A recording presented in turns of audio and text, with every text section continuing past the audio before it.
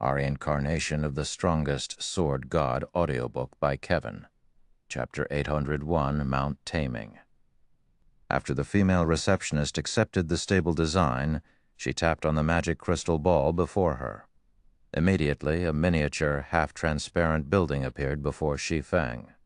This was the construction model for the stable. It allowed players to select and modify the building. Unlike other buildings, which were categorized by ranks such as ordinary and luxury, stables were only differentiated by size.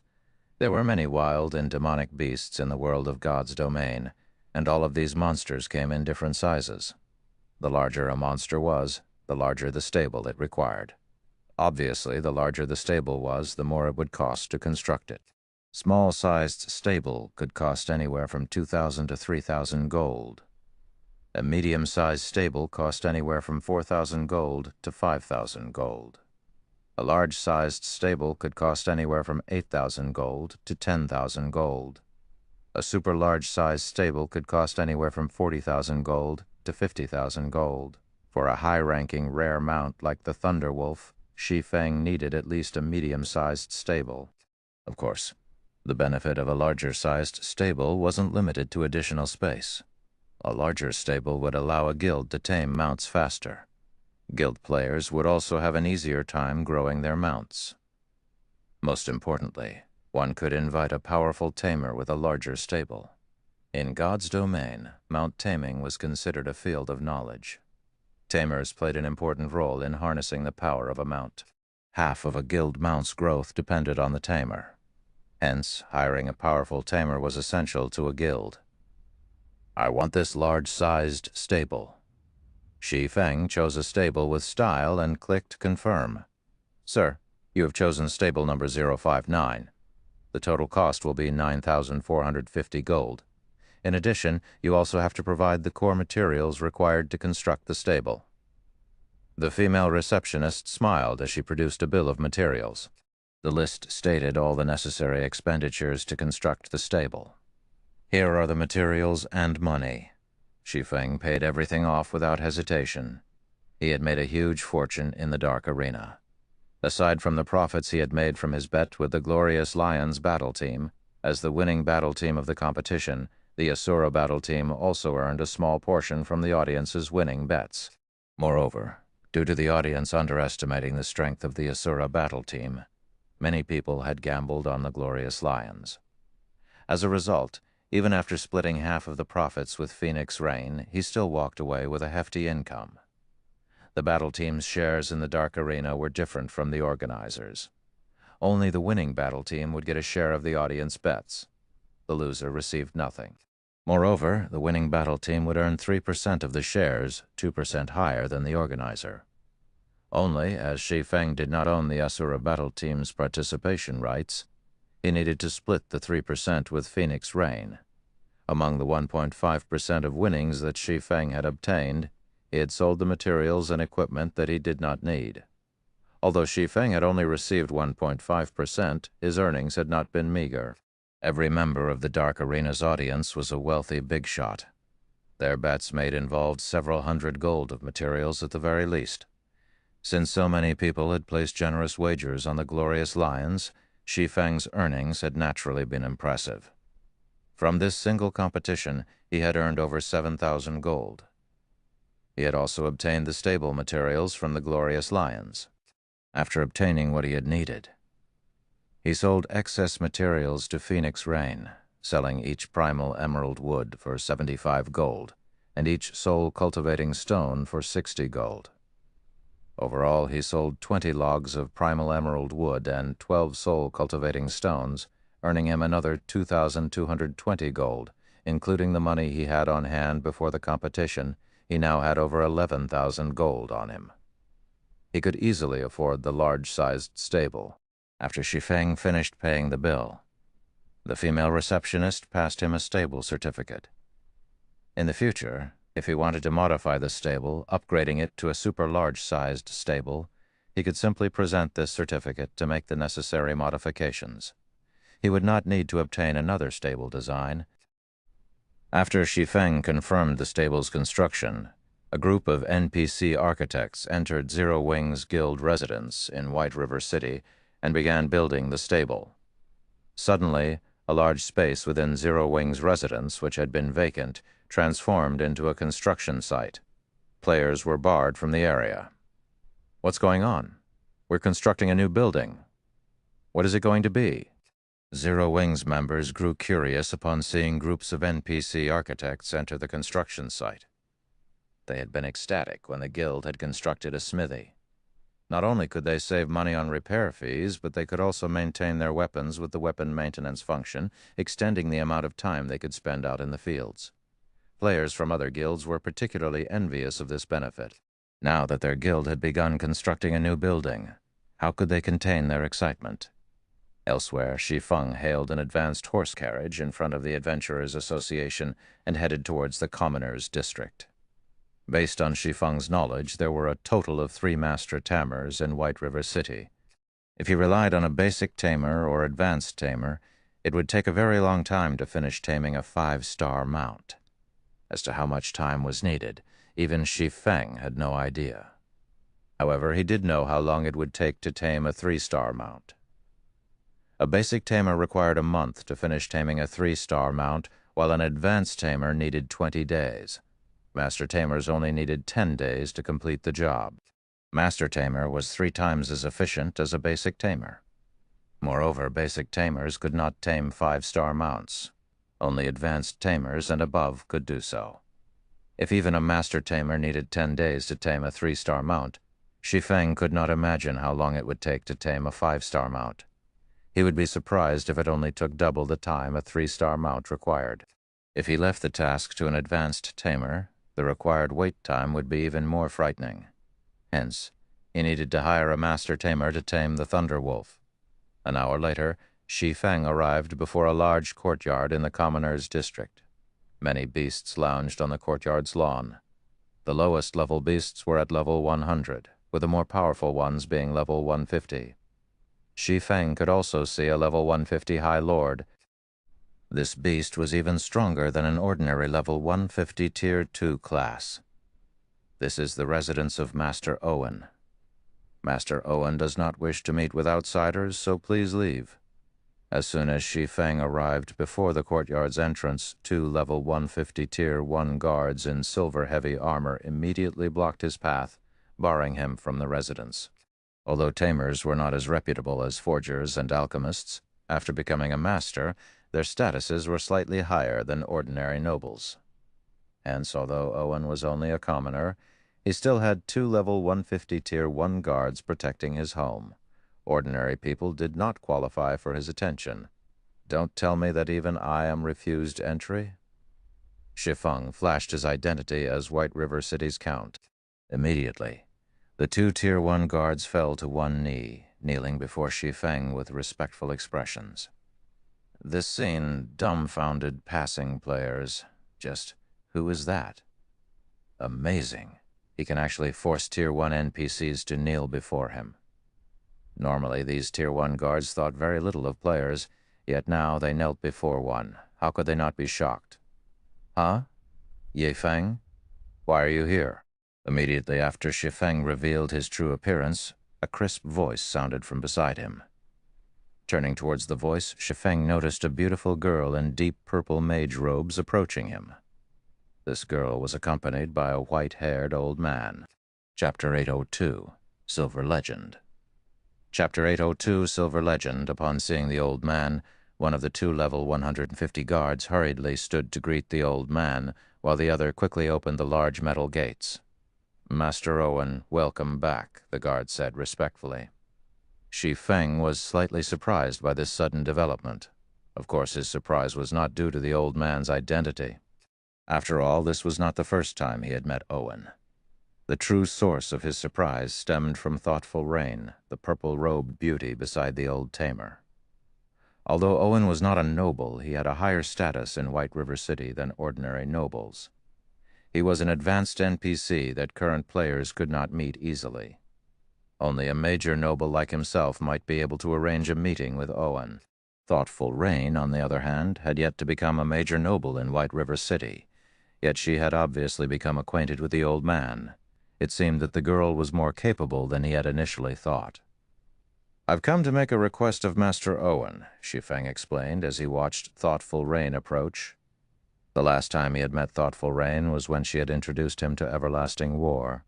Back then, Thoughtful Rain had only had the level and equipment of an elite player.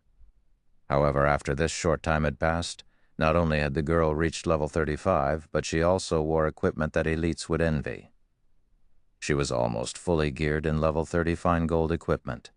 The deep red staff she held was known as the Elemental Requiem, and it was a level 30 dark gold ranked staff. In addition, she had a slightly more daring temperament than before. Moreover, as she walked towards him, her footwork was both light and natural. Her actions lacked any excess movement. Even if Thoughtful Rain had not yet reached the half-step refinement realm, she was not too far either. Shi Feng found it truly hard to imagine that the girl had grown this much in God's domain in such a short period. "A request for Master Owen? Did you receive the quest as well?" Hearing Shi Feng saying so, Thoughtful Rain could not help her joy as she said, "I've had a headache trying to figure out how to complete it. If we do it together, we should be able to complete the quest very quickly." "Quest?" A realization struck Shi Feng. "Are you talking about the Silver Legend quest in the Crystal Forest?" "Mm-hmm. Isn't that your quest as well?" Thoughtful Rain nodded. "No, I have not accepted that quest. I'm looking for Master Owen for something else." When Shi Feng saw Thoughtful Rain nod, although he appeared quite calm on the outside, he admired the girl's great luck. The Silver Legend quest was one of the few super-rare special quests in White River City. It was not easy to obtain. One needed to encounter a certain NPC to obtain this quest. However, this NPC appeared at random locations within White River City. Players needed luck to find this NPC. As Shi Feng understood it, this quest had caused quite a commotion in White River City in the past. After this quest had been completed, players received a mount as a reward. However, the quality of the mount depended on the player's quest completion rate. The higher their completion rate was, the higher the mount's quality would be. To players, even obtaining a common mount was a massive expenditure, not to mention a high-quality mount. Back then, this quest's discovery had led White River City's players to a frantic search for that NPC. Unfortunately, very few players had found that NPC, not to mention those who achieved a high question completion rate. What a pity. Thoughtful Rain sighed lightly when she heard Shi Feng's words. She had been working on this quest for a long time now. The next part of the quest was even more difficult than the previous parts. With her strength alone, this quest was difficult to complete. If she had an expert like Shi Feng helping her, she would have a far easier time with it. However, she had only met Shi Feng a handful of times before. They could hardly be considered friends. They were acquaintances at best. Naturally, she could not trouble an expert like Shi Feng to help her complete a quest. Suddenly, Blue Bamboo, who wore a pure white dress over a delicate but curvaceous body, appeared behind Thoughtful Rain. "Rain, what's taking you so long?" "Everyone's starting to grow anxious," Blue Bamboo urged. However, her gaze quickly fell on Shi Feng, and she began to evaluate him. Narrowing her eyes as if trying to recall something, she turned to Thoughtful Rain, revealing an expression that seemed to say, "Ah, I see." "It's not what you think. We just met by coincidence," Thoughtful Rain explained hurriedly. "Doesn't our party just so happen to be missing a member?" Blue Bamboo grinned at her friend. She then turned to Shi Feng, smiling sweetly as she asked, "Big Brother Ye Feng, won't you please help us? After we complete the quest, I'll have Rain treat you to a meal at Morning Dew Restaurant. I heard the food there is even better than the food of a 7-star hotels." Blue. Thoughtful Rain could not help her embarrassment, miffed that Blue Bamboo was always trying to poke fun at her. "If you two can wait 2 hours, I can go with you," Shi Feng offered after giving it some thought. Currently, Thoughtful Rain was already an elite member in Zero Wing. Since they were allies, he would naturally lend a helping hand if he could. Moreover, the Silver Legend quest was very special. If the quest completion rate was high enough, Thoughtful Rain might become a powerful force in Zero Wing in the future. "It's only 2 hours. Since this quest isn't particularly urgent, we'll meet up at the Flame Bar later, Blue Bamboo answered before Thoughtful Rain could react. Following which, Thoughtful Rain and Blue Bamboo departed from Owen's mansion, while Shi Feng entered the courtyard alone. Led by the Tier 1 guards, Shi Feng reached the courtyard's central garden. Owen already sat comfortably inside a gazebo waiting for him, a count ranked at the top of White River City's social pyramid. Owen was merely a master tamer. His status was not as high as a master forger's, hence, he still showed Shi Feng some respect. If any other player stood before him, he'd only show them a cold shoulder. Seeing Shi Feng approach, Owen took the initiative to greet the swordsman, bowing slightly as he said, "Lord Count, how may I be of service today?" "Hello, Master Owen. I'm here to invite you to become Zero Wing's Tamer Consultant. I wonder if you can agree to this request?" Shi Feng asked. In God's domain, guilds with stables generally sought to hire a tamer, having the tamer work in the guild at all times. However, hiring a master tamer was very difficult. It was impossible to tie a master tamer to a single guild, hence one could only hire a master tamer as a consultant. Moreover, there was still no guarantee that the master tamer would agree. This. Owen hesitated for a long moment, unsure of how to respond. "Take a look at this." Shi Feng took out the stable certificate and handed it over to the old man. To hire a master tamer, a guild must first possess a large-sized stable. Otherwise, the effort would be futile. Even with Shi Feng's status, a master tamer would refuse. This was the main reason why he had opted to construct a large-sized stable. Only after Owen saw the stable certificate did he agree to Shi Feng's request, saying, "It would be my honor to accept Lord Count's invitation. We can see to the formalities immediately." Following which, Shi Feng signed a contract with Owen. In return for Owen becoming Zero Wing's Tamer Consultant, Zero Wing would pay Owen a monthly retainer of 200 gold. After the contract was official, Shi Feng led Owen to Zero Wing's guild residence. Meanwhile, a huge commotion tore through the guild residence Chapter 803, New Expansion Pack. After the stable appeared within Zero Wing's residence, news of it spread at the speed of light. Even first-rate guilds have yet to construct a stable, yet Zero Wing has theirs already. This is insane. Zero Wing's members are so lucky they can purchase a unique mount as soon as they reach level 40. On the other hand, we have to ride horses. I've heard that guild mounts only cost 25 gold. That's 15 gold cheaper than common mounts. This won't do. I need to join Zero Wing.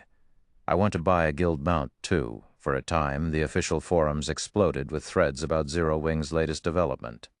Many guild players drooled over the image of Zero Wing's stable field battles in God's domain were growing more difficult. Not only had the monsters become far more of a challenge, but the burden these monsters placed on durability also added a hefty expenditure to their daily budgets. If they could purchase a guild mount, not only would they save 15 gold, but they could also obtain a growing mount. Once they managed to nurture their mounts to bronze rank, their mounts could assist them in battle. Field battles would become easier to take down. The consumption of equipment durability could also be decreased significantly. At the same time, the various large guilds throughout Star Moon Kingdom also felt an immense weight drop onto their shoulders. To obtain the stable design and the necessary materials to construct the stable, they had spared no effort. Yet, not only had they failed to obtain the stable design thus far, but they had also only collected a small stock of the materials. On the other hand, Zero Wing had already finished its own stable. How did Zero Wing construct a stable so quickly? When Feng Xuanyang heard the news, jealousy overwhelmed him. At the same time, he was somewhat relieved. Now that Zero Wing had revealed this trump card, no other guild would have a chance of dominating White River City. This incident also confirmed for Feng Xuanyang that a super guild did indeed back Zero Wing. Otherwise, how could the guild have possibly constructed a stable so quickly? Shortly after Zero Wing's stable was complete, a system announcement reached every player in God's domain. System announcement. God's domain's new expansion pack, Abyss Battlefield, has been activated. All players can now register at the War God's Temple in the various cities to participate in the war system announcement. God's Domain's new expansion pack, Abyss Battlefield, has been activated. All players can now register at the War God's Temple in the various cities to participate in the war. System announcement. God's Domain's new expansion pack, Abyss Battlefield, has been activated. All players can now register at the War God's Temple in the various cities to participate in the war. The system announcement repeated 3 times, echoing in everyone's minds. Immediately, players began to search for information on the new expansion pack. They were shocked by what they found. After they read about the new expansion pack, every player, ordinary and guild players both, were ecstatic. Meanwhile, Shi Feng, who had hurriedly led Owen to Zero Wing's residence, was also stunned when he heard the system announcement. Why has the Abyss Battlefield appeared so soon? Shi Feng could not help his frown. Is it because of the stable? The more Shi Feng thought about it, the more he agreed with the possibility. In the past, the Abyss Battlefield expansion had released when mainstream players neared level 40. At that time, super guilds had almost finished constructing their stables. Although the Abyss Battlefield was called an expansion pack, in reality, it was just the introduction to another way for players to experience the game. Ordinary players had almost no opportunities to experience a true battlefield. Guilds also tried to avoid massive wars involving hundreds of thousands of players. Hence, to give ordinary players the experience of a true battlefield, the system had introduced the Abyss Battlefield.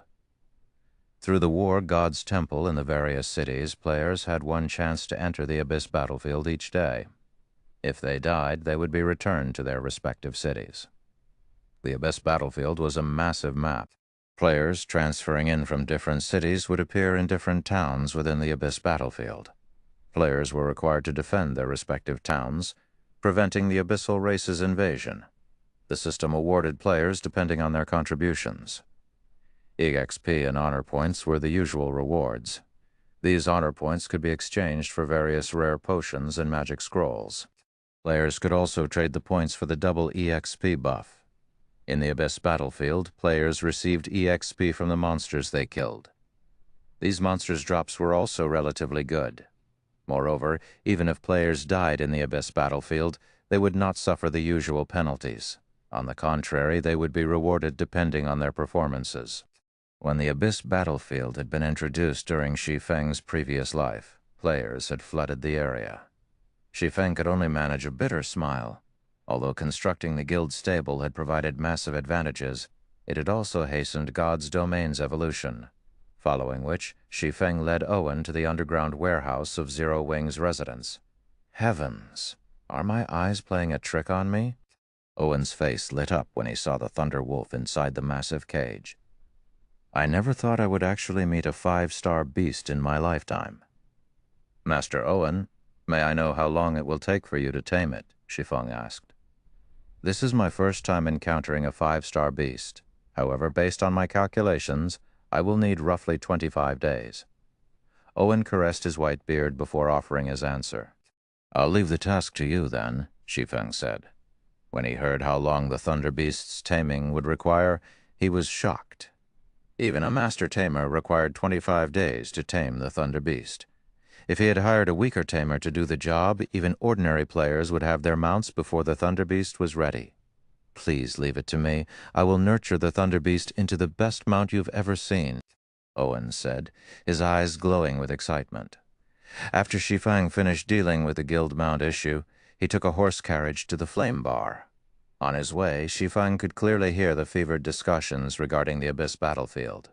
Meanwhile, in the Flame Bar, many players who had come to relax could not pull their eyes from the establishment's corner and the 3 great beauties sitting there. The girl in long purple robes, in particular, moved the male players' hearts with every movement. However, as soon as these players saw the 6-winged emblem on 2 of these beauties, they immediately discarded any thoughts of approaching the women. Zero Wing's guild emblem was a taboo in White River City. No player dared to provoke Zero Wing's members inside White River City. Even the domineering members of Overwhelming Smile proceeded with caution. Blue, is this person really that strong? A female berserker in deep blue heavy armor could not help but ask. This female berserker had a graceful body and pearly white teeth. Of course, he is one of our guild's experts, Blue Bamboo said pridefully. An expert? The female berserker smiled. Even the two men beside her smiled. Ordinary layers might think of guild players as experts, but to them, guild experts were a joke. They had killed well over 100 guild experts in the fields by now. Look, he's here, Blue Bamboo said as she pointed toward Shi Feng after he entered the building, Chapter 804, Wind God's Spear. Chapter 804, Wind God's Spear, is he the person you were talking about? The female berserker and her two male companions shifted their gazes towards Shi Feng. The young man wore a black cloak and silver armor. From his waist hung two exquisite longswords, one white and one black. Every one of his movements felt natural and graceful. His actions lacked any awkwardness, so much so that if they did not focus on this young man, their minds might ignore him altogether. Moreover, the young man did not give off the familiar pressure they usually felt from experts. On the contrary, he felt safe and relatable. As Shi Feng made his way through the bar, players seemed to move out of his way as if trying to avoid him intentionally. It was as if they couldn't sense Shi Feng's existence. It did not take long for Shi Feng to move through the crowd and reach the party. Big brother Ye Feng, you've finally arrived. We were just talking about you, Blue Bamboo said, giggling. Let me introduce you. This great beauty is Autumn Goose. This gentleman with a beard is called Death Wind, and this handsome man is Gunfire. They are members of Wind God's Spear. Hello, Shi Feng said, smiling as he looked at the three people. Inwardly, however, he was surprised. He was familiar with the name Wind God's Spear. The name belonged to an independent organization similar to the famous Midnight Tea Party, and it based its operations in the Dark Knight Empire. Independent players that disliked the restriction of guilds and preferred adventure would usually form independent organizations to conquer certain quests that could not be completed alone. Among the independent organizations in the past, Wind God's Spear had been relatively famous. This organization had once completed several legendary quests. Legendary quests were difficult enough to give even super guilds pause, not accepting one unless they were extremely confident in succeeding. However, the Wind God's Spear contained countless players who would not hesitate to take up the challenge. To put it simply, they were a bunch of lunatics with no fear of death. When everyone had believed that the organization would fail, the Wind God's Spear shattered these naysayers' beliefs, completing one legendary quest after another. Aside from those who loved to challenge deadly quests, the Wind God's Spear also contained players with a furious love of battle. Every member within the organization was a battle maniac. They had often challenged God's Domain's experts in the past. These players would even hunt down the older monsters from super guilds for a duel. Unfortunately, Shi Feng was not privy to the outcome of those fights. However, seeing as the Wind God's Spear had still been around after a decade, and had even become a legend in the eyes of many independent players. As for the three people before him right now, Shi Feng had heard of two of them before the shield warrior Death Wind and the berserker Gunfire. Both of them had taken part in a legendary quest in the past. Even an apex expert of God's domain would not have more than a 20% success rate against a legendary quest. Meanwhile, these two had completed a legendary quest before. Their abilities were unquestionable. They were extremely powerful.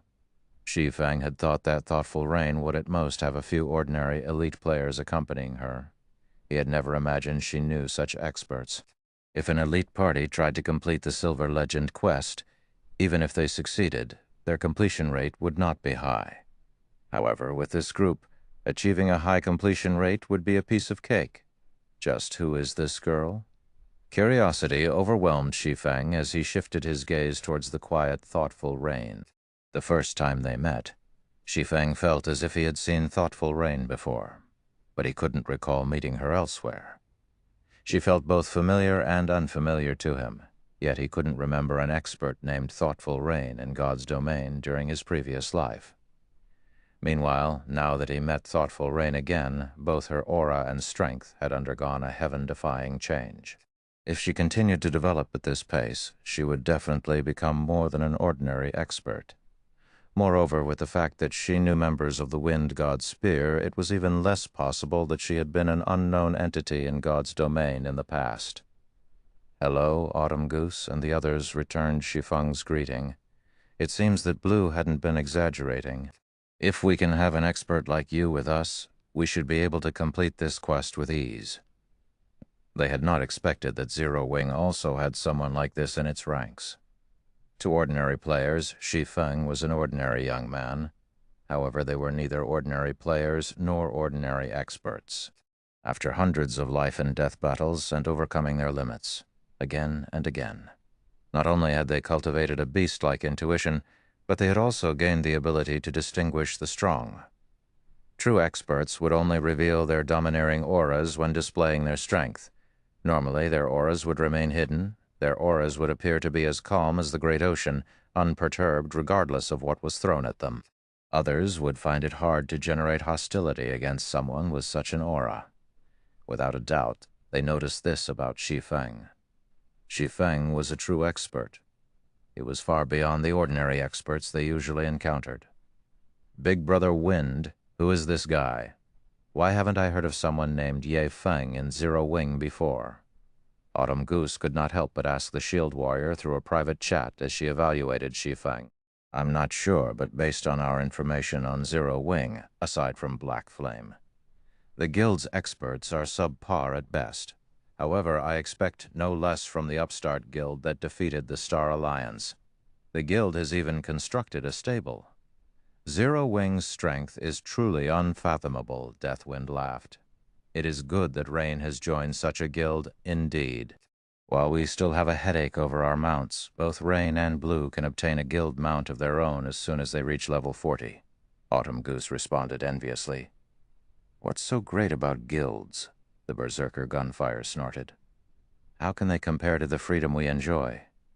We can move about God's domain unrestricted. We also don't have to work under anyone. Equipment, rare skills, or mounts, whatever these large guilds can get their hands on, we can too." After they had joined God's domain, guild players had often sought them out to cause trouble. The various large guilds occupied all of the valuable leveling areas. Hence, they had formed the Wind God's Spear. Not only had they fought the various large guilds in the Dark Knight Empire, but they had also made these guilds suffer abundant losses. Pampered guild players could not compare to the hardships they faced. Neither Deathwind nor Autumn Goose refuted Gunfire's words. Their hatred of guilds had been precisely the reason they had joined Wind God's Spear. Now they would never bother with joining a guild. "Since everyone's here, let's head over to the Crystal Forest," Thoughtful Rain said as she invited Shi Feng to their party. Moreover, she had even passed the party's leadership to Shi Feng. Gunfire was not pleased. No matter how he looked at it, Deathwind should be the party leader as he was the most qualified for the role. Deathwind possessed a wealth of leadership experience. He even had completed many advanced quests before. He was the best choice. However, since Thoughtful Rain had invited them, it was up to her to choose the party's leader. Arguing against it would be inappropriate, following which Shi Feng and the others headed to the teleportation hall and teleported to the Crystal Forest. The Crystal Forest was a small level 40 to level 50 map. However, the terrain was complex. The monsters here also had high defense and HP. As a result, very few players were willing to level up here. Taking a look at the quest details Thoughtful Rain had sent him, Shi Feng looked towards the distant cave and said, "That should be the place." Close to the cave entrance, over a dozen level 43 special elite crystal giants roamed the area. Meanwhile, a massive Icefire cheetah slept a short distance from the cave. This Icefire cheetah was a level 44 lord. It would slaughter an ordinary party easily. "Heh, let's watch you make a fool of yourself." Gunfire inwardly sneered as he watched Shi Feng. The Silver Legend quest was extremely difficult. Even with Deathwind leading them, their party would be hard-pressed to complete the quest. Hence, it was impossible for a pampered young master like Shi Feng, who had only completed a few high-difficulty quests, to succeed here. Chapter 805, Insane Suggestion. Chapter 805, Insane Suggestion. "This is bad," Autumn Goose muttered as she glanced at the cave's surroundings. Aside from the crystal giants and Icefire Cheetah guarding the cave, she also spotted a group of crystal wolves patrolling the area. As long as they fought within the cave's vicinity, they would attract the attention of the crystal wolves. The monsters would inadvertently catch them in a pincer attack. The crystal wolves were roughly 2 meters long, and their bodies were made of light blue crystal. Unfortunately, several hundred crystal wolves patrolled the forest. Crystal Giant, Elemental Being, Special Elite, Level 43. HP 510, 1510. Icefire Cheetah, Elemental Being, Lord, Level 44. HP 4000, 4000. Crystal Wolf, Elemental Being, Common, Level 41. HP 48,000. If they took on so many monsters at once, it would be extremely difficult for them to make it to the cave. Furthermore, there were large level gaps between them and the cave's guardians. They were only level 35. Yet they had to face a level 44 Lord and over a dozen level 43 Special Elites simultaneously. This would not be an easy endeavor. As a monster's level increased, not only would its HP increase, but its attributes also increased. A level 44 Lord dealt no less damage than a level 30 High Lord. The level 44 Lord might even be slightly stronger. Facing down a level 30 Field High Lord would be suicide. Not to mention, they would also have to fight so many crystal giants and crystal wolves. Every one of these monsters had high HP and defense. Without a team of at least 50 level 40 elite players, defeating these monsters would be incredibly difficult. Thoughtful Rain frowned at this situation. "Why don't we clear away those crystal wolves first?" Thoughtful Rain suggested after a moment of thought. I think it would be wiser to take out the crystal wolves first as well. If we trigger a battle while trying to enter the cave with a speed-type boss like the Icefire Cheetah chasing us, we won't be able to avoid a pincer attack. Deathwind nodded in agreement. "After we get rid of those crystal wolves, I'll hold back the boss while you guys enter the cave. With the Icefire Cheetah's size, it should not be able to get in. Even if he were strong, with only one healer in the party, he could not tank a level 44 Lord for very long. After all, there was a vast difference between his attributes and the boss's. Moreover, the Icefire Cheetah was a speed-type boss, the bane of MTs. It was extremely difficult to avoid the attacks of a speed-type boss. The level gap only made the situation worse. "Leader, what do you suggest?" Gunfire asked as he turned to the silent Shi Feng, grinning. The members of the various large guilds were accustomed to using Zerg tactics to solve their problems. Regardless of what kind of problems they faced during a quest, they just needed to send a large group of players to deal with it. Now, however, they only had the strength of a party. Moreover, this quest was located in such a high-level map. Unlike Deathwind, who had long since grown accustomed to high-level monsters and could remain cool-headed in such a situation, Shi Feng would have no idea what to do here. However, their quest was quite difficult.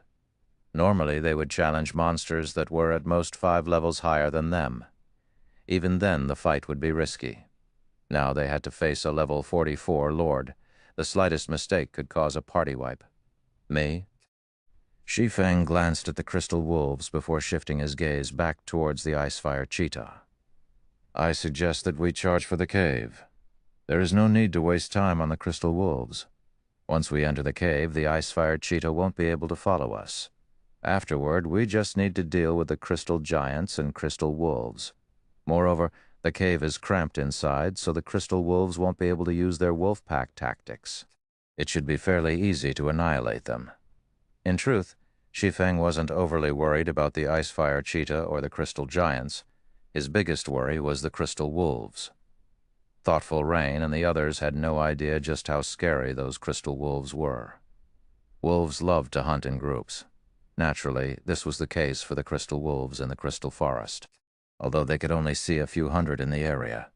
Once the battle began, these crystal wolves would call for reinforcements.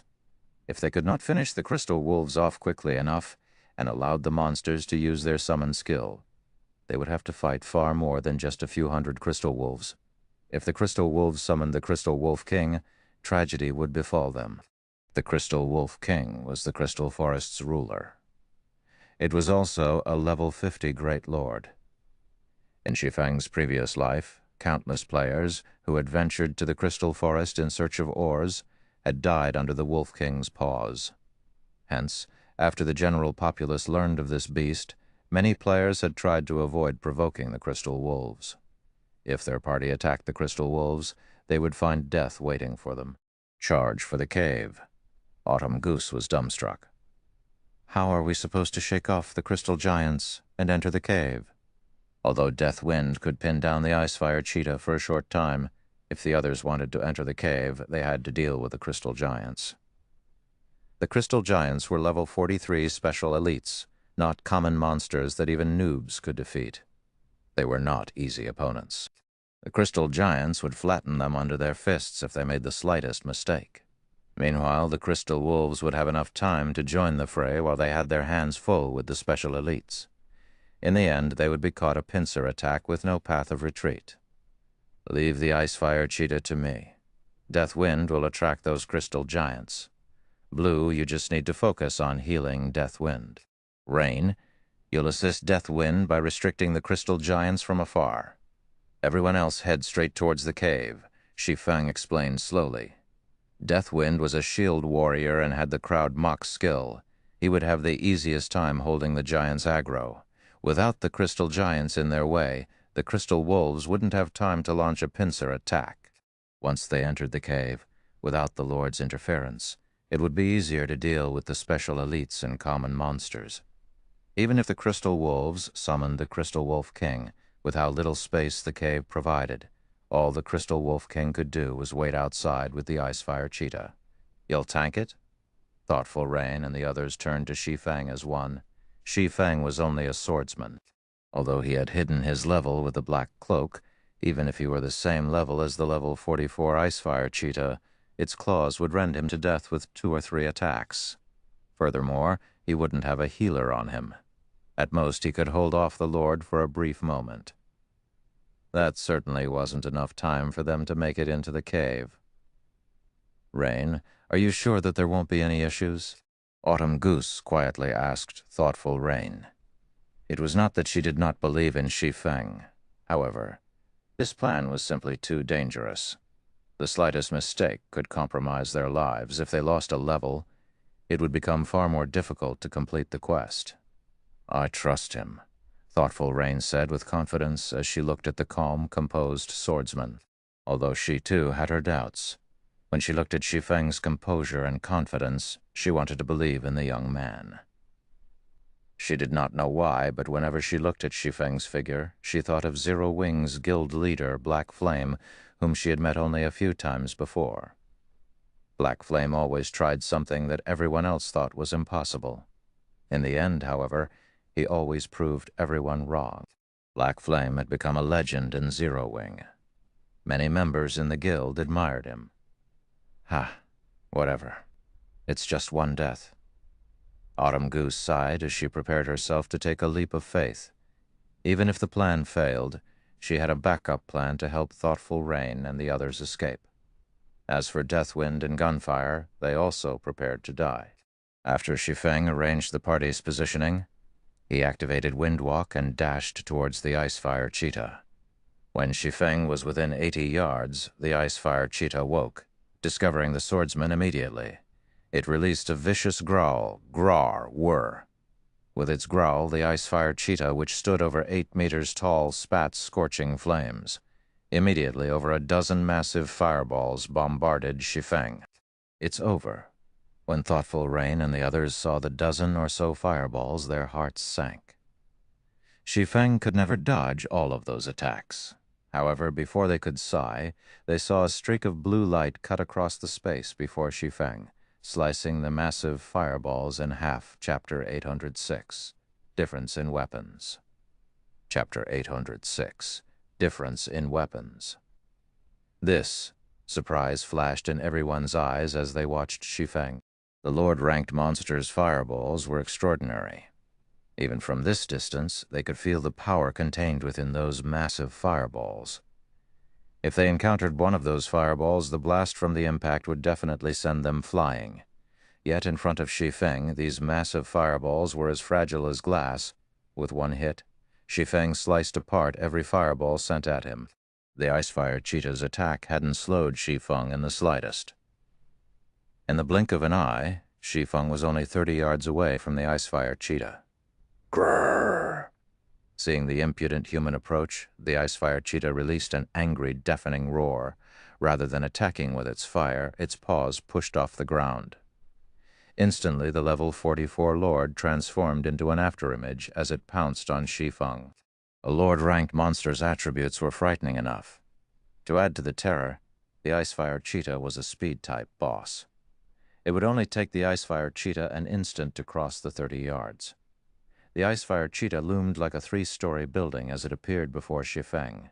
It swiped its razor-sharp claws at Shi Feng's head. Boom! The hard, rocky ground beneath the swordsman shattered and exploded, sending dust everywhere. Even thoughtful Rain and the others, who stood roughly 100 yards away from Shi Feng, could feel the ground tremble. Such high strength. Autumn Goose was shocked when she saw the flying rocks. Is that a level 44 Lord-ranked monster? Deathwind's expression grew serious. Previously, he thought he could more or less cope with the Icefire Cheetah's attack. Now, however, even with a healer, he would only last a few hits. Moreover, not only was the Icefire Cheetah's strength absurd, but its speed also astonishing. He would have an extremely difficult time trying to dodge the Lord's attacks. Deathwind, hurry and attract the Crystal Giant's attention. Everyone else, head for the cave as quickly as possible. Shi Feng's voice suddenly burst into the team chat. The team was shocked to hear it. They had not expected Shi Feng to still be alive after taking the Icefire Cheetah's attack. How did he evade that attack? When the dust settled, Gunfire's eyes nearly fell out of their sockets. Shi Feng actually stood beside the Icefire Cheetah's claws, completely unharmed. The Lord's attack had only created a massive crater beneath its feet. The Icefire Cheetah was incredibly quick. Even Gunfire had failed to catch a clear look before the Lord's claws landed. If even his eyes had trouble keeping up with the monster, he would have no hope of evading its attacks. Yet, without a doubt, Shi Feng had done just that.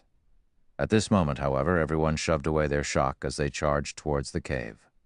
Deathwind immediately cast Crowd Mock on the Crystal Giants, attracting the dozen or so Special Elites aggro.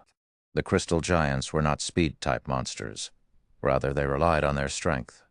Their movements were relatively slow, although ordinary players would still find it difficult to evade the Crystal Giant's attacks. An expert like Deathwind could easily evade simultaneously the attacks of 2 or 3 Crystal Giants. Even if he could not dodge, he could block them with his shield. Meanwhile, thoughtful Rain cast ice walls and ice spheres to limit the giants' movement, allowing the others to shake off the Special Elites and head into the cave. Such immense power. There were too many Crystal Giants for a time. Even Deathwind struggled to cope with the attacks he was receiving, and he was forced to defend with his shield. However, the instant a Crystal Giant's fist struck his shield, the impact forced Deathwind to retreat by 4 steps before he steadied himself, a damage of over -800 points appearing above his head. Why are these Crystal Giants so strong?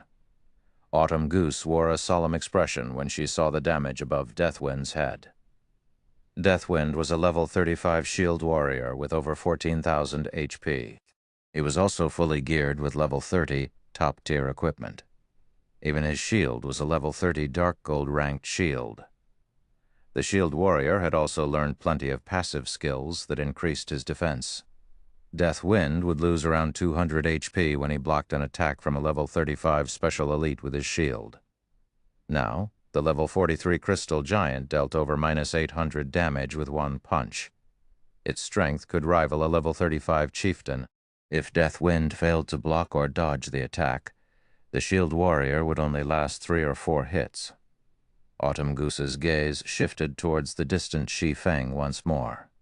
Currently, Shi Feng was tanking a level 44 Lord. If even a level 43 Special Elite was so strong, just how horrific was the Lord? However, even now the Icefire Cheetah had yet to land a single hit on Shi Feng. If she or anyone else tried to tank the Lord, the Icefire Cheetah would have long since claimed their lives. She never thought that there was such a massive gap between them. Autumn Goose and the others did not realize that Shi Feng was actually struggling. One could say that he was on thin ice with every move.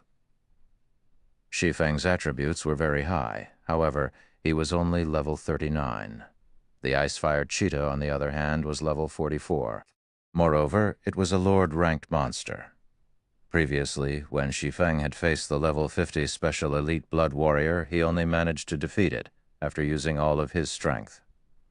The Icefire Cheetah was much stronger than the Blood Warrior. Not only did it possess higher strength, but it was also significantly faster. If not for his reaching the Void Realm and accurately predicting the cheetah's attack trajectories, the level 44 Lord would have already shredded Shi Feng to pieces.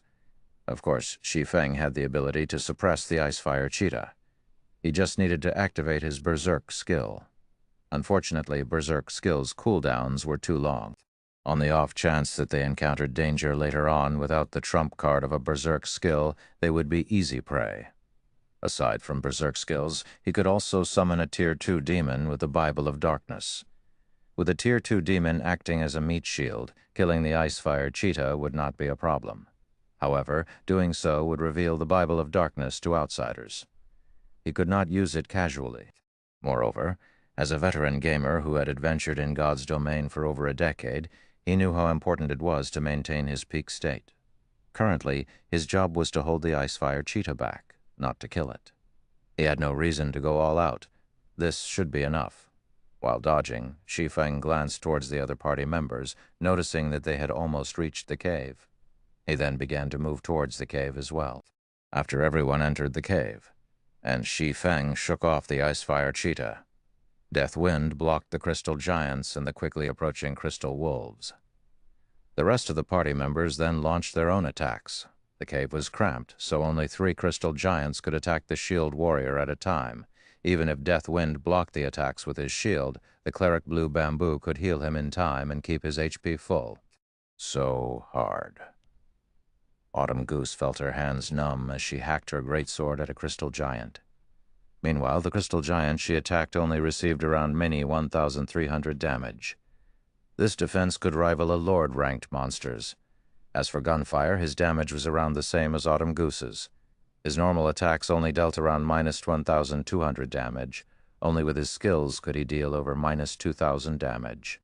Among the party members, Thoughtful Rain was the most awkward.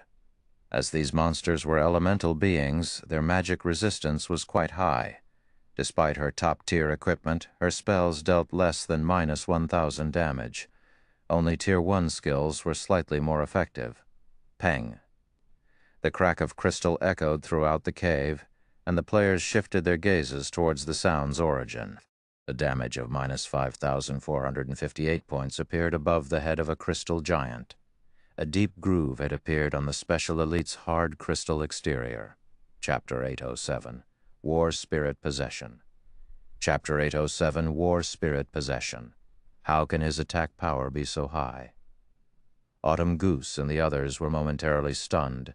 Despite wearing top-tier equipment, their attacks barely scratched the Crystal Giants. These monsters' defense was so high that their weapons couldn't injure the Special Elites. Yet not only had Shi Feng's attack dealt a frightening amount of damage, but it had also wounded the monster, decreasing its combat power. However, before Autumn Goose and the others could recover from their surprise, Shi Feng executed Chop on the Crystal Giant. 3 arcs of blue sword light converged to a single point and flew towards the Crystal Giant. The attack even sliced apart space, a black seam appearing along the sword light's trail. When the black seam encountered the Crystal Giant, the Special Elite's crystal exterior shattered. Shi Feng's sword passed through the Crystal Giant's body as if it were air, without any resistance whatsoever. The weapon cleaved through one side of the monster's body, 9,462. This damage hadn't been the result of a critical hit. This damage was simply from Shi Feng's skill immediately. A large chunk of the Crystal Giant's HP vanished. Moreover, due to the injury from the attack, the Crystal Giant's movements became somewhat sluggish. After a brief fight, The crystal giant, which had 510,000 HP, fell to the ground, dropping a piece of equipment and several materials. Everyone in the party also received a bounty of EXP. Meanwhile, the crystal giant that Death Wind and the other party members fought still had over half of its HP. The difference between Shi Feng's damage and theirs was obvious with a glance. "Is he even human? How is his damage so high?" Autumn Goose exclaimed when she glanced at Crystal Giant. Shi Feng's damage was several times higher than theirs combined. Moreover, he easily defeated the Crystal Giant without receiving any help at all. Even in the Wind God's Spear, they would be hard-pressed to find such a strong player. "I told you that Big Brother Ye Feng is very strong, yet none of you believed me. You get it now, right?" Blue Bamboo said proudly as she puffed her chest, acting as Shi Feng's achievement were her own. Seeing her friend's behavior, thoughtful Rain shook her head and smiled bitterly. However, Shi Feng's performance had been satisfying previously. Autumn Goose and the others had continuously advised her to leave Zero Wing. Moreover, they had insisted that she would improve slower in the guild than if she joined the Wind God's Spear, and that their organization's experts were far stronger. However, Shi Feng's performance proved them wrong. With this, Autumn Goose and the others would most likely stop trying to persuade her to leave Zero Wing. Is this the strength of a Zero Wing expert? Gunfire was stunned after watching Shi Feng's performance. He was considered one of the top-ranking experts in the organization. He had even killed many guild experts during his time in the Dark Knight Empire. However, if he compared himself to Shi Feng, the difference between them was practically the difference between heaven and earth. He could not bring himself to believe that a player could be so powerful. First, Shi Feng had tanked a level 44 lord. Now, Shi Feng swiftly defeated a level 43 special elite by himself. Both the swordsman's combat techniques and his basic attributes were far more powerful than his own. With such a powerful DPS player like Shi Feng in the party, they could clear out the Crystal Giants and Crystal Wolves far faster. In less than half an hour, the giants and wolves inside the cave had died, leaving behind all sorts of weapons, equipment, and materials. "We're leveling so fast, I will usually need to grind for 2 or 3 hours to earn this much EXP. If we continue grinding at this pace, I'll reach level 36 within a day." Autumn Goose's excitement grew as she looked at her own EXP bar. Players could use mounts once they reached level 40. At that time, she would not have to waste so much time running about. She could also explore new places, reducing her competition over resources. The other party members also received a huge boost to their EXP bars. Their leveling speed here was at least 2 or 3 times faster than their usual leveling speed. To Shi Feng, however, the EXP he obtained from killing the Crystal Giants and Crystal Wolves was not nearly enough. He was level 39 already. Moreover, he required double the normal EXP to level up. The EXP these special elites and common monsters provided barely moved his EXP bar. "Huh? There's a skill book here," Deathwind stated when he noticed a thick, glowing golden book on the ground. Picking it up, he exclaimed, "A berserk skill book. We've hit the jackpot." The main method to learn skills in God's domain was by visiting NPC instructors. Players also learned skills by purchasing them with legacy skill points or obtaining skill books. The skills that instructors offered were general. Their strength was also subpar at best. However, one could learn a large variety of skills with this method. Meanwhile, although the skills one purchased with legacy points were very powerful, it was extremely difficult to obtain legacy points normally. Players only obtained them by leveling up. As for skills learned from skill books, they were generally quite powerful. Some were even stronger than legacy skills. In the current God's domain, a player's strength did not only depend on weapons and equipment. Skills were very important as well. It was especially true for berserk skills. If an elite player learned a berserk skill, they could contend with expert players. They might even be able to defeat them. If an expert player learned a berserk skill, they could defeat top-tier experts who lacked their own berserk skill. They could also hold off a lord-ranked monster of the same level for a short time. Hence, berserk skills were incredibly valuable in God's domain. Unfortunately, Berserk skills were even rarer than top-tier Dark Gold equipment. On the market, a single Berserk skill book could cost several hundred gold. This fascinated countless players. If they could obtain an extremely powerful Berserk skill, they could easily sell it for hundreds of gold to a large guild. However, players were rarely willing to sell their Berserk skills. Even now, the powerful Wind God's Spear only had 2 players with Berserk skills. "Big Brother Wind, what kind of Berserk skill is it?" Blue Bamboo asked, her eyes practically glowing. "Is it for magical classes?" When the others heard this, they glanced at the golden skill book as well. They were all curious about the skill book. "It's a melee class Berserk skill called War Spirit Possession," Deathwind said. He then displayed the skill's introduction to the party chat. War Spirit Possession allows a heroic spirit to possess a melee class for a short period. When activated, decreases all skill cooldowns by 30%, increases damage by 20%, strength by 90%, agility by 50%, and endurance by 50% for 60 seconds. Cooldown 8 hours, cannot be stacked with other attribute increasing skills. Such a powerful Berserk skill. Many in the party fell speechless after reading the skill's details. Generally, a Berserk skill only increased one attribute.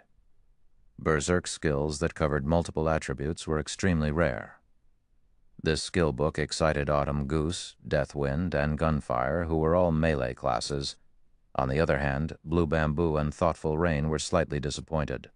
With this Berserk skill, questing by themselves or fighting other players would become much easier. Don't just focus on the skill book. There's still a fine gold treasure chest here. Shi Feng informed the others as he pointed towards the large golden treasure chest that sat deep inside the cave. Chapter 808, Ye Feng's Invitation. Chapter 808, Ye Feng's Invitation. A fine gold treasure chest. Hearing Shi Feng's words, everyone spun towards the distant glowing altar. 5 crystal pillars stood around the altar, glowing a faint blue. A golden treasure chest sat above the altar. Next to the treasure chest sat a massive pitch-black egg. Runes decorated the egg's surface, and a faint white mist flowed into it. "Rain, that should be the item you're looking for," Autumn Goose said as she pointed towards the egg. Due to the quest's introduction, the team knew that the quest would award a mount. That giant sealed egg was the reason for their visit to the Crystal Forest. "That should be the one." Thoughtful Rain nodded. However, when she looked at the altar, her expression darkened slightly. A faint blue barrier enveloped the altar. An NPC also stood next to the altar with his eyes closed. If one used an identification skill on this NPC, they would discover that he was actually a level 100, Tier 3 illusionist. Gerard, illusionist level 100. HP, 8 millions. The 8,000. The indicator above this illusionist was red, informing players that this Tier 3 NPC was an enemy. A Tier 3 class was the equivalent of a Great Lord of the same level. Although NPCs had far less HP than Great Lords of the same level, players would rather deal with a Great Lord than a Tier 3 NPC. Furthermore, the illusionist before them was a level 100, Tier 3 NPC. The instant everyone noticed Gerard's presence, they felt a weight land on their shoulders. A gloomy atmosphere descended on them, sabotaging their earlier joy of finding the Berserk skill. "Are we supposed to defeat him?"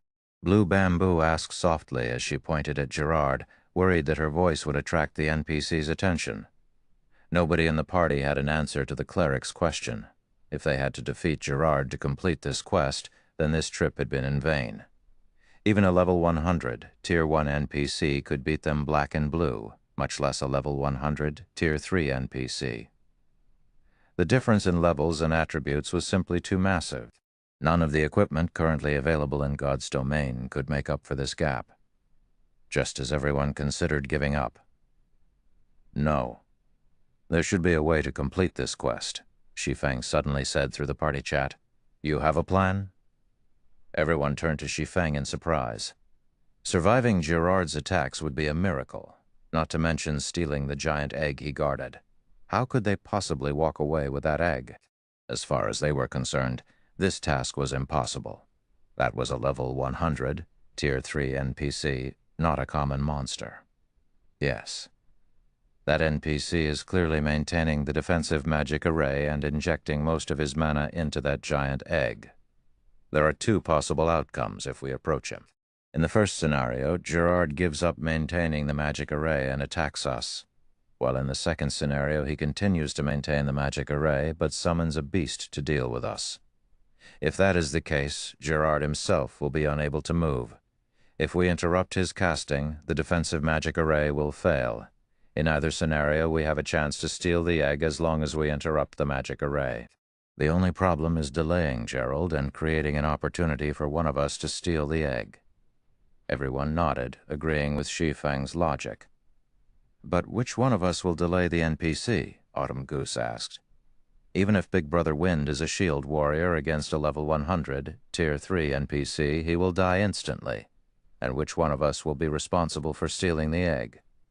Putting it bluntly, they did not even qualify as cannon fodder. How could they successfully steal the egg? I can delay him for a short time. However, the person stealing the egg must be quick. If they're not fast enough, this operation will fail, Shi Feng said after giving it some thought. With his current strength, he had no hope of defeating a Tier 3 illusionist. Delaying one, however, was possible. Although Shi Feng had spoken softly, his words had dumbfounded his companions. They had a rough understanding of this swordsman after witnessing Shi Feng's actions and hearing what he had to say. He lived up to his words and was extremely trustworthy.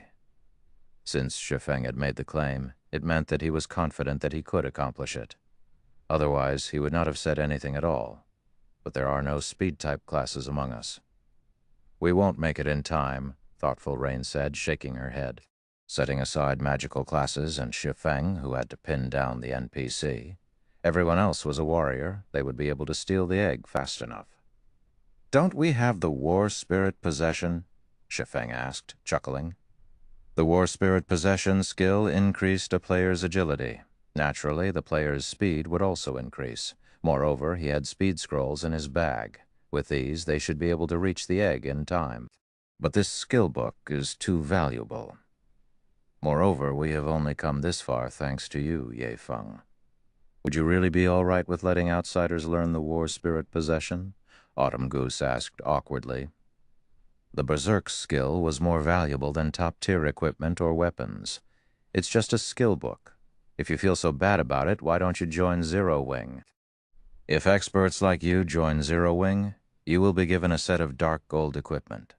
Receiving a Berserk skill is also normal. Moreover, Zero Wing's management is not strict. There aren't many restrictions on our members.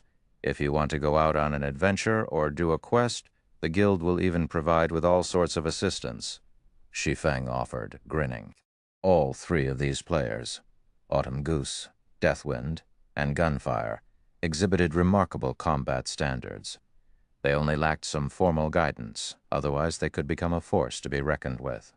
Zero Wing had grown a lot stronger, however, it still had very few experts. If Autumn Goose and the others joined Zero Wing, it would undoubtedly make the guild even stronger.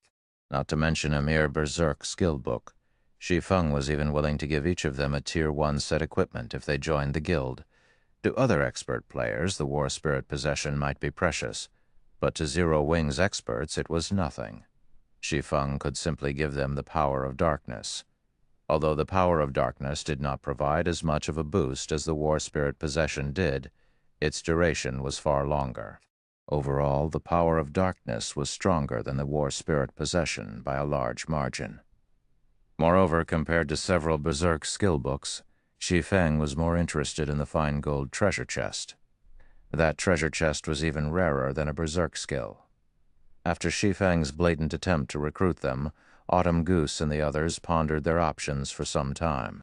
Previously, they had felt nothing more than disdain for guilds.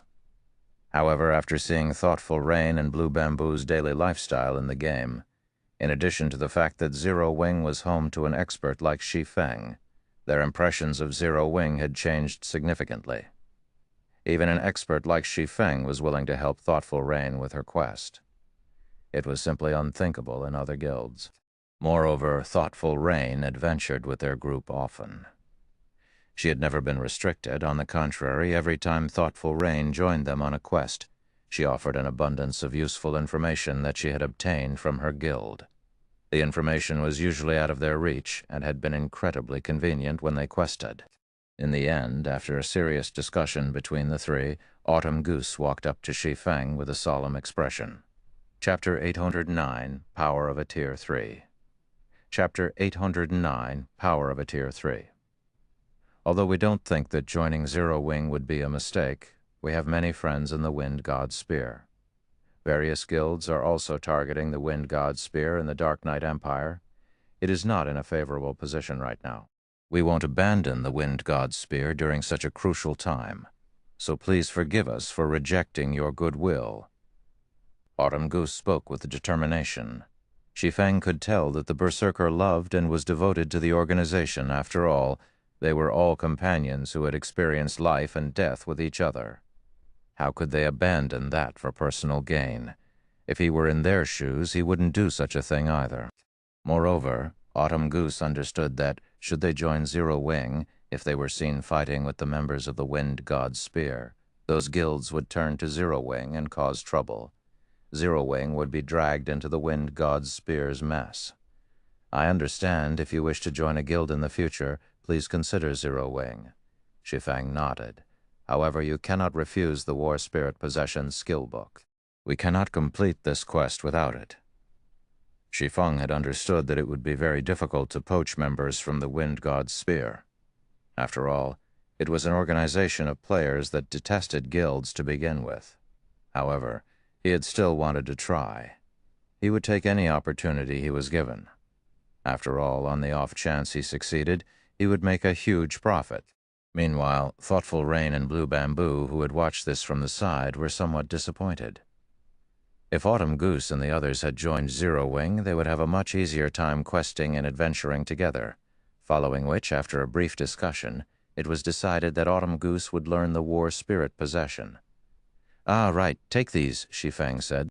He retrieved 5 silver magic scrolls from his bag, handing them to his 5 party members.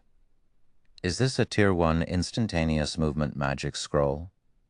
Deathwind could not help his shock after examining the scroll. There were all kinds of magic scrolls in God's domain. Among them, the most precious were the summoning scrolls, although the instantaneous movement magic scrolls followed closely behind. Instantaneous movement magic scrolls allowed players to teleport from one location to another, although it was limited. Players could travel 300 yards in the blink of an eye with a Tier 0 instantaneous movement magic scroll, 1,000 yards with a Tier 1 scroll, and 4,000 yards with a Tier 2 scroll. It was one of the best tools for retreat. However, these scrolls were extremely rare. Even dungeon and field bosses rarely dropped them. Deathwind had only ever heard about such scrolls.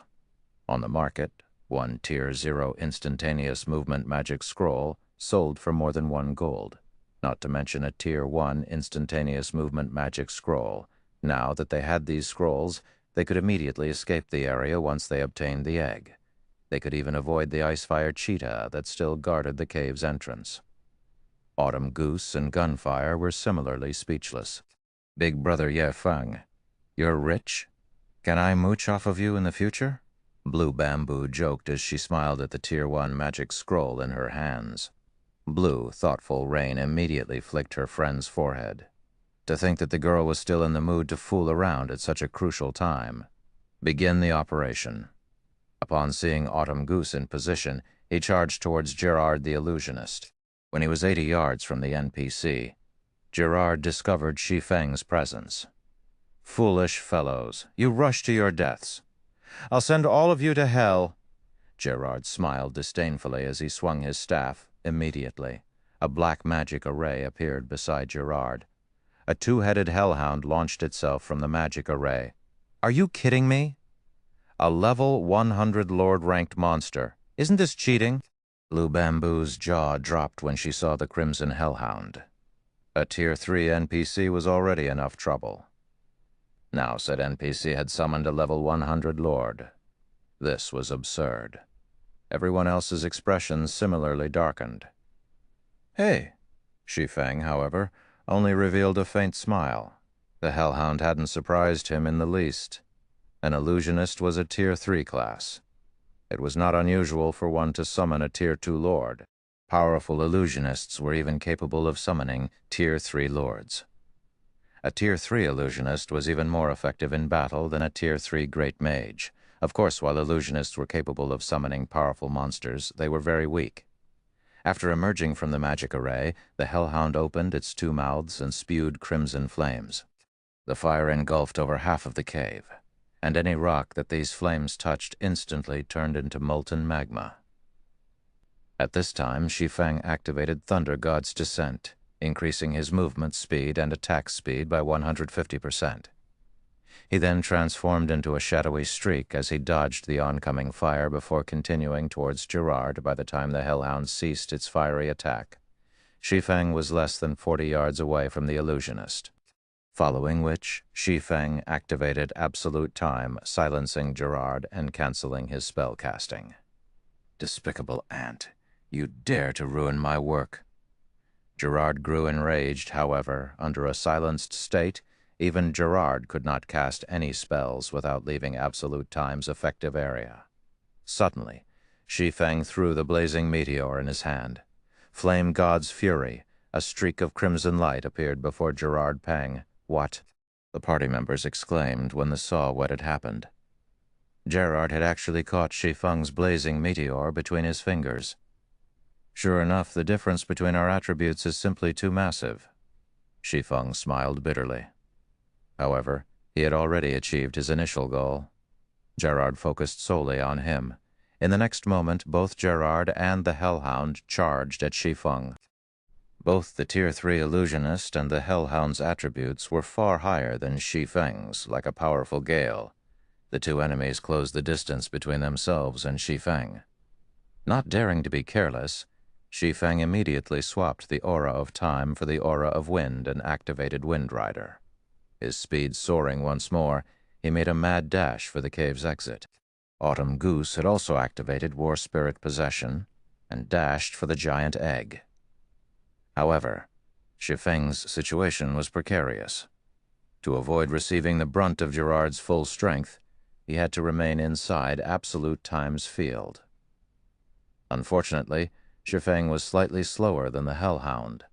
However, by relying on his understanding of the terrain, dodging the Lord's direct attacks was still relatively easy. Only the Hellhound's attack range was quite long. In addition to the limited amount of space he had to dodge to, he received some splash damage from the Lord's attacks. The flying rubble alone devoured nearly 2,000 of Shi Feng's HP. He could only survive a few hits. Autumn Goose was extremely anxious. Upon arriving before the giant egg, she began to collect it. Why is there a collection time? Autumn Goose's anxiety jumped as she glanced at Shi Feng. While she had approached the giant egg, Shi Feng had lost 1/4 of his HP. If she delayed any longer, they would all be in extreme danger. Time seemed to crawl by. Autumn Goose had spent a total of 3 seconds collecting the giant black egg. As for the locked fine gold treasure chest, she simply chucked the thing into her bag. Meanwhile, Shi Feng had less than 1/3 of his HP remaining. Damnable thieves, don't even think of leaving this place alive. Discovering that the giant black egg had been stolen, Gerard was furious. Waving his staff, he shattered the restriction Absolute Time placed on his magic power. Over a dozen silver-colored elemental balls appeared around his body before flying towards Autumn Goose and Shi Feng. Go, Shi Feng shouted sternly. He then unfurled his own instantaneous movement magic scroll and vanished from the cave. Chapter 81R, Zero Wings Horror.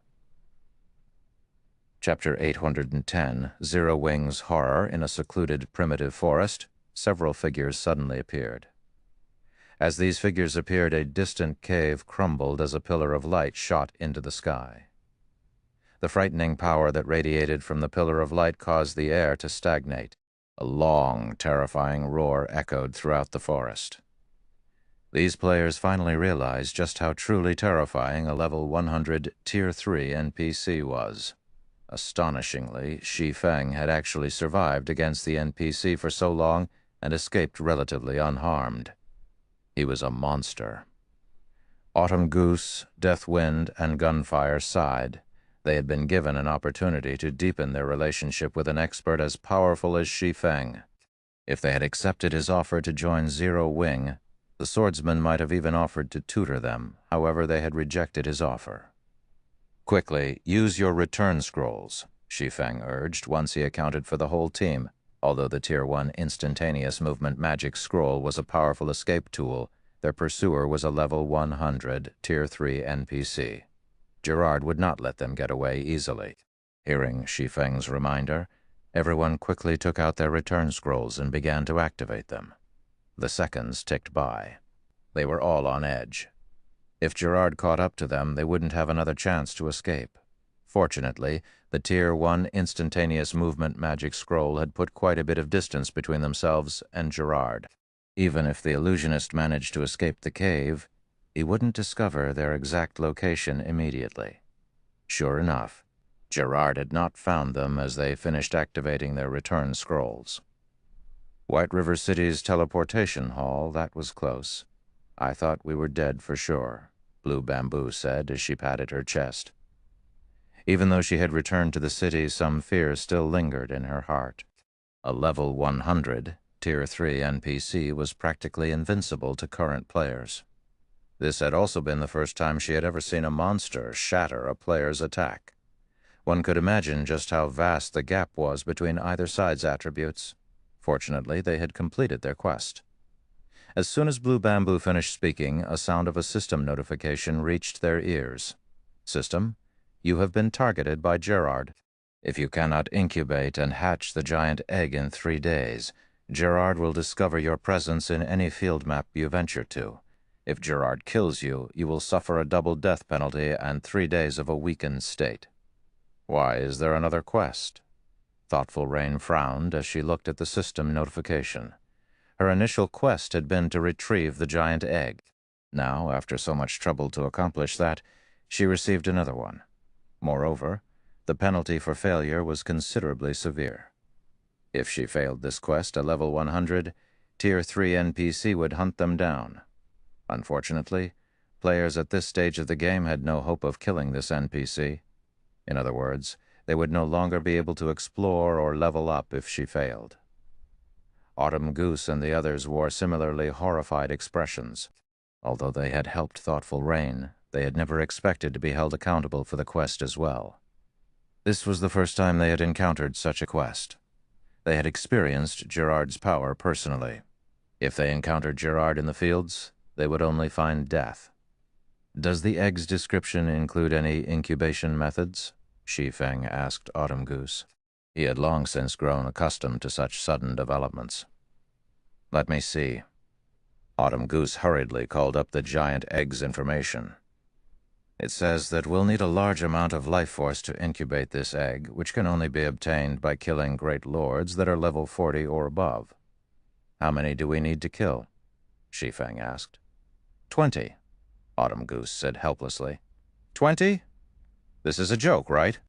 We're talking about great lords. Blue Bamboo could not help but despair. Deathwind and Gunfire frowned as well. A level 40 great lord was no laughing matter.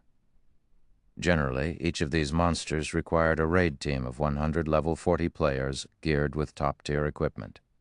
Even then, any mistake could get them all killed. Even if they gathered such a team, raiding a single great lord would most likely require an entire day. The sacrifices they'd have to make were also staggering. No matter how one thought about it, it was impossible to raid 20 level 40 great lords in 3 short days. First of all, level 40 great lords were not that easy to find. Normally, these monsters only lurked in 100-man team dungeons. Even finding 20 great lords in the fields would take more than 3 days. How difficult was raiding a level 40 100-man team dungeon? Even now, the various large guilds were still attempting to challenge the hard mode version of these dungeons, not to mention hell mode. Even if they mobilized all of Wind God's spear, they could not complete this quest. While everyone struggled with their frustration and despair, It isn't exactly impossible to complete this quest, Shi Feng said after giving it some thought. However, I'll need to prepare first. You guys should wait here for a while. Of course, it was impossible to kill a level 40 Great Lord with the power of a 6-man party. However, a 20-man team might have a chance. What? He even has a plan for this. Gunfire watched Shi Feng's departing back with doubtful eyes. Even thoughtful Rain and Blue Bamboo, who were in the same guild as Shi Feng, were shocked. They had been talking about level 40 Great Lords. Yet Shi Feng spoke of them as if they were only common monsters. After waiting for some time, they heard excitement spread throughout the teleportation hall. Wah, isn't that Fire Dance from Zero Wing? Look, that's Zero Wing's vice leader, Aqua Rose.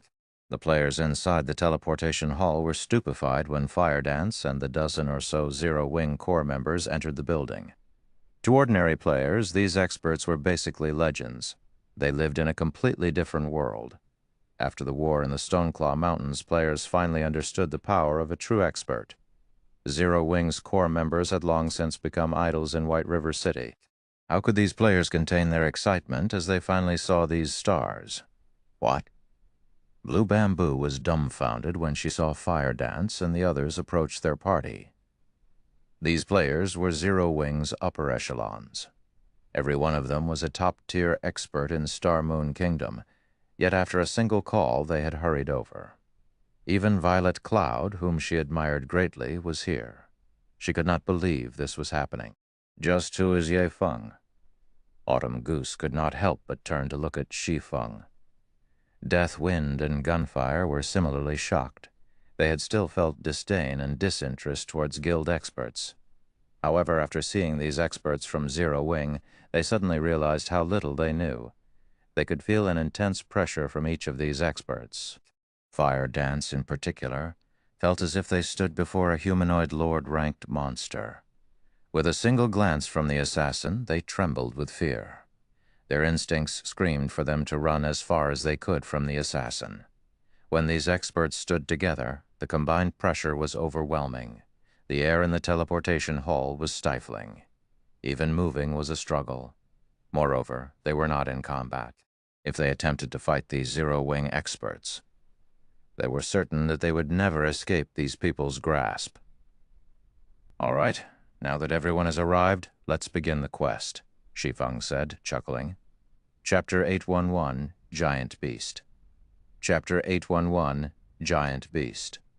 White River City, War God's Temple. For a long time, players had seldom visited this place. However, due to the appearance of the Abyss battlefield, it had become a popular hub for players. Independent team recruiting members, those who want the double EXP buff, come on over. Town reclamation team recruiting, minimum requirement of level 30. Equipment must be at least mysterious iron rank. Must have reached the trial tower's 2nd floor. Noobs, do not disturb. Looking for players to carry me through the Abyss battlefield. 5 silver for 100 honor points. Limited spots available. First come, first served.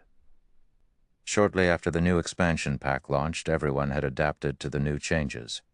Many players had already gained some experience of the playstyle in the Abyss battlefield.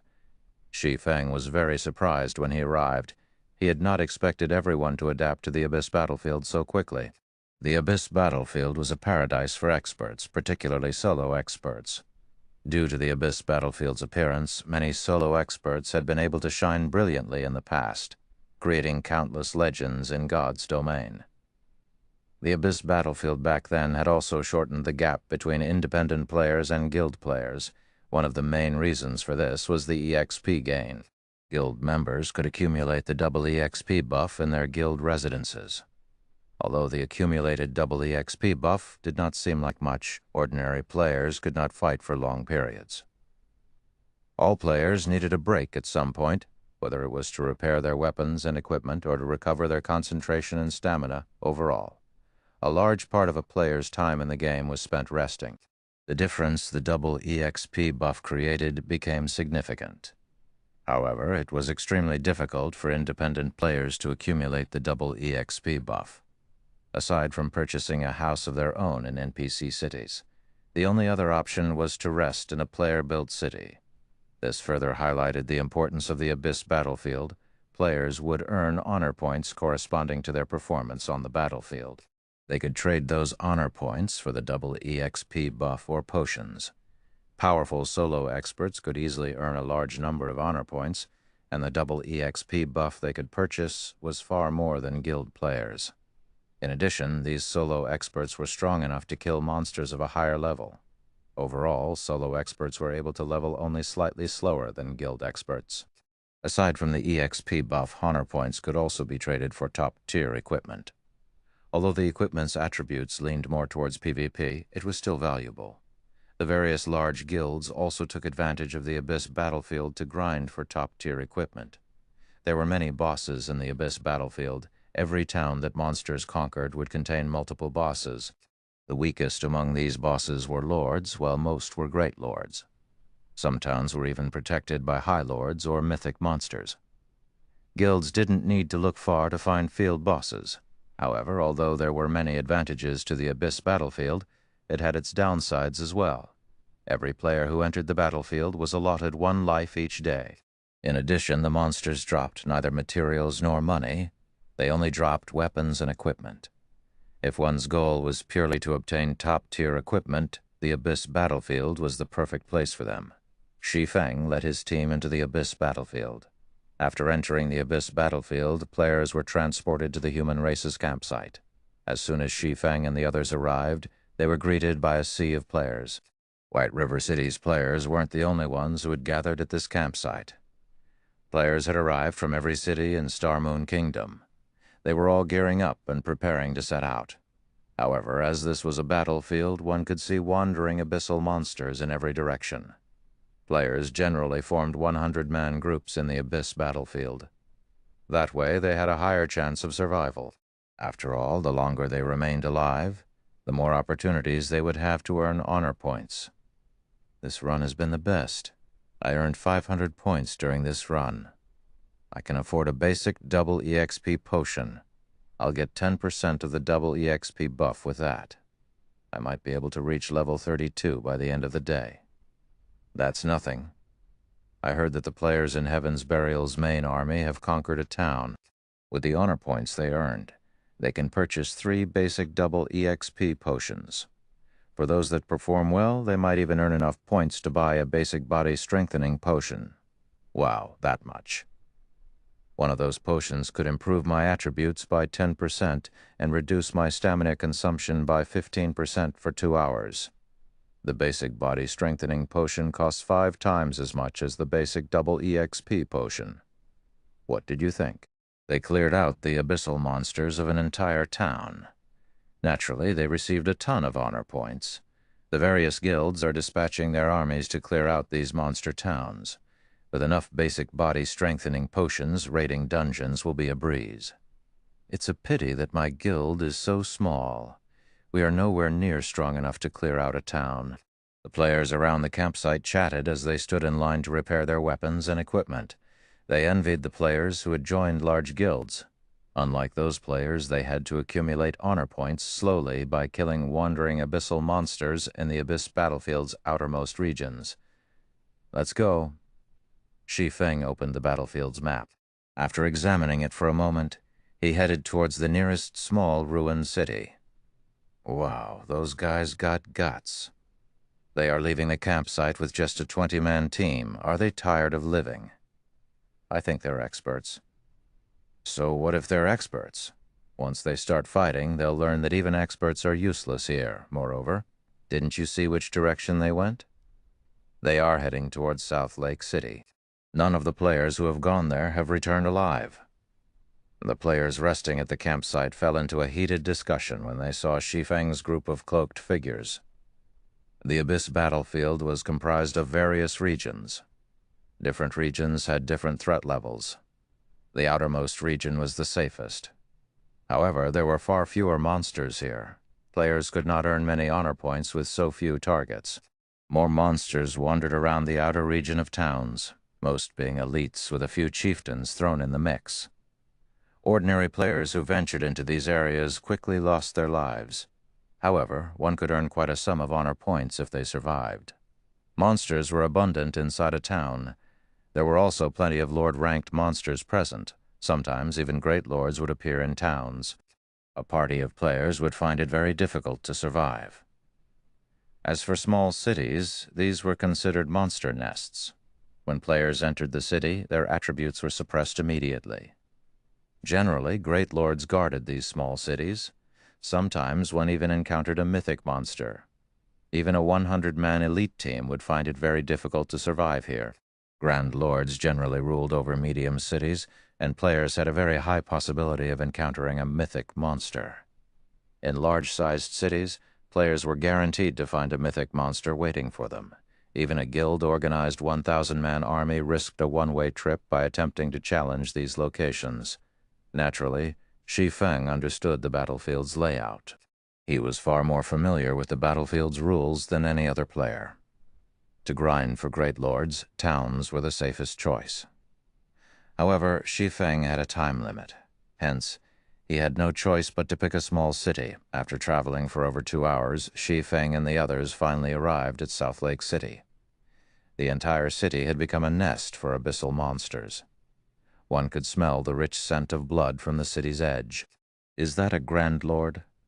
Autumn Goose's heart pounded when she saw the giant monster, which was over 100 meters long, hovering above the city. Chapter 812, Siege. How can a monster be so massive? Every member of the party was flabbergasted as they watched the massive figure in the sky.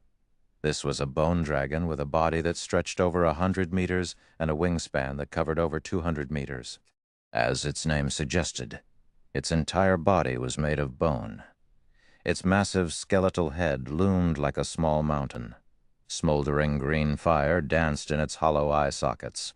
The bone dragon created storms with every flap of its skeletal wings. Frostbone dragon, undead, Grand Lord, level 45. HP 64 million. 64 million. This was the first time Autumn Goose and her companions had ever seen a Grand Lord, and they stared, struggling to breathe. The Frostbone dragon had a staggering 64 million HP. However, this was not the bone dragon's biggest threat. At the rank of Grand Lord, a monster could inflict a powerful mental pressure, preventing players from exerting their full strength. That thing can probably instant-kill me with its breath attack. Gunfire involuntarily gulped as he watched the bone dragon circle above the city. Are we really going to kill monsters here?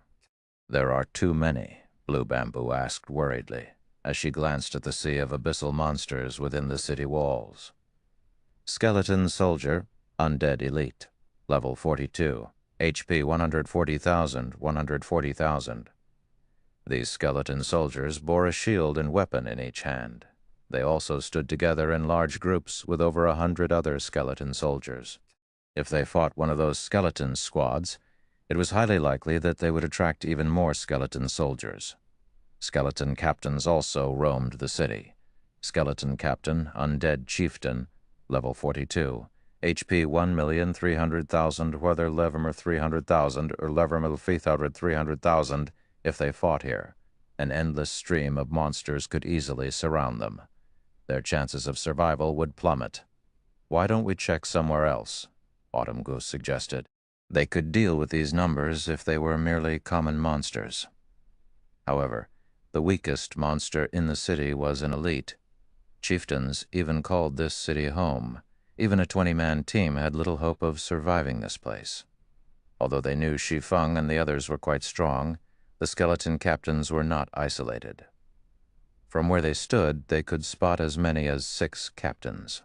Who knew how many more would appear once they started fighting? It was simply too dangerous to fight here. Relax. You guys just need to watch from the sidelines. Shi Feng laughed, not bothering to explain. After stabilizing their mental states, Fire Dance and the others burst into action. Ordinary experts might struggle against this sea of monsters.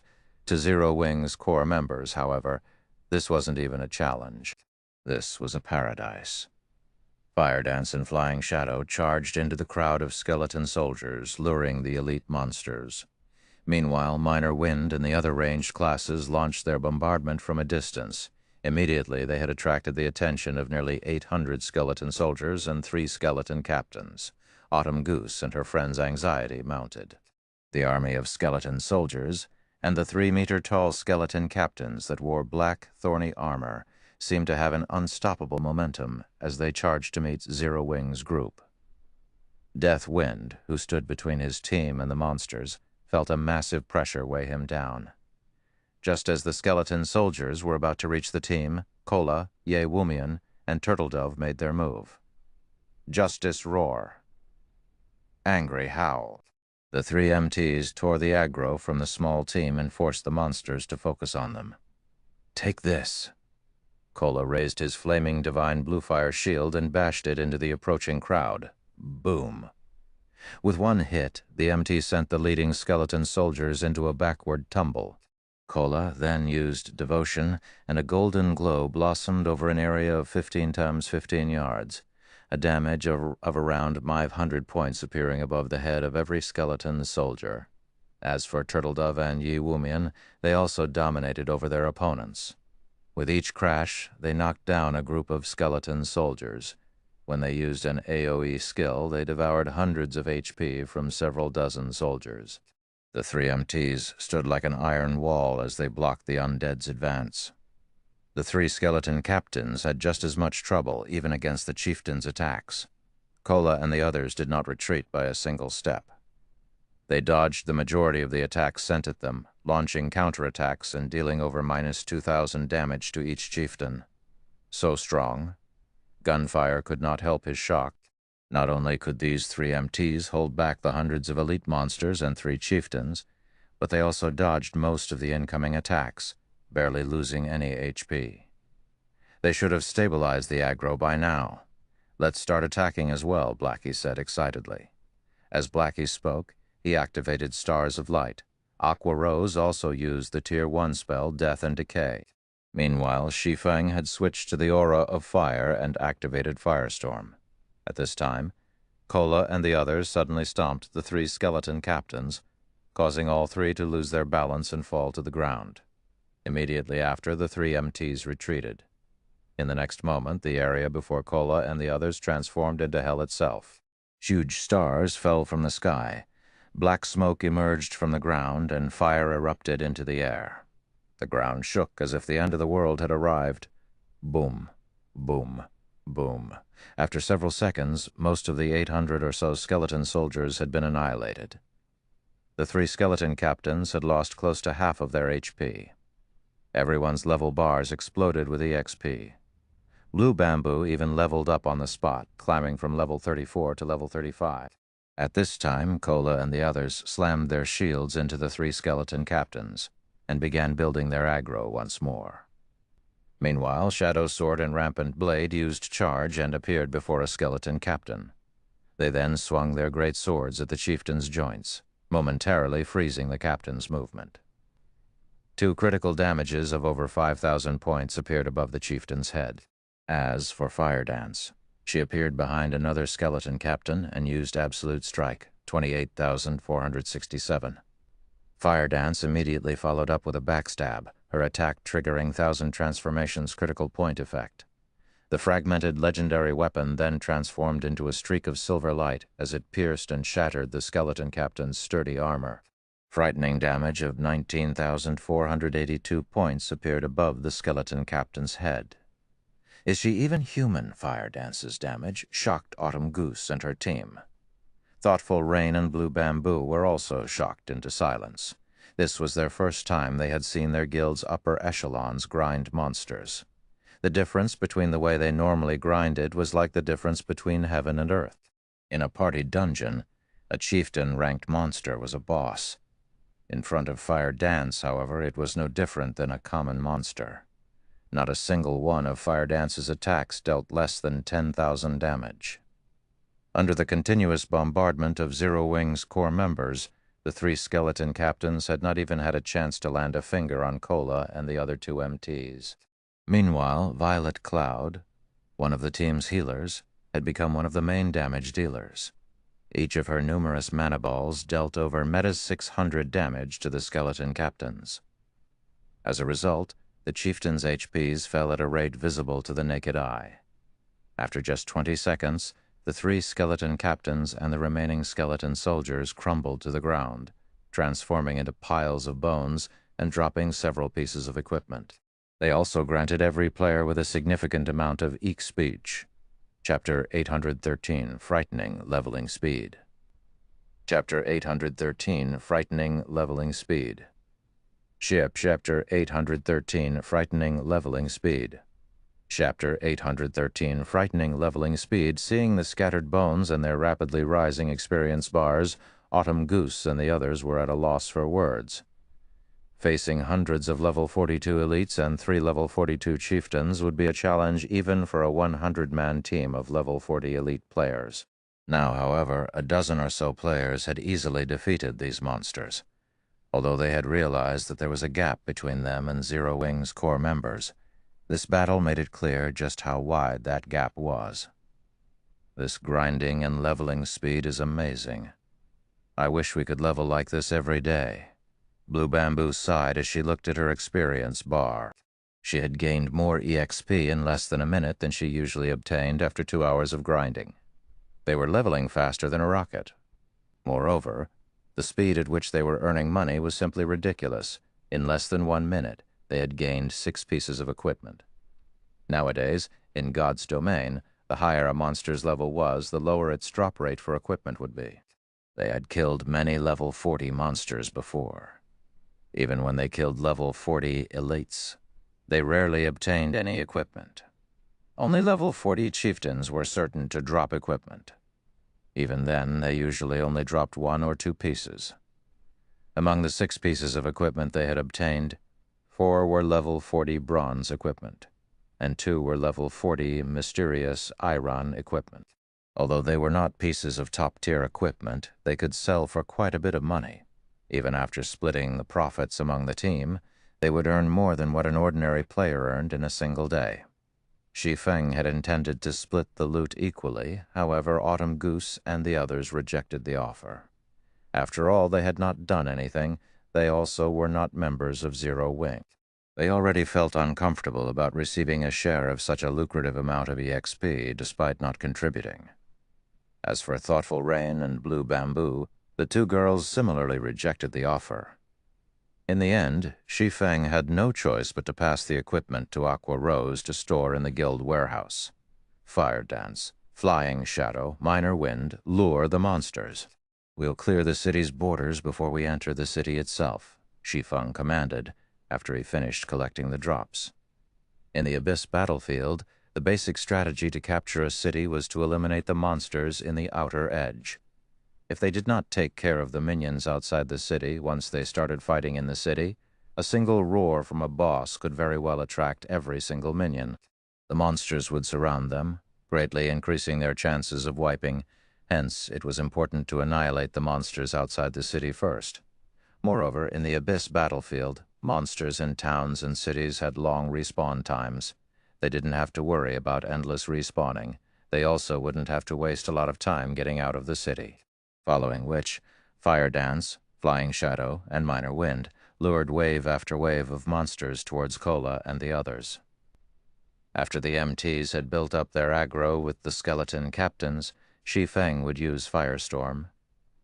Anyone else who possessed AoE skills would join him with their own attacks, finishing off the skeleton soldiers quickly afterward. Everyone would focus their attacks on the chieftain-ranked skeleton captains. The team finished off a wave of monsters every 5 minutes, rapidly filling their experience bars. After 3 hours of hard work, Autumn Goose and the others reached level 35, whereas Blue Bamboo reached level 36. The 5 felt as if they were dreaming as they watched their absurd leveling speed. We're leveling so fast. I'm the same level as the boss now. Gunfire was flabbergasted by his own level. Autumn Goose and Deathwind had similar reactions. Even expert players needed to grind for 2 or 3 days just to reach their level. It should be known that there were 48 hours in a single day in God's domain. Now, however, they had only taken 3 hours to level up. Their leveling speed was ridiculous. Furthermore, the monsters outside the city were no threat to Zero Wing's members at all. Finally, after grinding for over 9 hours, the team had managed to kill all the abyssal monsters in South Lake City's outer region. Meanwhile, Thoughtful Rain and the others had reached level 37, whereas Fire Dance, Aqua Rose, and the other members of Zero Wing had reached level 39. As for Shi Feng, he had reached 81% of level 39. He was only 19% away from the level 40 threshold. After clearing out the monsters from the city's north side, Shi Feng led everyone into the city. South Lake City was far more dangerous inside its walls than it was outside. Bapsal monsters had a hierarchy. The lowest monsters generally lived in the outermost regions. As players ventured deeper into a city, they would encounter higher-ranked and stronger monsters. Rather than increasing inside the city, the concentration of monsters decreased significantly. However, it was not difficult to spot the skeleton warriors that roamed the city streets. Skeleton Warrior, Undead, Special Elite, level 42. HP 550,000, 50,000, 60,000. The city was also home to plenty of skeleton captains. Even a level 40, 100-man elite team would have to be extremely careful upon arriving here. One mistake could attract hundreds of skeleton warriors and 7 or 8 skeleton captains, leaving the team surrounded. Fortunately, Zero Wing's core members would have little trouble handling such a situation. They could defeat a monster army of such size with relative ease. However, Shi Feng's goal was not to level up, but to kill great lords. Hence, he prioritized scouting the city over grinding. "I've discovered a great lord over here." Flying Shadow, who used stealth to scout the city, reported through the team chat. "I'm in the city plaza. Only there is another team of players fighting the great lord right now." "Who are they?" Shi Feng asked, surprised. The others were surprised and curious as well. South Lake City was many times more dangerous than monster towns in the Abyss battlefield. Even a level 40 100-man elite team had to be extremely careful here. Their team had spent so much time clearing out the monsters around the city, yet someone had gotten ahead of them and had already begun killing a great lord. They're a 100-man team. These people are wearing a guild emblem, so they should be the main force of some guild, Flying Shadow reported as he observed the situation. The lowest leveled player is level 34, while the commander is level 36. Currently, they've dropped the Great Lord's HP by a third and have yet to suffer any losses. Field Great Lords were different from Dungeon Great Lords. They were a lot stronger. However, they did have a little less HP.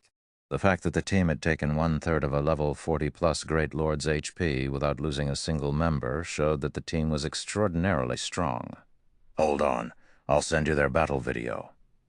Flying Shadow then started recording a short video before sharing it with the team. "I've never seen their guild emblem before. I don't think that it's a Star Moon Kingdom guild. However, the fact that they can handle a great lord this well shows that the guild is certainly not ordinary." Upon receiving the video, they watched the short clip of this guild in battle. In the video, the corpses of abyssal monsters filled the wide fountain plaza. Meanwhile, a group of players faced a giant skeleton.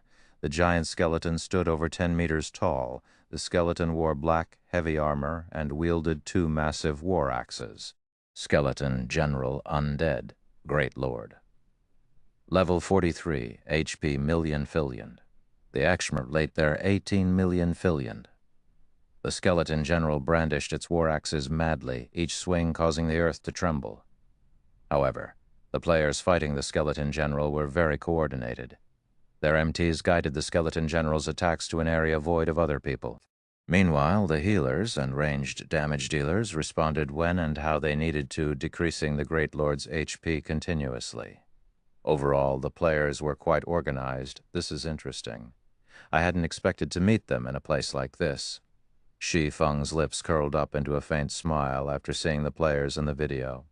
Chapter 814, Legendary Guild. Chapter 814, Legendary Guild.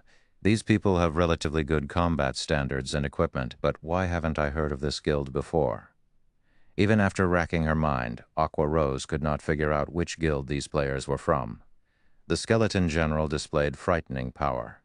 Not only did it possess extremely high strength, but it was also very fast. Even for Kola, tanking this great lord would be a burden. Although these players did not possess an MT like Kola, who had extremely high defense and strength, they made up for the lack of strength with the cooperation of 4 MTs. The team's damage dealers also kept the boss in check. This made it possible to raid the Skeleton General. Moreover, the team's damage dealers and healers were very powerful. Almost all of them dealt over -then damage with each attack, causing the Skeleton General's HP to decrease slowly but steadily. It was only a matter of time before they defeated the Great Lord. No ordinary guild was capable of such a feat. Generally, only the experts of famous large guilds could raid a level 43 Great Lord so easily. However, Aqua Rose knew nearly every famous guild in the virtual gaming world, but she had never seen this guild emblem before. Look, that Skeleton General seems to be summoning a companion. Kola shouted as he watched the surrounding monsters gather towards Skeleton General, who stood in the plaza's heart with a grim expression.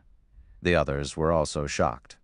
They had not expected the boss inside the city to have such a move. With this, killing the Skeleton General would be far more difficult. After all, one was already required to go all out against a great lord. More monsters joining the fray might become the last straw that broke the camel's back. Everyone finally understood why Shi Feng had them clear out the surrounding monsters while on their way, rather than avoiding confrontation. This boss is too overpowered. It has lured another great lord. Flying Shadow, who hid in the plaza, stated as he watched the blurry figure fly straight towards the skeleton warrior. Agonizing Banshee, undead, Great Lord, level 40 HP, 17,017,017,000. Although the Agonizing Banshee had less HP than the Skeleton General, it was a magical class monster. It posed more of a threat than the first undead. The instant the Agonizing Banshee arrived, she released a piercing screech, forcing over a dozen players into a confused state. These players lost all control over their bodies as they began behaving like raving lunatics. The sudden development was precarious for the team.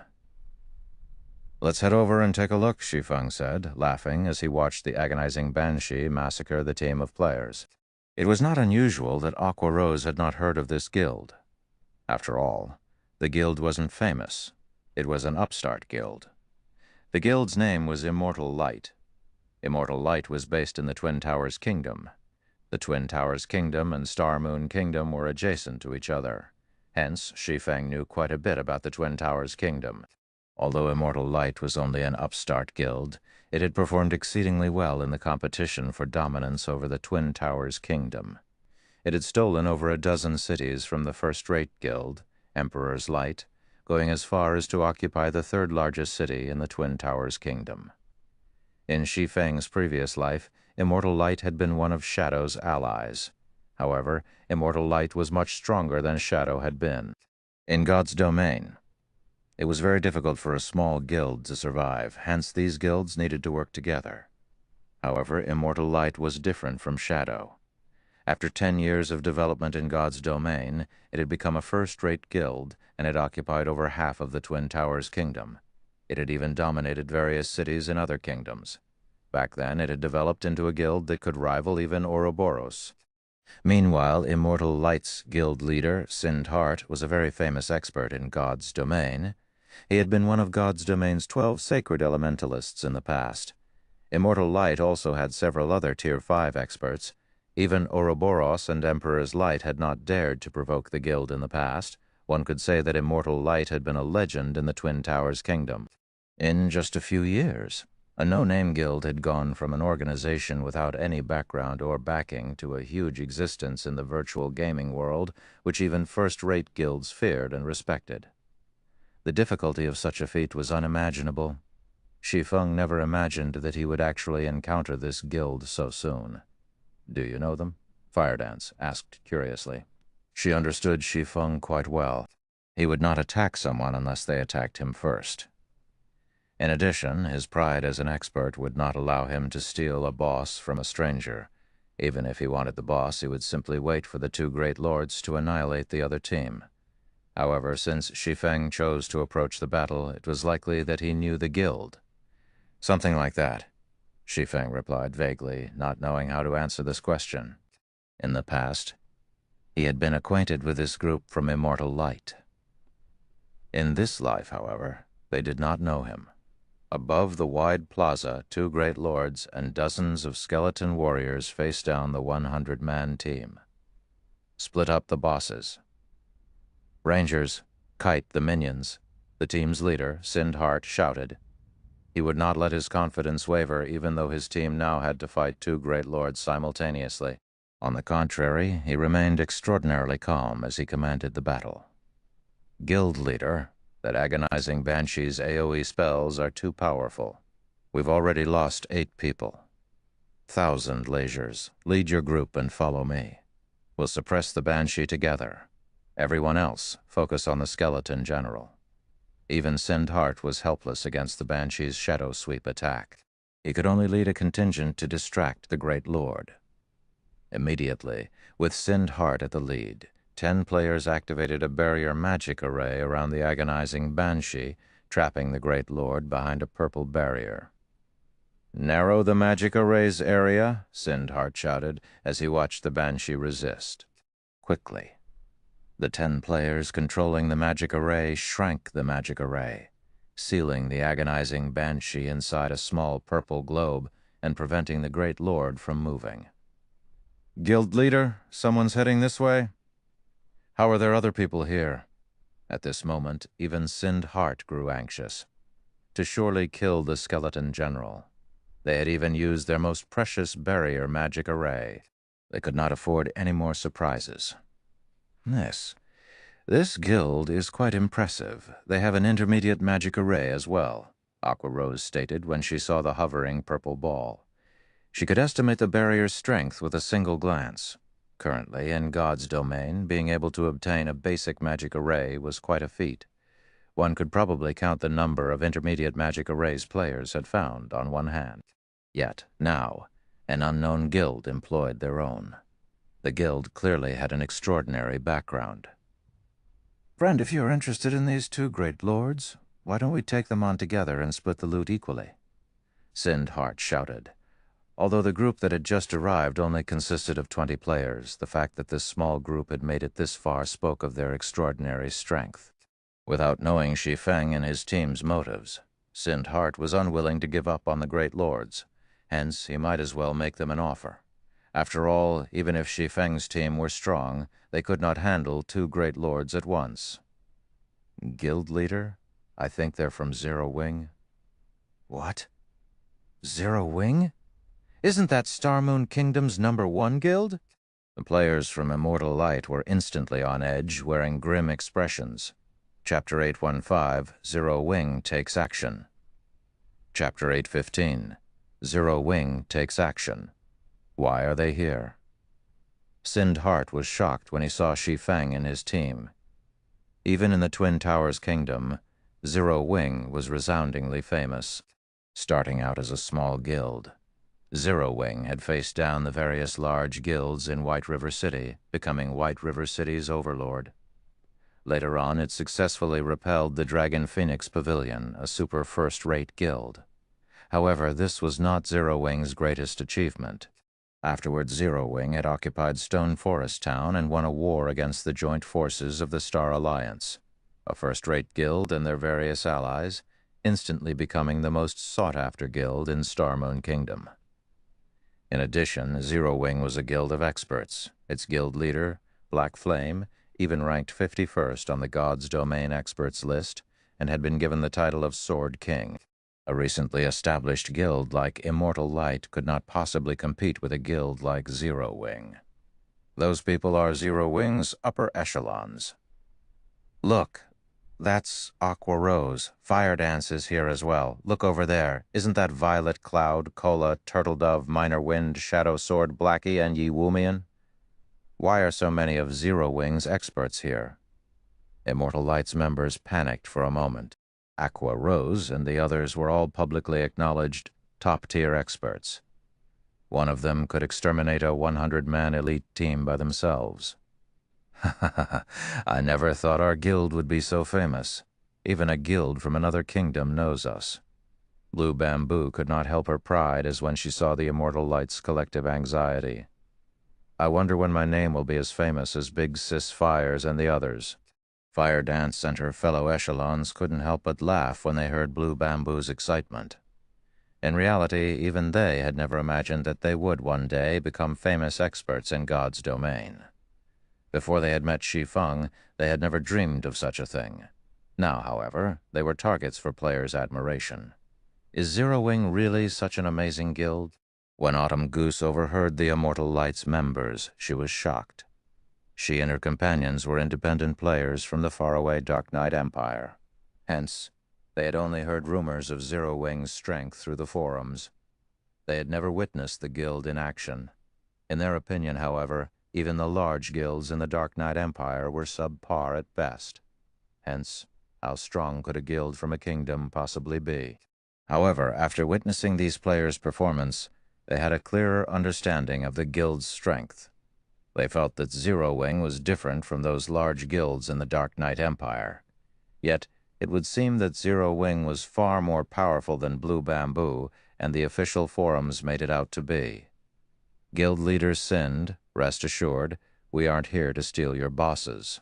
However, we won't help you with these bosses either. If you can't handle them, give up. We'll take over from here, Shi Feng said, shaking his head as he responded to Sindhart's proposal. Level 40-plus Great Lords were not easy to find, even in the Abyss battlefield. Moreover, a Great Lord dropped far better loot than a Lord. Monsters of such rank generally dropped top-tier equipment, even in Zero Wing. Level 40 top-tier equipment was still quite rare. Hence, he could not afford to split the drops. Hearing Shi Feng's answer, a huge weight lifted from Sindhart's heart. Zero Wing was the #1 guild in Star Moon Kingdom. The guild's upper echelons would not break their word easily. Thank you, Sindhart said with heartfelt gratitude, following which Sindhart commanded his team to focus on the Skeleton General, which only had 60% of its HP remaining. The agonizing Banshee was still trapped inside the intermediate magic array, so it was possible to kill the Skeleton General. Time passed quickly. Finally, Immortal Light's members reduced the Skeleton General's HP to 30%. Be careful. The Skeleton General is about to go berserk. Sindhart hurriedly reminded his team. Immortal Light's MTs began to prepare, activating their life-saving skills. The healers at the rear also readied themselves. "Humans, I will devour you," the Skeleton General shouted, its eyes releasing a bloody radiance. Suddenly, the Skeleton General split into 3 copies of itself. All 3 were identical, even down to their HP bars. Amazing. This Skeleton General actually knows a duplication skill, Aqua Rose exclaimed. Among the many bosses they had encountered, very few could duplicate themselves. Any bosses capable of such a feat were extremely difficult to fight. Suddenly dealing with 2 additional bosses could destroy a team's formation and rhythm. If not handled properly, it would not take long for the team to suffer annihilation. They're in trouble, Fire Dance stated as she glanced at the 3 Skeleton Generals. Each general radiated the same pressure. This meant that all 3 Skeleton Generals had the same combat power. It had taken almost everything the Immortal Light members had to deal with the 1 Skeleton General. Now, they had to take down 3 such monsters simultaneously. While Zero Wing's members discussed the situation among themselves.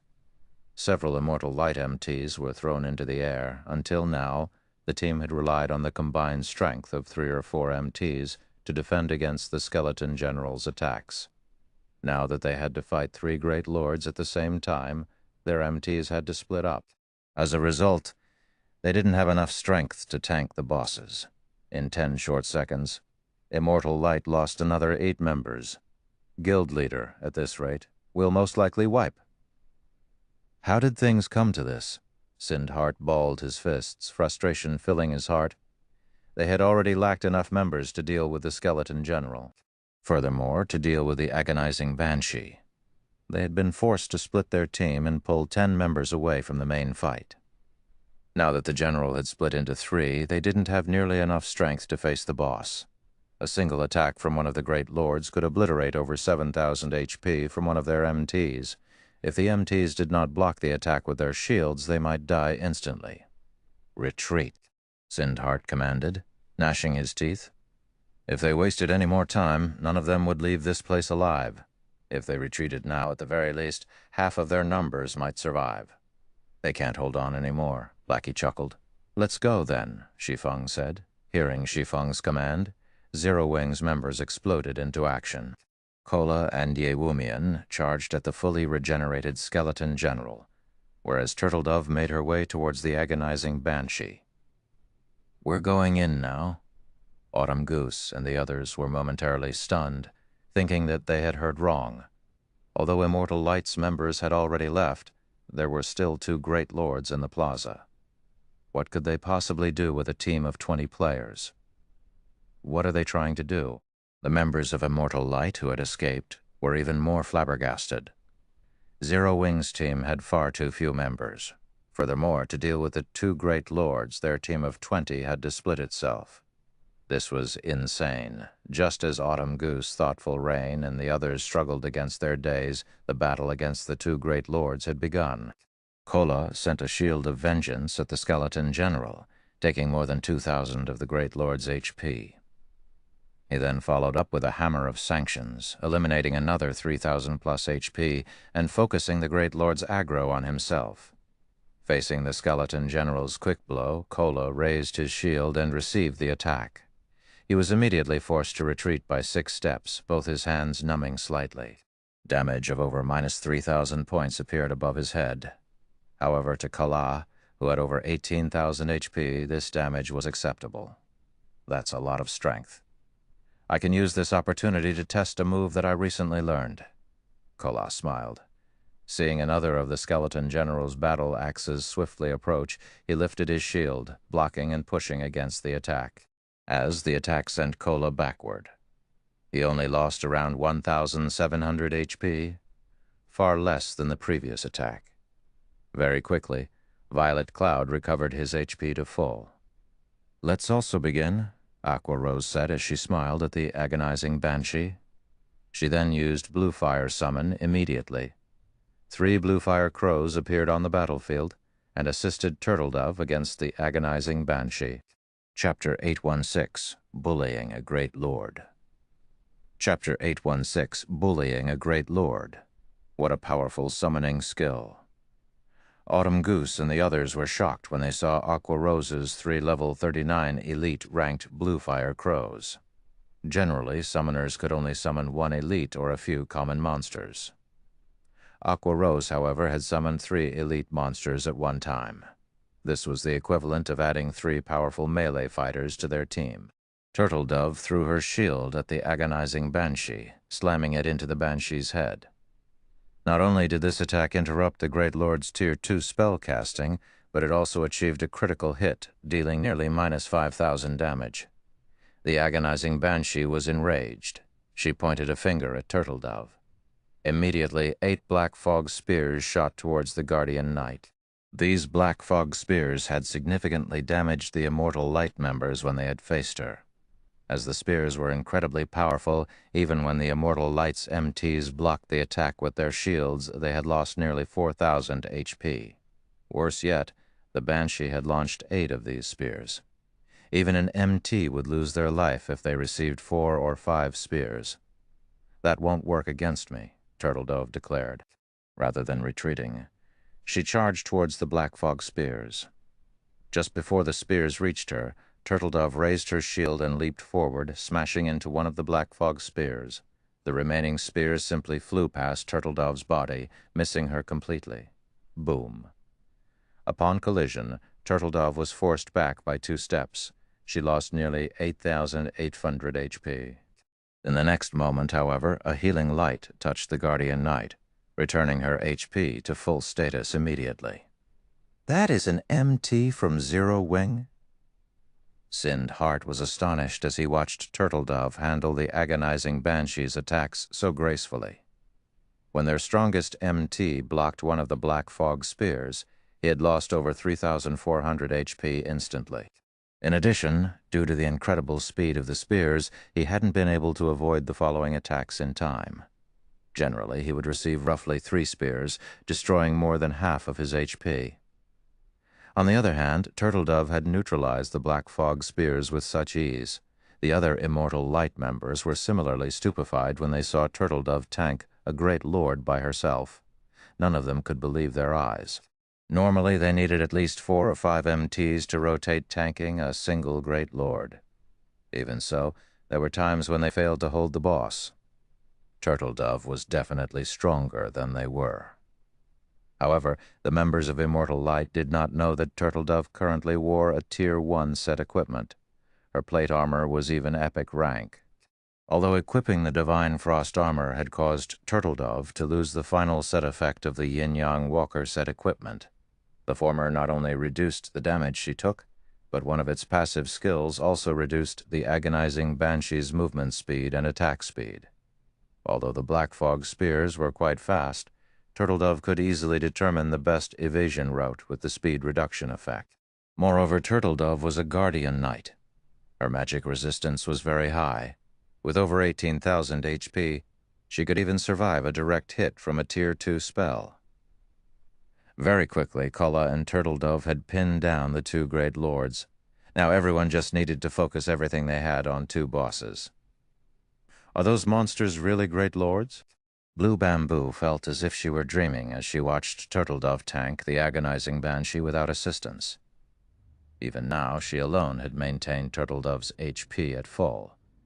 Normally, when she raided High Lords with Autumn Goose and the others, they needed at least 3 healers to focus on a single MT. Even so, their heals were not always sufficient. Yet, despite facing a Great Lord, only she was the only necessary healer to keep Turtledove alive. Autumn Goose also wondered if the agonizing Banshee seemed very weak.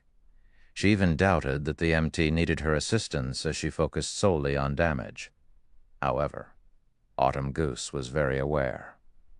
The agonizing Banshee was not weak at all. Rather, Zero Wing's members were just that strong, which resulted in such a misconception.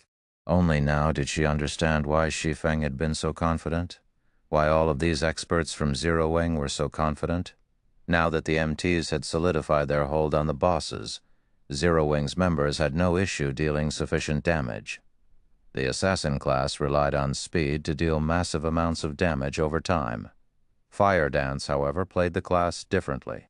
Standing behind the skeleton general, Fire Dance launched streak after streak of silver light at the Great Lord. Despite the skeleton general's incredible defense, the female assassin's damage was mind-boggling. 9,480, 30,121, 16,916, 2,518. Shi Feng's damage was also impressive. None of his attacks dealt less than minus 6,000 damage. From time to time, his chop achieved a critical hit, dealing over minus 20,000 damage with a single attack. As for the other melee classes like Shadow Sword and Rampant Blade, they never dealt less than minus 3,000 damage.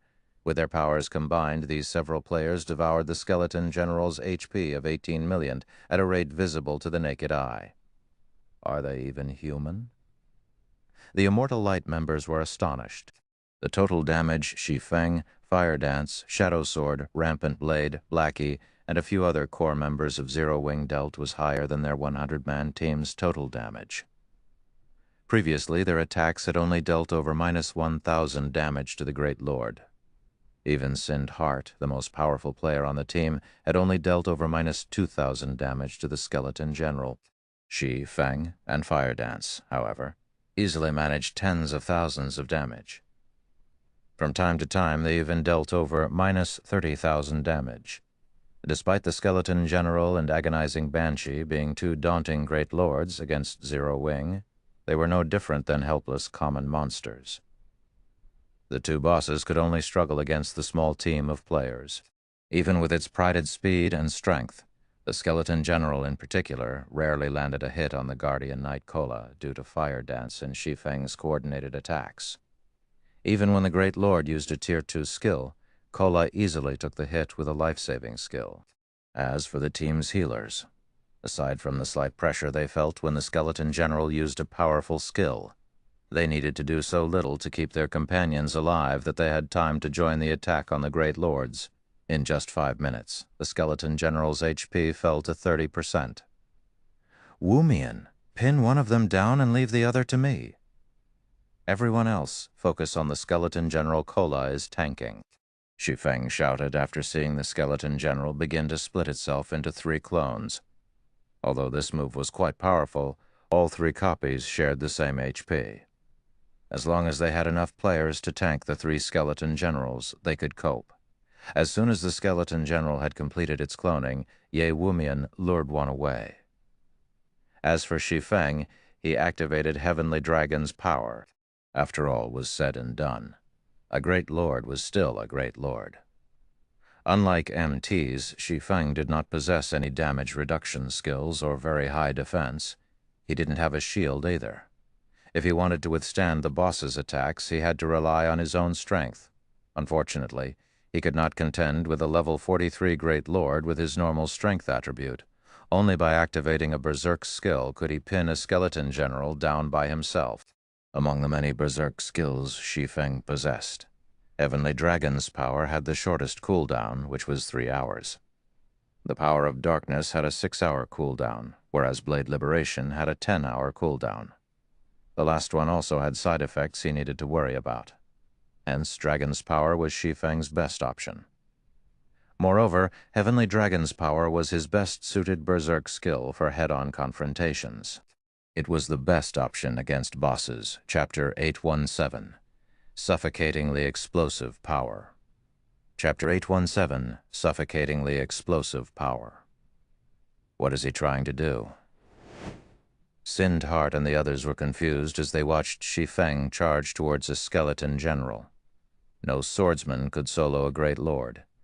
Even a berserker, a class famed for its strength, would fly through the air if they tried to block a great lord's attack with their weapons. Peng, Shi Feng used Killing Ray to block one of the skeleton general's descending battle axes. Sure enough, my attributes aren't high enough to deal with this great lord. The resulting impact had forced Shi Feng to retreat by 3 steps, his hand numbing slightly. Meanwhile, a damage of over -700 points appeared above his head. However, to Shi Feng, who had close to 50,000 HP after activating Heavenly Dragon's power, such a small amount of damage was nothing. His battle recovery regenerated nearly 500 HP every 5 seconds. Violet Cloud waved her staff, and immediately, a faint golden film blanketed Shi Feng's body. Bluish-green life force flowed into the swordsman.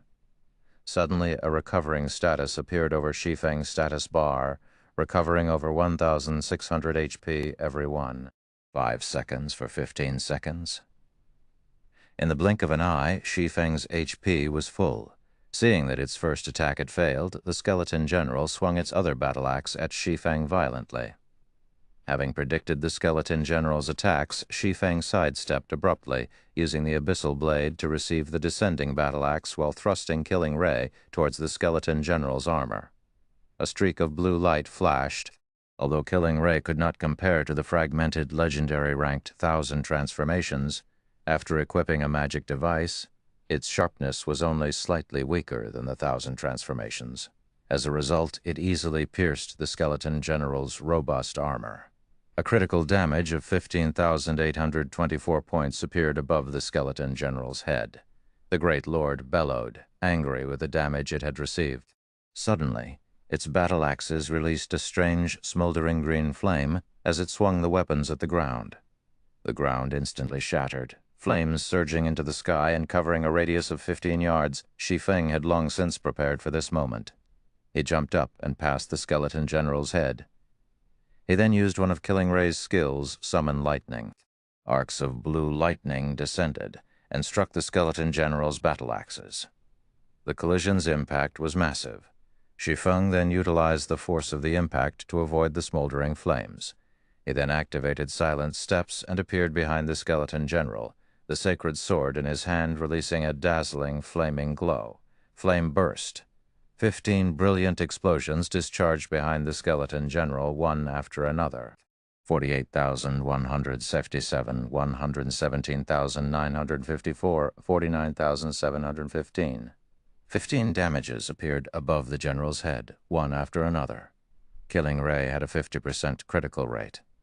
In the blink of an eye, the skeleton general lost over 1 million HP. For a time, Autumn Goose, Sind Heart, and the others were speechless. They sucked in a breath of cold air, not believing their eyes. Shi Feng's damage was insane. He had dealt over 1 million HP. Even a level 40 chieftain only had so much HP. Shi Feng had the power to instant kill a level 40 chieftain. This power was no longer that of a player. This was the power of a humanoid great lord. However, Shi Feng did not think much of his attack. After all, his strength attribute was almost on par with a chieftain of the same level. After Heavenly Dragon's power doubled his strength, he surpassed ordinary lords of the same level. He had also used his sure kill skill, Flame Burst. Being capable of instant killing a chieftain of the same level was expected. Flame Burst was not called a sure kill skill for no reason. Shi Feng's Flame Burst had heavily wounded the skeleton general. The swordsman had destroyed nearly half of its armor. Several bones beneath the armor had even cracked. "Focus on killing my skeleton general," Shi Feng shouted to his team. Not only had the general lost some of its combat power after receiving the several injuries, but its defense had also dropped significantly. Hence, dealing with this skeleton general would be much easier than dealing with the other two. Sure enough, in less than 1 minute, the skeleton general's HP fell below 500,000. Just before the general died, Shi Feng shouted once more, commanding, "Everyone, switch to the Banshee! Turtle Dove, tank this skeleton general." "What is Big Brother Ye Feng trying to do?" Blue Bamboo asked, confused. If they finished off the skeleton general, it would become much easier to deal with the agonizing Banshee, yet Shi Feng decided not to kill the skeleton general. No matter how she looked at it, the decision was unwise. Blue Bamboo wasn't the only one who was confused. Experts like Thoughtful Rain and Autumn Goose didn't understand either. However, none of Zero Wing's members doubted Shi Feng's command. Immediately, they shifted their focus towards the agonizing Banshee. Turtle Dove swapped targets with Shi Feng. However, the agonizing Banshee couldn't care less about the sudden change as it continued to attack Turtle Dove with black fog spears. "I am your opponent." Shi Feng appeared behind Turtle Dove, the killing ray transforming into numerous streaks of blue light. Peng? Peng? Peng? Players usually suffered heavy injuries if the black fog spears struck them, yet Shi Feng easily shattered each one. "Is this an expert of Star Moon Kingdom's #1 guild?" Sind Heart was astounded. He felt his chest tighten, struggling to breathe.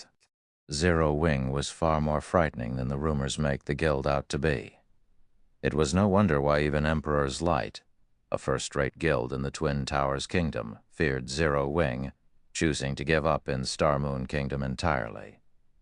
After Shi Feng shattered the black fog spears, he vanished, abruptly reappearing before the agonizing Banshee. Arcs of blue electricity circled his body. Tier 2 Pabu skill, instant strike, for 3 seconds. Shi Feng's attack speed increased by 500%, and his damage increased by 400%. Before the agonizing Banshee could react, over a dozen streaks of blue light wrapped around her body. 21,046, 43,248, 42,987. In the blink of an eye, the agonizing Banshee's aggro shifted to Shi Feng. However, even though Shi Feng now held the Great Lord's aggro, the situation had not changed. The agonizing Banshee was a magical class monster. Even as a Great Lord, her strength could not compare to Shi Feng's while he had a berserk skill active. As the Banshee began to cast another spell, Shi Feng struck, interrupting her casting.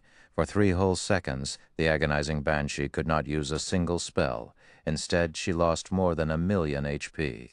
Suddenly, Fire Dance appeared behind the agonizing Banshee, launching a sneak attack at the back of the Great Lord's head and forcing her into a fainted state for 2 seconds.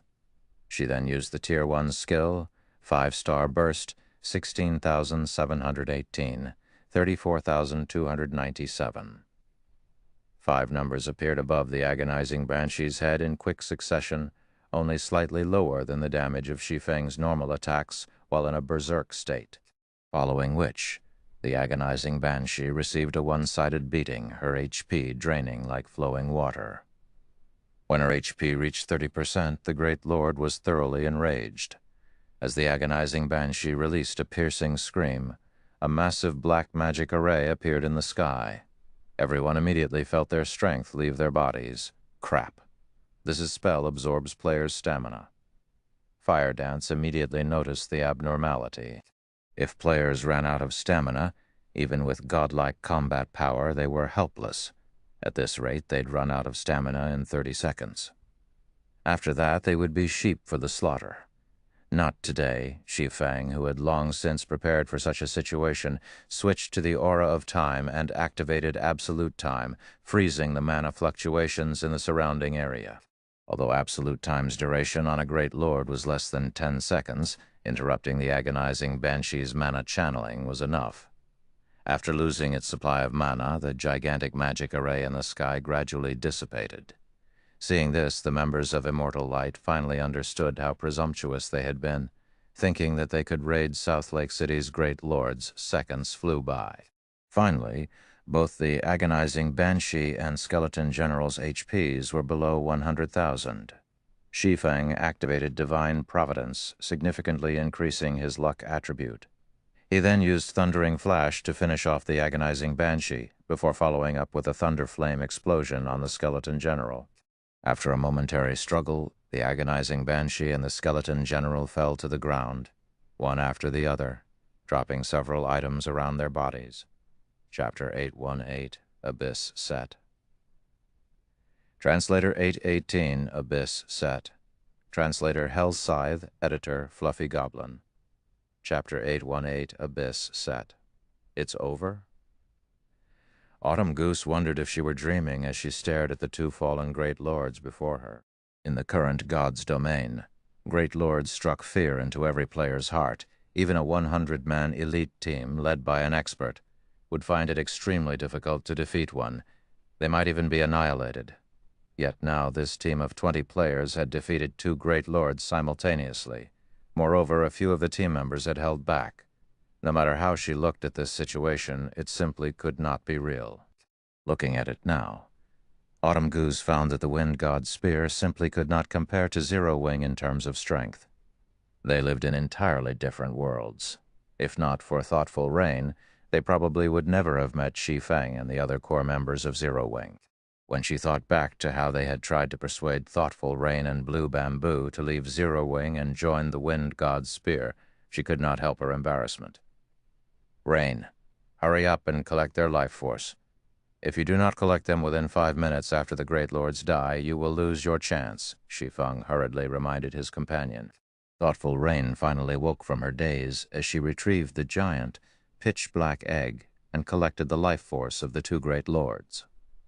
While Thoughtful Rain collected the dissipating life force, Shi Feng gathered the loot the 2 bosses had dropped. The 2 Great Lords had dropped a total of 7 pieces of equipment. Although this did not seem much in the Abyss battlefield, this was a considerable harvest.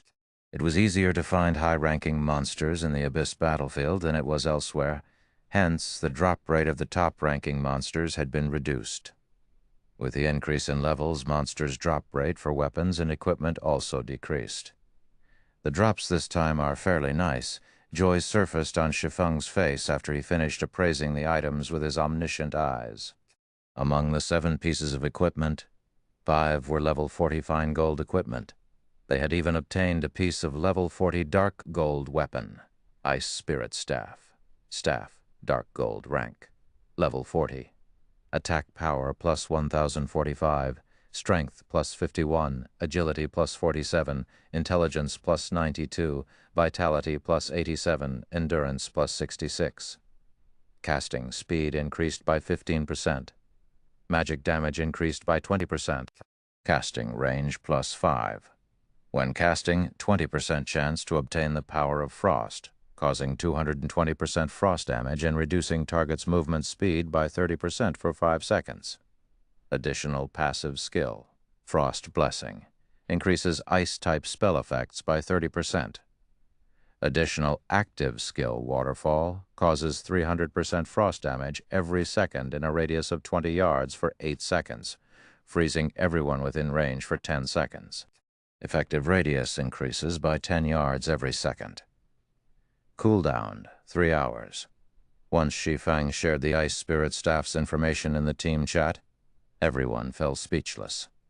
Although the staff's basic attributes are average at best, it increases all of them. Moreover, its active skill is insane. This is the first time I've seen a skill that can cover a radius of 100 yards. Even Stars of Light can't compare to this waterfall. If one uses Waterfall on a battlefield, it will devastate the enemy forces. It's a pity, though. It would be amazing if it were an epic-ranked staff. Large-scale destruction spells were priceless treasures to every guild in God's domain, not to mention Waterfall, a spell with so much AoE range. On a battlefield, this spell could easily wipe out several thousands of players. In a battle of 10 or 20,000 players, this spell could decide the victor on its own. The active skill was worth more than an epic item. Shi Feng chuckled as he watched everyone admire the Ice Spirit staff's active skill. Among the 7 pieces of equipment and weapons, the Ice Spirit staff's active skill was astonishing. However, rather than the Ice Spirit staff, what surprised Shi Feng was the dark gray breastplate. A faint, bloody glow surrounded the armor, giving the equipment a creepy feeling.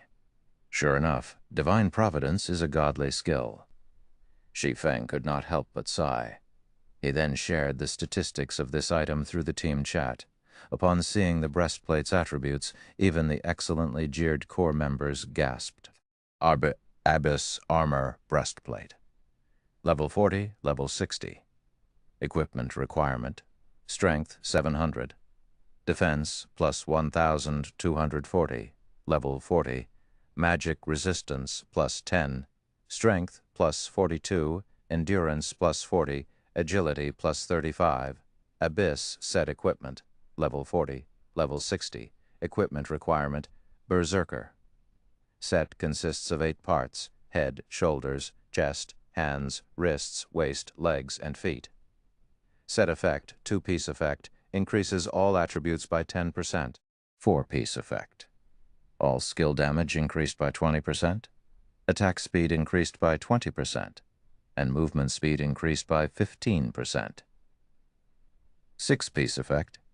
Obtain Abyss Rampage skill, increases all attributes by 100% and gain immunity to all control effects for 1 minute. Cooldown, 5 hours. 8-piece effect.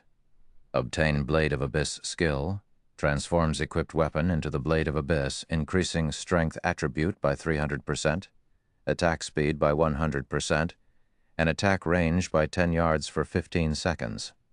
Cooldown, 3 hours. What a powerful set. Blackie nearly drooled when he saw Read the Abyss set equipment's information. The breastplate's basic attributes were only the equivalent of a dark gold item. However, as one obtained more pieces of the set, their combat power would grow exponentially. If one gathered all 8 pieces, although the set's basic attributes might not compare to epic items, the boost it granted would only be slightly weaker than a set of epic equipment. Of course, it is strong. This set equipment is purely intended to increase violence. Even the Tier 1 set equipment for Berserkers cannot compare to the Abyss set. After reaching Tier 2 at level 50, no Tier 1 set equipment will be able to compete with the Abyss set, Shi Feng explained. The Abyss set equipment was the battlefield's representative equipment.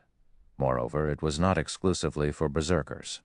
All classes had their own Abyss sets, and their attributes were all specialized for violence. These sets were extremely well suited for PvP. However, the Abyss set's drop rates were extremely low.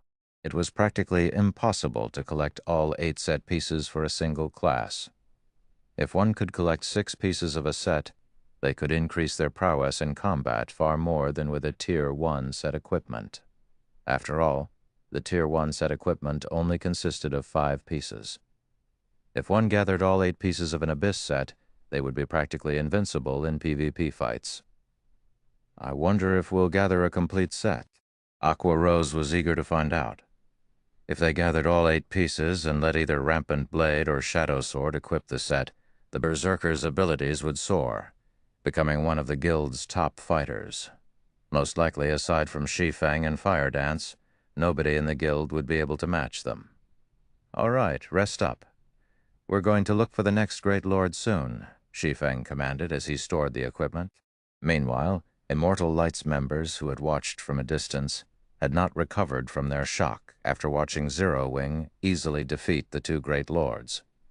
Their team of 100 had failed to defeat even 1 Great Lord, yet Zero Wing had taken 2 down at once with a team of 20.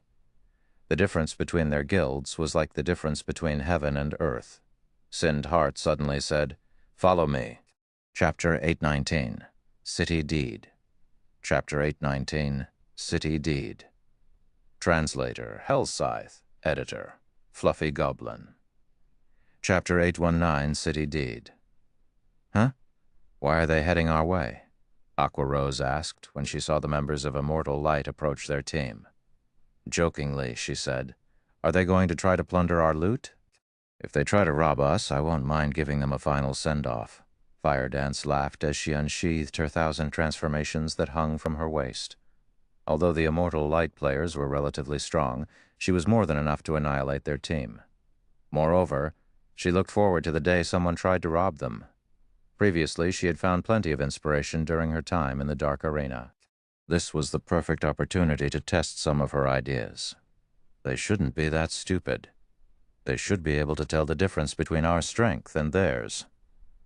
Shi Feng laughed as he watched his teammates prepare for a fight. Sind Hart would be one of the 12 sacred elementalists of God's domain in the future. If he lacked the necessary insight to tell the difference in strength between their teams, he would never have been able to make Immortal Light a famous, first-rate guild in the Twin Towers Kingdom. Thank you for your help. If not for you guys holding off those 2 Great Lords, none of us would be alive right now. Sind Hart immediately expressed his gratitude upon arriving before Zero Wing's team, his tone containing a hint of respect. Sind Hart's expert companions also stared at Zero Wing's members with reverence. The heavy pressure Fire Dance emitted in particular made them breathless. If these teams fought each other, they would most likely die in an instant. "It's nothing," Shi Feng shrugged. "If you guys are looking for Great Lords, we can help," Sind Hart offered. "On our way here, we encountered quite a number of Great Lords, only these Great Lords resided in concentrated areas. It's highly likely that you'll attract a second Great Lord while dealing with the first." Saying so, Sind Hart sent Shi Feng the coordinates of those several Great Lords. "Thanks." Shi Feng rejoiced when he received the coordinates. Sind Hart had given him the coordinates for 7 Great Lords. This would save them a lot of time searching for these bosses. Glad to be of help. Sind Hart smiled. "I don't believe that you came over here just to give me these Great Lords' locations. What's on your mind?" Shi Feng asked. He could not help but laugh when he saw Sind Hart's hesitation. In the past, even he had looked up to Sind Hart. Countless small guilds had tried to gain Immortal Light's favor, yet now, watching this man struggle with his desire to ask for help, Shi Feng could not help but sigh. Hearing Shi Feng saying so, Sind Hart released his tension with a sigh of his own and said, "In truth, aside from thanking you for the help, I wanted to ask something of Zero Wing. Although this may be sudden, I don't have any better options right now." "Guild leader, are you really going to ask?" one of the guild's upper echelons asked with surprise. "If they refuse and news of this leaks, we'll be in big trouble." "Do you think we have any other choice?" Sind Hart grumbled, a deep sense of powerlessness touching his expression. He did not want to do this either. However, he could not think of a better plan. Only after encountering Zero Wing and seeing how powerful the guild was did he find hope. This might very well be their last opportunity to escape their dire situation. The other upper echelons fell silent. Although they wanted to argue their guild leader's decision, they could not bring themselves to do so. However, this had certainly captured Shi Feng's interest. He could understand if Sind Hart simply wanted to form a connection with Zero Wing. However, for a prideful person like Sindhart to place all his hopes in a stranger, the situation must be severe. Moreover, Shi Feng was familiar with Sindhart's personality. He was not someone who would simply bow out of a challenge. Even when Immortal Light had fought a first-rate guild, Sindhart had refused to lower his head. He prioritized bonds and friendship over personal benefits. Otherwise, he would not have risked Immortal Light's extinction just to help an allied guild resist a first-rate guild. God's domain was only a game. Shi Feng could not imagine what could cause someone like Sindhart to despair. I wish to sell several plots of land in the Twin Towers Kingdom. I will sell these lands at 90% market price.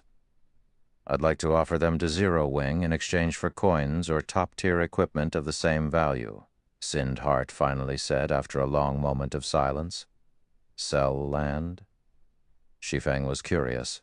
Since when had Sindhart become a land broker? If they're rubbish lands, Zero Wing is not interested. Please rest assured, the lands are in Snowfield City and have a lot of potential, Sindhart said as he took out several Snowfield City deeds. These are close to the underground arena, the Adventurers Association, the auction house, and the War God's Temple. Have you lost your minds? You're actually selling these? Blackie could not help his shock after seeing the deeds. Currently, most of the lands in major NPC cities with potential had been purchased already. It was extremely difficult to buy these lands even if one could afford them. With God's domain's blazing popularity, more people would join the game in the future. The value of these lands would soar. In less than half a year, these lands would be worth several times their current value. It was especially true for the lands in Twin Towers Kingdom's third-ranking city, Snowfield City. Yet, Immortal Light wanted to sell away these lands at 90% market price, no less. This was simply inconceivable. They are indeed good plots of land. However, why are you trying to sell them to Zero Wing? Shi Feng asked. The Twin Towers Kingdom and Star Moon Kingdom shared many aspects. Both were medium-sized kingdoms. Although Snowfield City was no match for White River City in terms of status, it was its kingdom's third-ranking city. Many organizations would offer a high price for these lands. Sindhart fell silent for a moment. Shortly after, he sighed and said, "It's not that I don't want to sell them, but nobody is willing to buy them. Why? The value of these lands will only increase in the future. Why doesn't anyone want to purchase them?" Aqua Rose asked, slightly surprised. Even the lands in the 20th ranking city in the Twin Towers Kingdom would be highly sought after, much less the valuable lands in the third ranking city.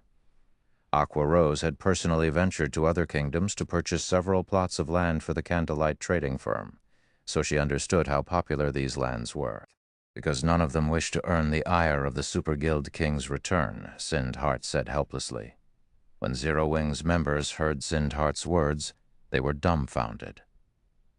King's Return was a veteran super guild. Even a super first-rate guild like the Dragon Phoenix Pavilion was nothing in comparison. Moreover, the King's Return's headquarters was in the Glory Empire, an empire located only a short distance away from Star Moon Kingdom and the Twin Towers Kingdom. Shi Feng was similarly shocked by this revelation. A small guild like Immortal Light had actually provoked a super guild like King's Return. No matter how he thought about it, this shouldn't be possible. Moreover, it would be child's play for King's Return to wipe Immortal Light out of existence. Immortal Light was no threat to the super guild at all. Gnashing his teeth, Sindhart stated, "I don't want much for these 5 plots of lands. I only ask for 13,000 gold. Chapter 820, A Group of Lunatics. Chapter 820, A Group of Lunatics. Guild Leader." Sindhart's asking price shocked the several upper echelons he had with him. These were 5 high-potential golden lands. "I know what I'm doing," Sindhart barked, having made up his mind. Originally, he had intended to raid Great Lords for some level 40 top-tier equipment and sell the items. However, they were not strong enough to take down level 40-plus Great Lords. The only option they had left to earn a large sum of coins quickly was to sell these 5 plots of land. However, they could not sell the land to anyone in the Twin Towers Kingdom. King's Return had already declared their stance in the Twin Towers Kingdom, and nobody was willing to provoke the Super Guild. However, with Zero Wing's strength, even a super first-rate guild, like the Dragon Phoenix Pavilion, had been forced to back down.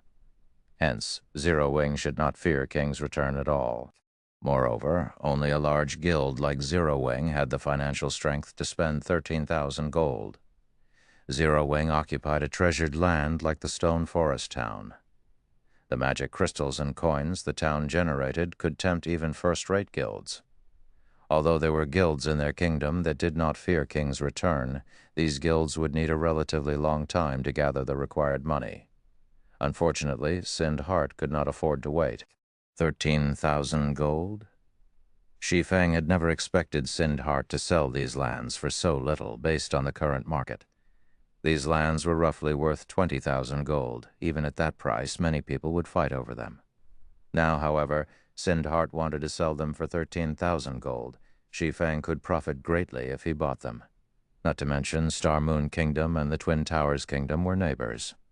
These lands could benefit Zero Wing when it expanded towards the Twin Towers Kingdom. It seems that Sind Heart has been backed into a corner. Shi Feng could more or less understand Sind Heart's current predicament after seeing the man's anxiety in Shi Feng's previous life, however. Immortal Light had never ceased to exist. This showed that King's Return had not wiped out Immortal Light in the past. Moreover, he had never heard of King's Return attacking Immortal Light. Immortal Light had most likely relied on itself to solve this problem. "All right, we'll buy these 5 plots of land." Shi Feng nodded. "Only we'll need some time to prepare such a large sum. Why don't we conduct the trade in 3 days? 3 days? Sind Heart pondered for a moment quickly. His tense expression relaxed as he responded, "Thank you. I'll visit Zero Wing personally."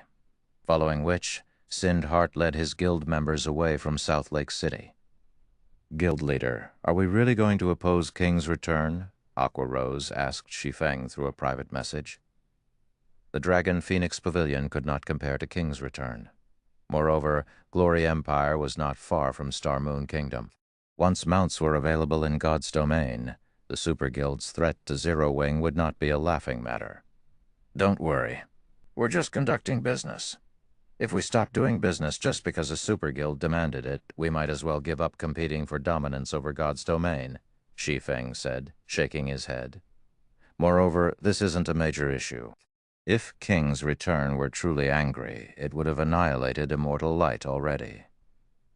If the Super Guild struck, Immortal Light would have no power to resist. Sind Heart had helped him in the past. Now he was only returning the favor. Moreover, he could make a huge profit with this trade and secure Sind Heart's gratitude. If Sind Heart owed him a debt, he might be able to poach Sind Heart into Zero Wing in the future. Why wouldn't he accept such an offer? Indeed. If we can obtain those 5 plots of land, the Candlelight trading firm can start its development in the Twin Towers Kingdom. Aqua Rose agreed with Shi Feng's reason. Zero Wing was no longer the weak little guild it had been.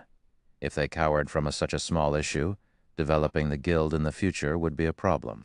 If King's Return truly wanted to deal with Zero Wing, it would have to consider its options carefully. The Super Guild was not powerful enough to annihilate Zero Wing in Star Moon Kingdom.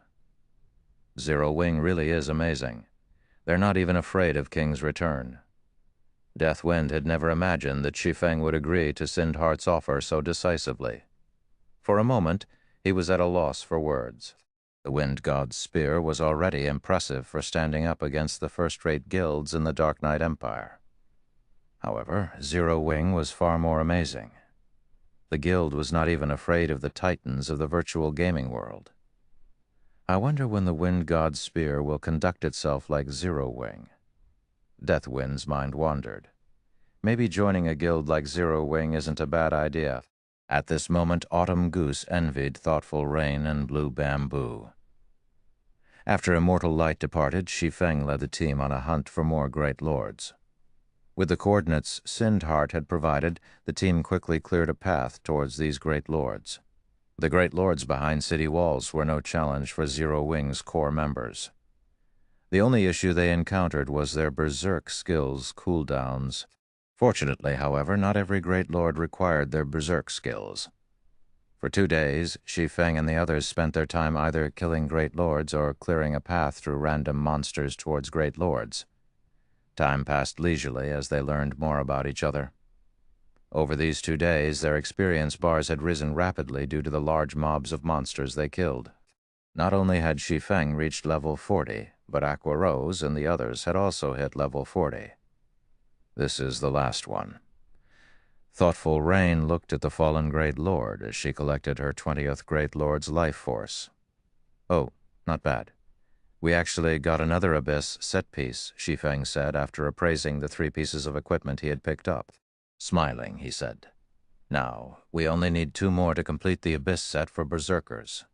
Although he had used Divine Providence for every Great Lord they had killed during the past 2 days, the Abyss set equipment's drop rate was simply too low. Even with his boosted luck attribute, a limited number of pieces had dropped. Fortunately, the Great Lords in South Lake City only seemed to drop the Abyss set for Berserkers. Otherwise, they would not have gathered 6 pieces.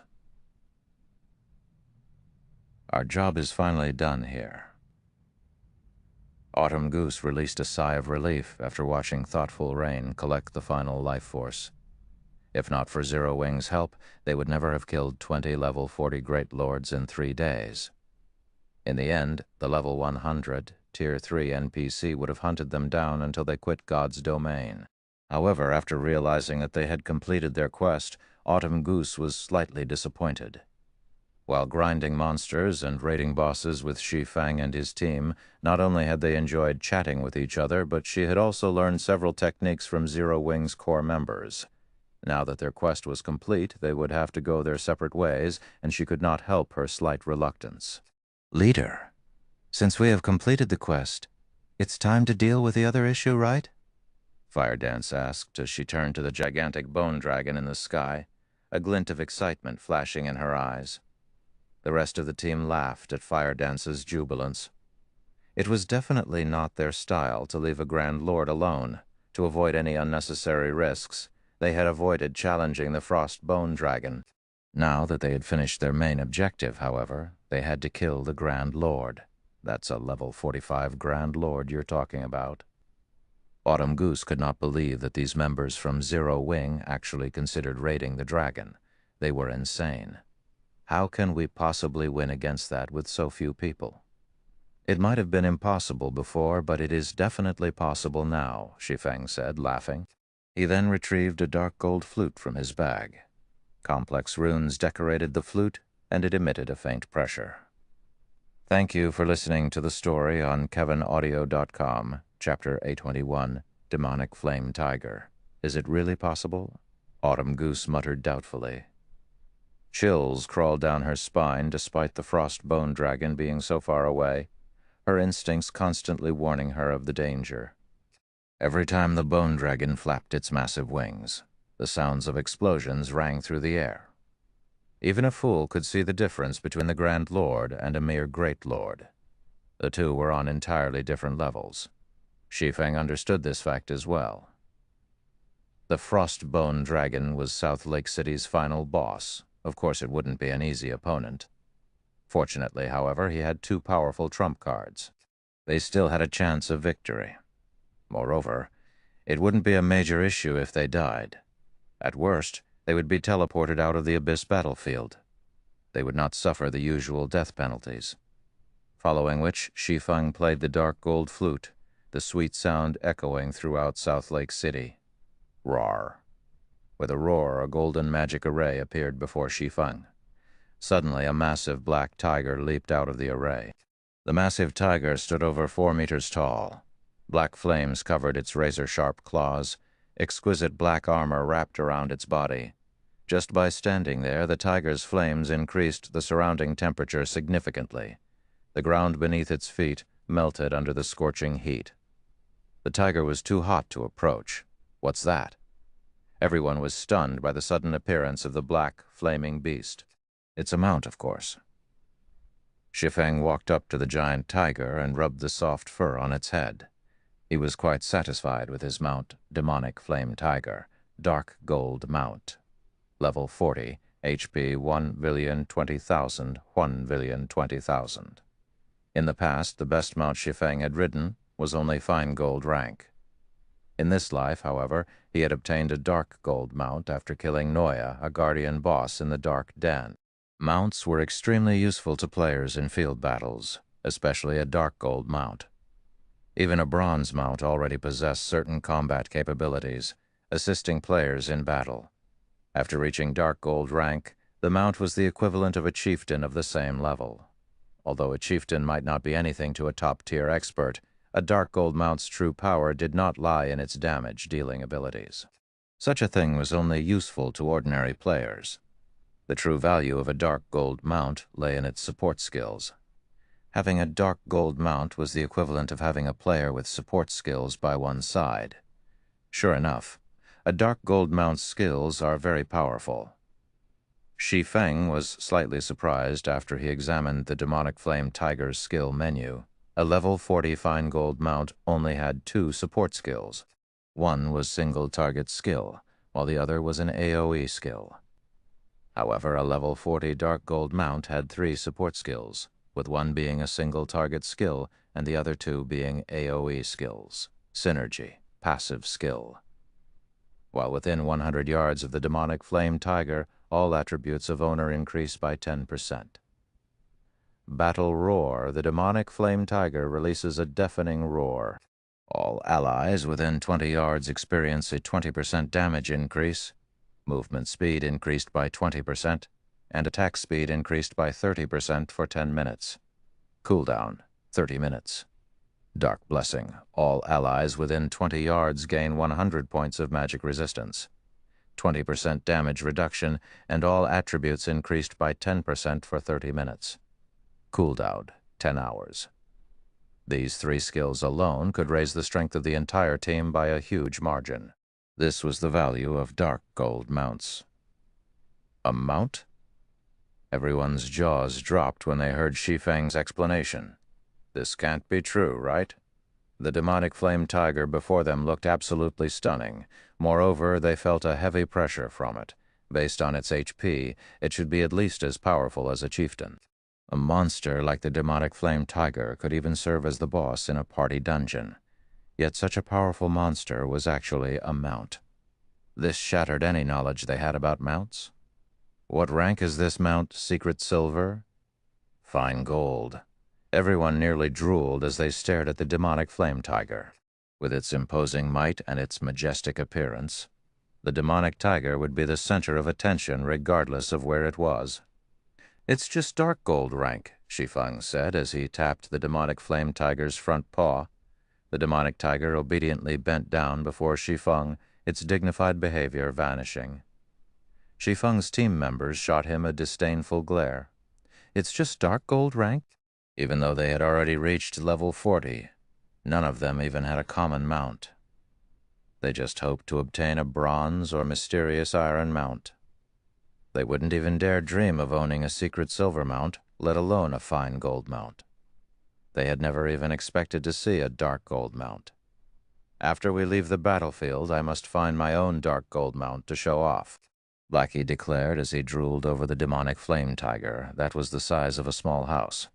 He could not help but fantasize about riding his own Demonic Tiger down White River City's streets. He would be the object of everyone's envy. Just the thought gave him chills. The other team members nodded in agreement. The horses one could buy in cities were garbage compared to the Demonic Flame Tiger. Only a mount like the Demonic Flame Tiger could be considered a real mount. "This is not the time for this.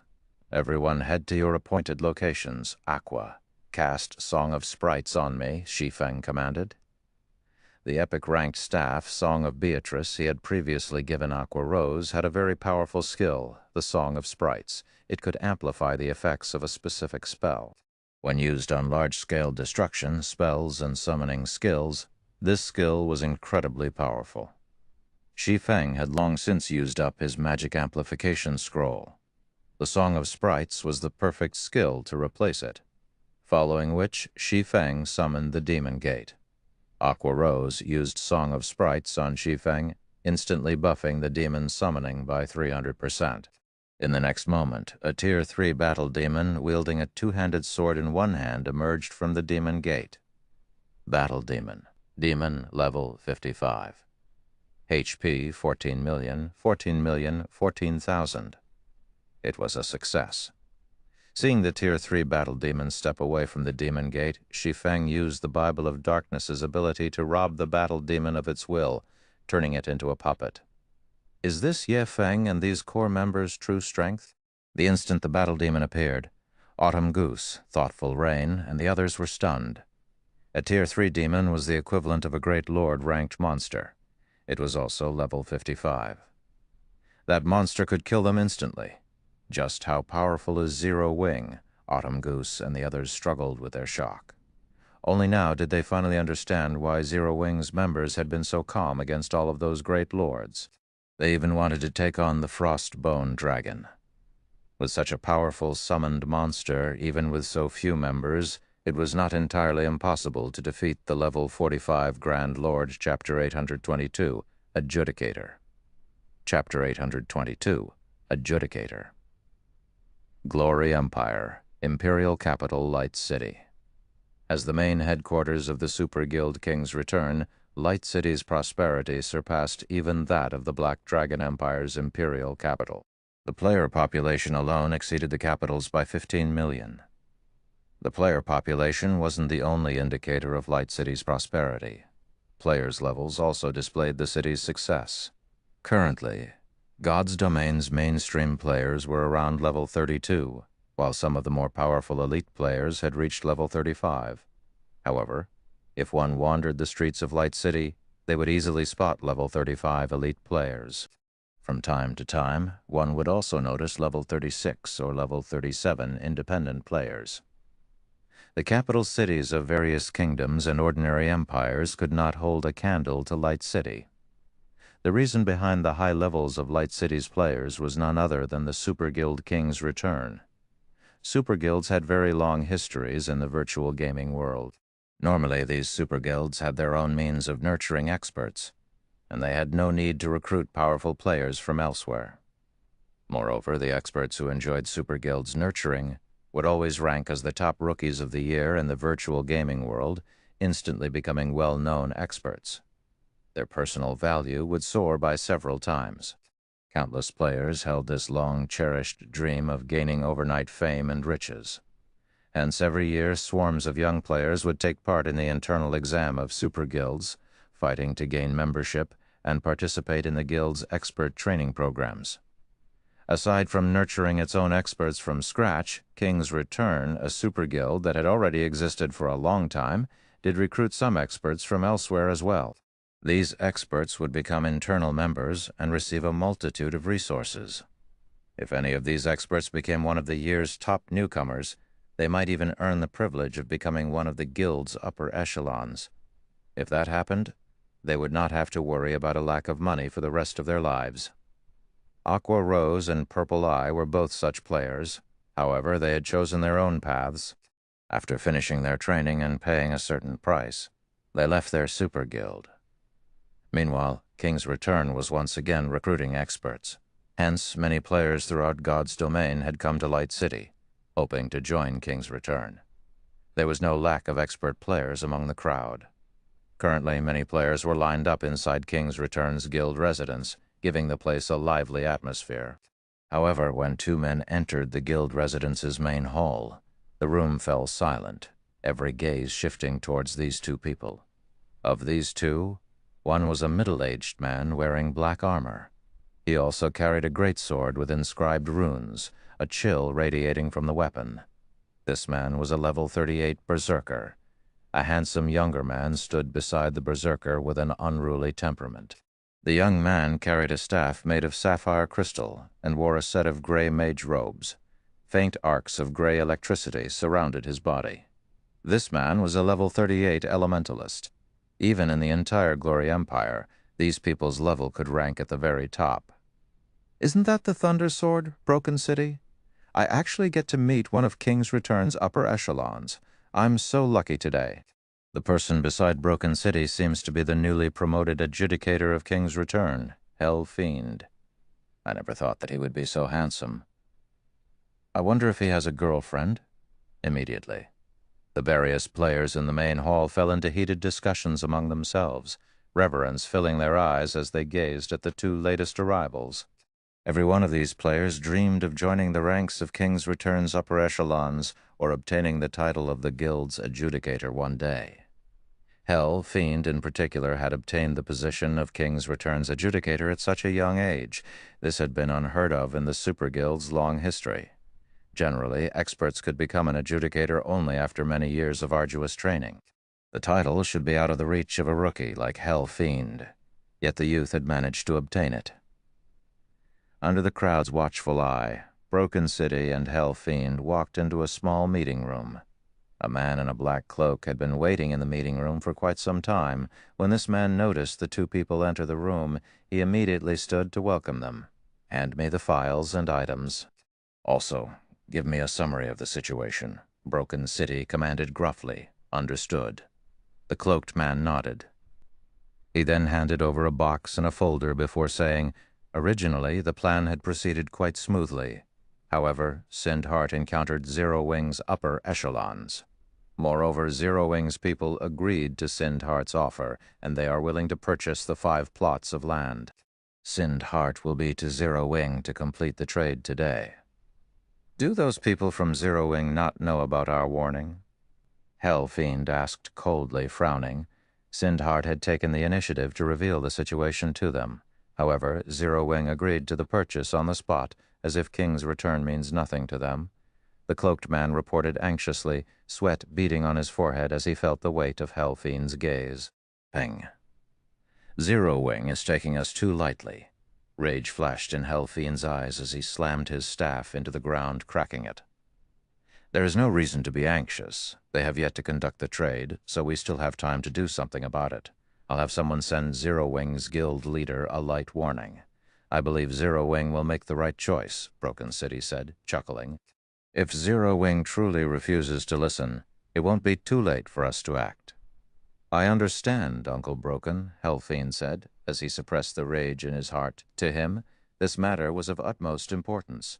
If Zero Wing dared to interfere, he did not mind annihilating the upstart guild. Elsewhere, Shi Feng directed his team's battle preparations. Fire, flying, miner, lure the surrounding monsters to us. Rain, get ready to use waterfall. Blackie, get ready to use Stars of Light. After Shi Feng summoned the Tier 3 Battle Demon, he did not rush to take on the Frostbone Dragon. A level 45 Grand Lord was simply too powerful for current players. Furthermore, the slightest mistake while the team fought inside a monster next could result in a team wipe.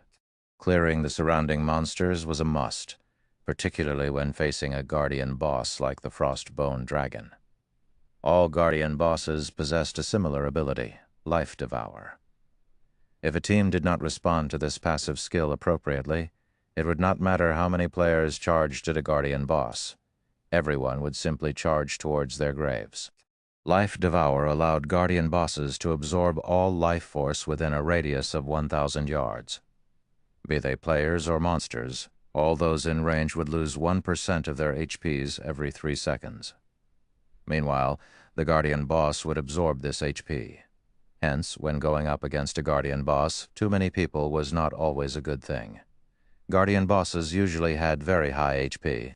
Chances were high that players could not even deal enough damage to these bosses to overcome their innate battle recovery. Moreover, when fighting a Grand Lord like the Frostbone Dragon, players' stamina consumption rate would be very high. They could not afford to fight a battle of attrition against such bosses. In the end, players would die from exhaustion. Finally, after over an hour, Shi Feng's team managed to clear all of the monsters within the Frostbone Dragon's range of activity. Move out. Following which, Shi Feng directed the Battle Demon to charge at the Frostbone Dragon.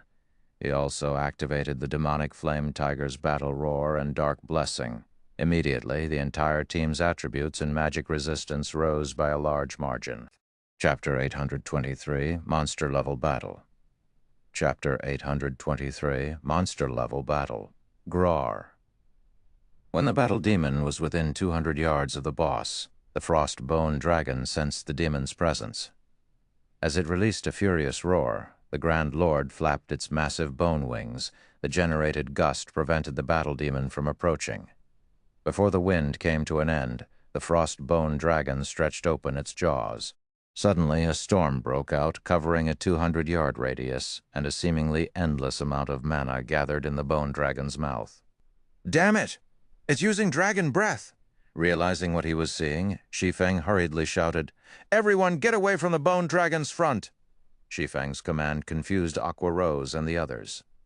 They were currently over 300 yards away from the Grand Lord. At such a distance, the bone dragon's attack should not be a threat. However, seeing at Shi Feng's anxious expression, the Zero Wing team did not dare to be careless as they rushed to the sides. Due to Battle Roar and Dark Blessing, everyone's attributes had received a significant boost. Their movement speeds had also increased massively. In the end, they managed to move just as the mana in the Grand Lord's mouth reached a critical level.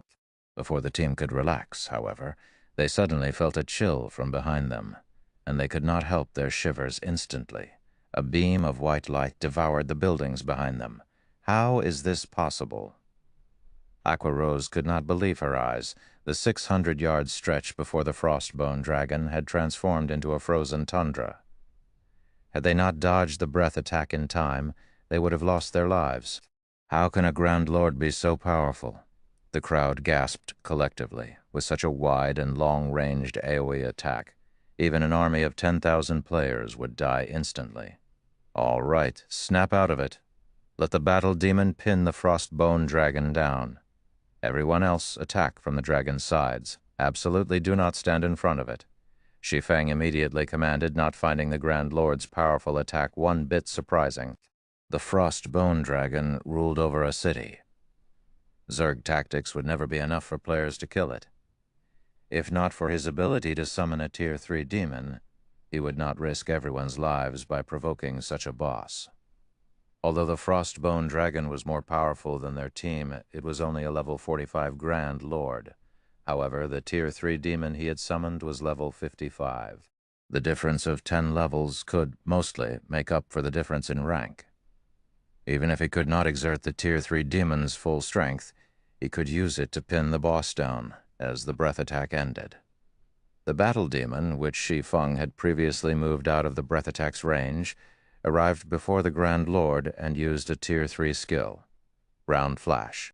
Countless flashes of light appeared around the bone dragon's skull until the monster's head was hidden behind a dazzling silver glow. 592,018, the frost bone dragon released a pained cry as its body fell to the ground abruptly, flattening the buildings beneath it. The impact caused South Lake City to tremble. As for Autumn Goose and the others who had begun their charge towards the Frostbone Dragon, they were momentarily stunned. With a single hit, the Tier 3 demon demolished a small but visible chunk of the Frostbone Dragon's HP. This one attack was most likely more powerful than the combined attacks of a player army of thousands. Moreover, this was the first time she had ever seen Tier 3 beings fight against each other. Usually, she only saw players tackle monsters. The shock of watching two monsters face each other was intense. This scene allowed them to realize just how weak players were. Compared to this great battle, their previous battles were practically child's play. Before the Frostbone Dragon, which towered over 100 meters tall, any player would seem insignificant. The mental pressure the Grand Lord exerted stole their breath. Don't stop, we've entered its frost domain. As long as we remain inside this domain, our stamina will decrease rapidly. Even if we don't move, our stamina will decrease. We need to hurry and get rid of the bone dragon before our stamina runs out. Shi Feng reminded his team as he glanced at Autumn Goose, Thoughtful Rain, and the others who had stopped moving due to shock.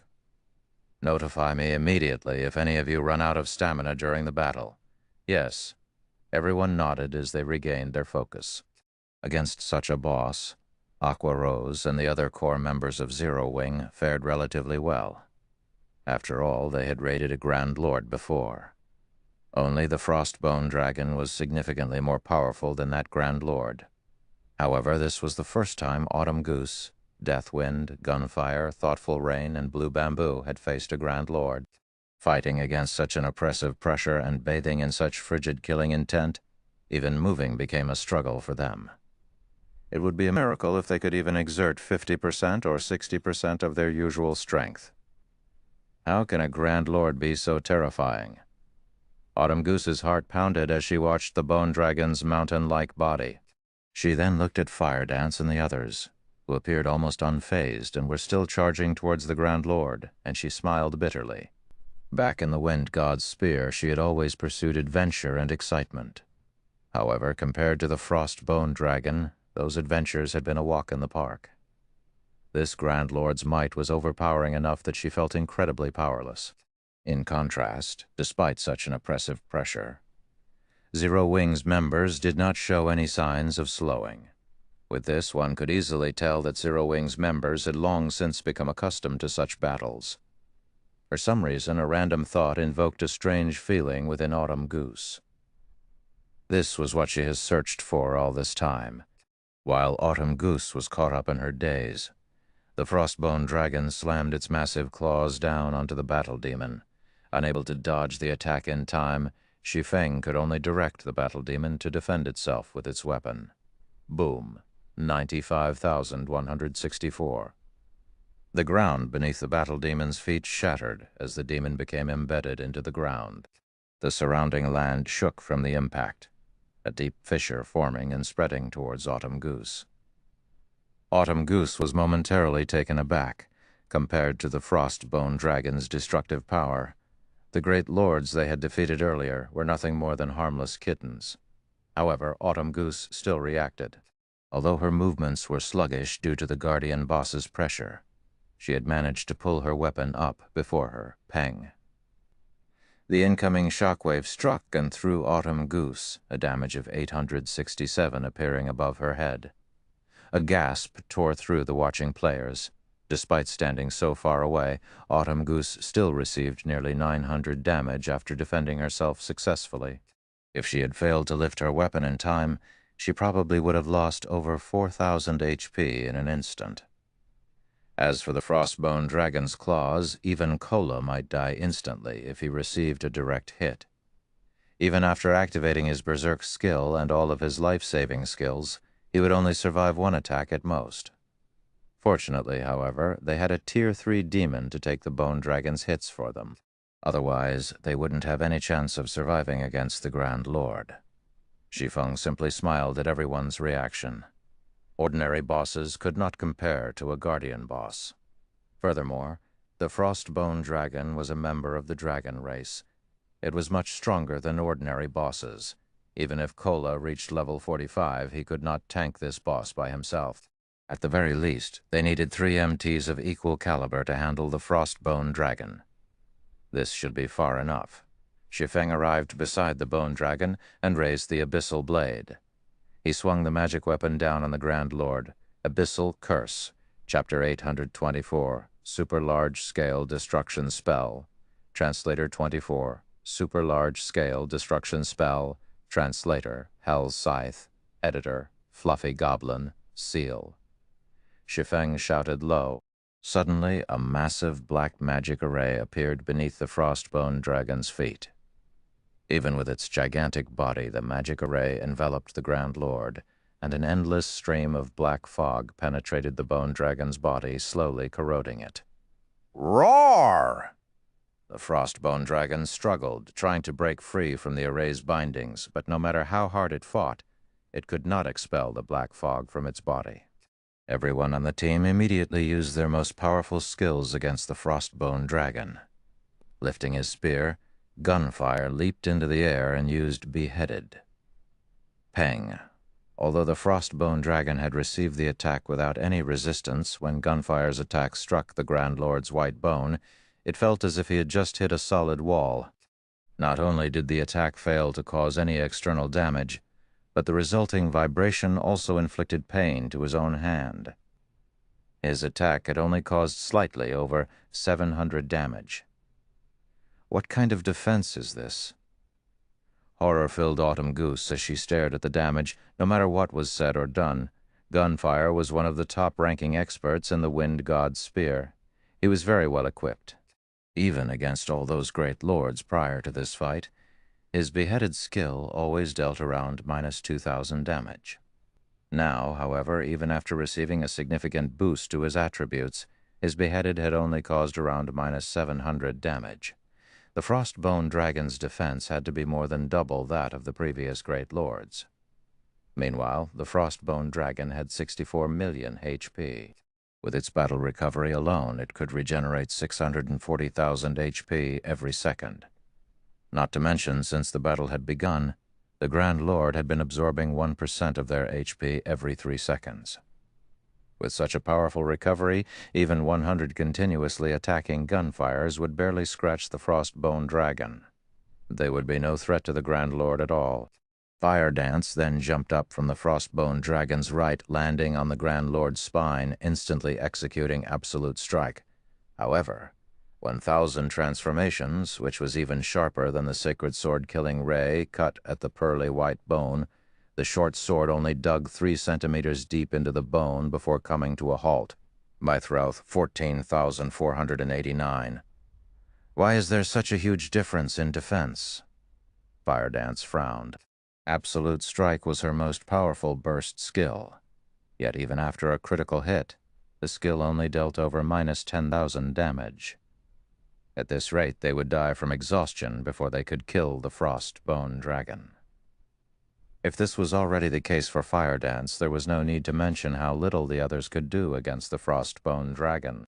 Everyone's most powerful skills had only managed to deal around minus 4,000 damage to the Grand Lord.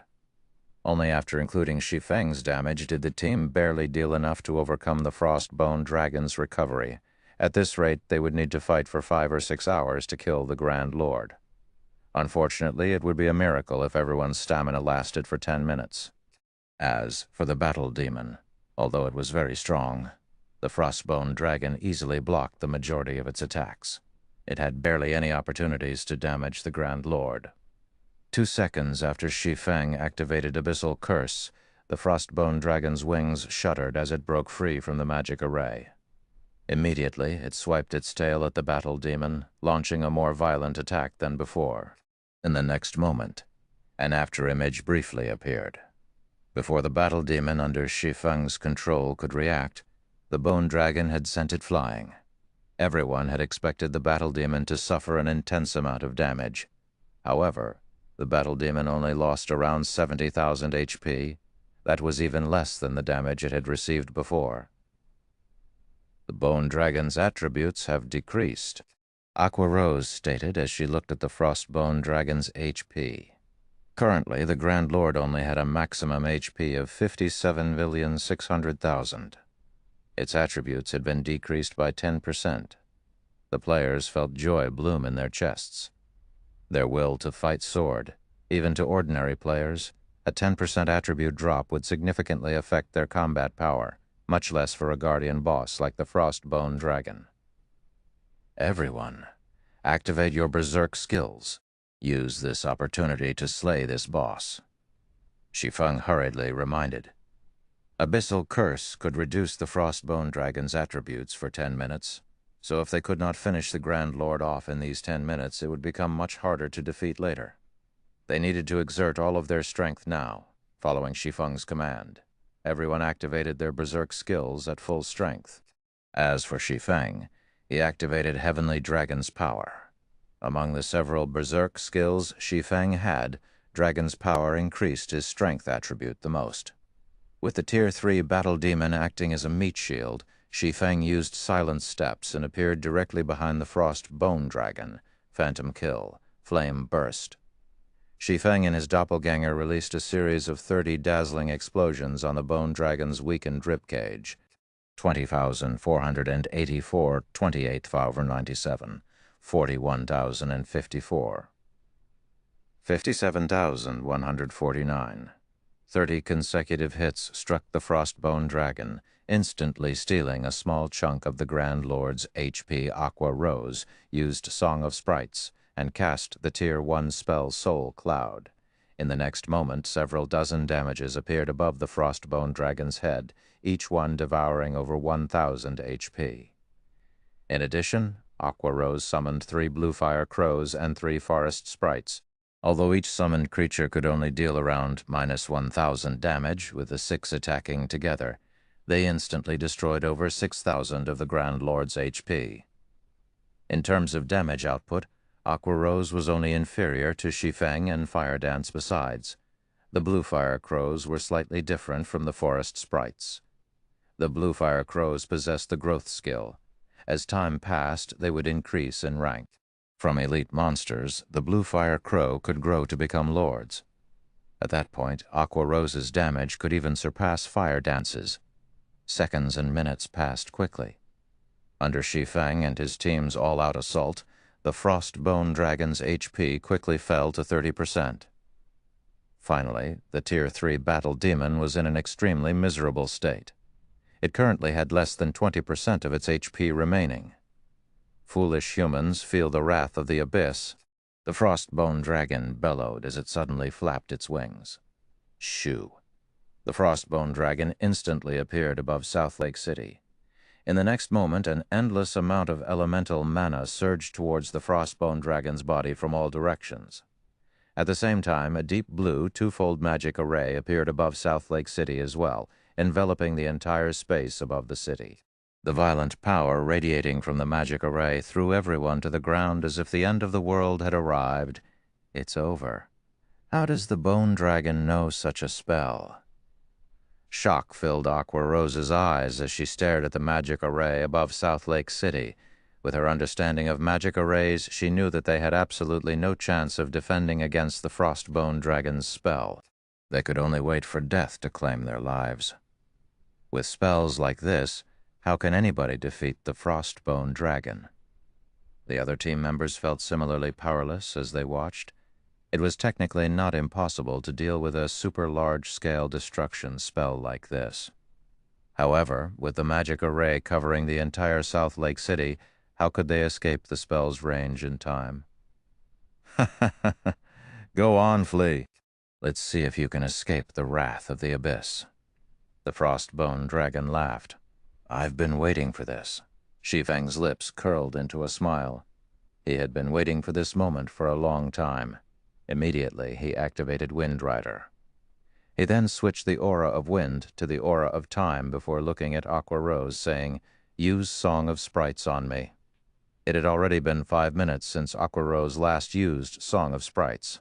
The skill's cooldown should have ended. Huh? Although Aqua Rose did not understand what Shi Feng intended to do, she cast Song of Sprites on him. Shi Feng then flew towards the Frostbone Dragon, which was still in the process of gathering and condensing mana. Absolute time. This was Shi Feng's final trump card against the Frostbone Dragon. If he could not interrupt the Frostbone Dragon's abyssal wrath, a super large-scale destruction spell, trying to deal with the Grand Lord would be sheer lunacy. Immediately, with the Frostbone Dragon as the center, the space within a radius of 300 yards froze.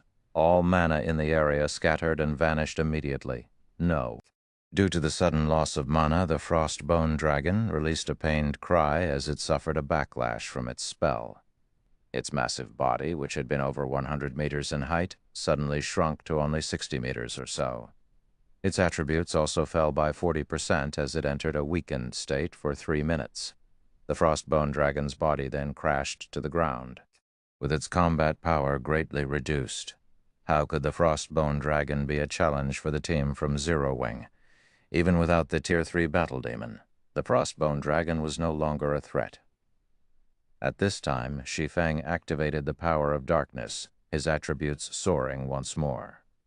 He then began a rampant assault on the Grand Lord. When the Frostbone Dragon had less than 500,000 HP remaining, Shi Feng activated Divine Providence before using Flame Burst on the Grand Lord, destroying the Grand Lord's final strand of HP. The instant the Frostbone Dragon died, everyone heard the sound of a system notification. Chapter 825, Loot of a Grand Lord. Chapter 825, Loot of a Grand Lord. It's finally dead. They could not help but breathe out a sigh of relief when they saw the Frost Bone Dragon falling to the ground, the Grand Lord's HP thoroughly depleted. As the Frost Bone Dragon fell to the ground, everyone's experience bars had also abruptly increased by a large margin. So much EXP. A golden glow covered Autumn Goose, Death Wind, Gunfire, Thoughtful Rain, and Blue Bamboo, as all 5 of them leveled up from level 38 to level 39, expressions of shock appearing on their faces. Even the combined EXP they gained from killing the 20 Great Lords from before could not compete against the EXP provided by a single Frostbone Dragon. While everyone was celebrating over their success in killing the Frostbone Dragon, a system announcement suddenly surprised everyone. System announcement! Congratulations, you have killed the Guardian Boss Frostbone Dragon War God's Temple Reputation plus 20 points, rewarding 5 basic medals of honor. Wow! We've hit the jackpot this time. We got 5 basic medals of honor. Autumn Goose and the others were similarly stunned by this situation. They never imagined that there would be such great rewards for killing the Frostbone Dragon. They had heard that many large guilds had organized massive expeditions to conquer towns. Meanwhile, aside from earning a large amount of honor points, another important reason these guilds were organizing such expeditions was to increase their reputation with the War God's Temple, as well as obtain basic medals of honor. The higher one's War God's Temple reputation was, the more discounts one could obtain when exchanging for items using honor points. At the same time, after one's reputation with the temple reached a certain level, they could also exchange for higher-ranking items. The high-ranking items available for exchange would tempt even top-tier expert players, much less ordinary expert players. For example, battlefield mounts, rare skills, high-ranking rare potions, and many other items could not be found on the market. Although a battlefield mount was only useful in the Abyss battlefield, the quality of the mount itself was very high. Players could exchange for a bronze mount right from the onset. As one's War God's Temple reputation increased, one could even exchange for a dark gold mount. These mounts could increase a player's combat power in the Abyss battlefield significantly. Not to mention, there were also all sorts of rare skills. However, aside from needing a large amount of honor points, these high-ranking items also required one other thing for which to exchange, and that item was the basic Medal of Honor. Exchanging for a single bronze battlefield mount required 20 basic Medals of Honor and 30,000 honor points. Without basic Medals of Honor, even with all the honor points in the world, one would not be able to exchange for items that were truly useful to players. However, it was extremely difficult to obtain a basic Medal of Honor. From the knowledge they gained through the research done over the past few days, for players who participated in capturing a town, there was only a single basic Medal of Honor awarded. Now each of them had obtained 5 medals. That was equivalent to capturing 5 towns. If one wanted to exchange for a bronze mount, they'd need to capture a total of 20 towns. Capturing a town was easier said than done. Unlike the outside world, once players died in the Abyss battlefield, they had to wait until the next day to enter the battlefield again. Hence, one's life was essential in the Abyss battlefield. To avoid death, players would usually act carefully and spend a long time raiding a single town. However, there were currently no bronze mounts being sold on the market at all. Only a single common mount was for sale, which cost 40 gold. Even if someone were selling a bronze mount, it would cost several hundred gold at the very least. How could ordinary players possibly afford to purchase one? Consequently, if one wanted to experience riding a bronze mount, this was the fastest method to do so. In the Abyss battlefield, battlefield mounts were slightly more powerful than normal mounts. Not only were they faster, but their combat power was also higher by a single rank.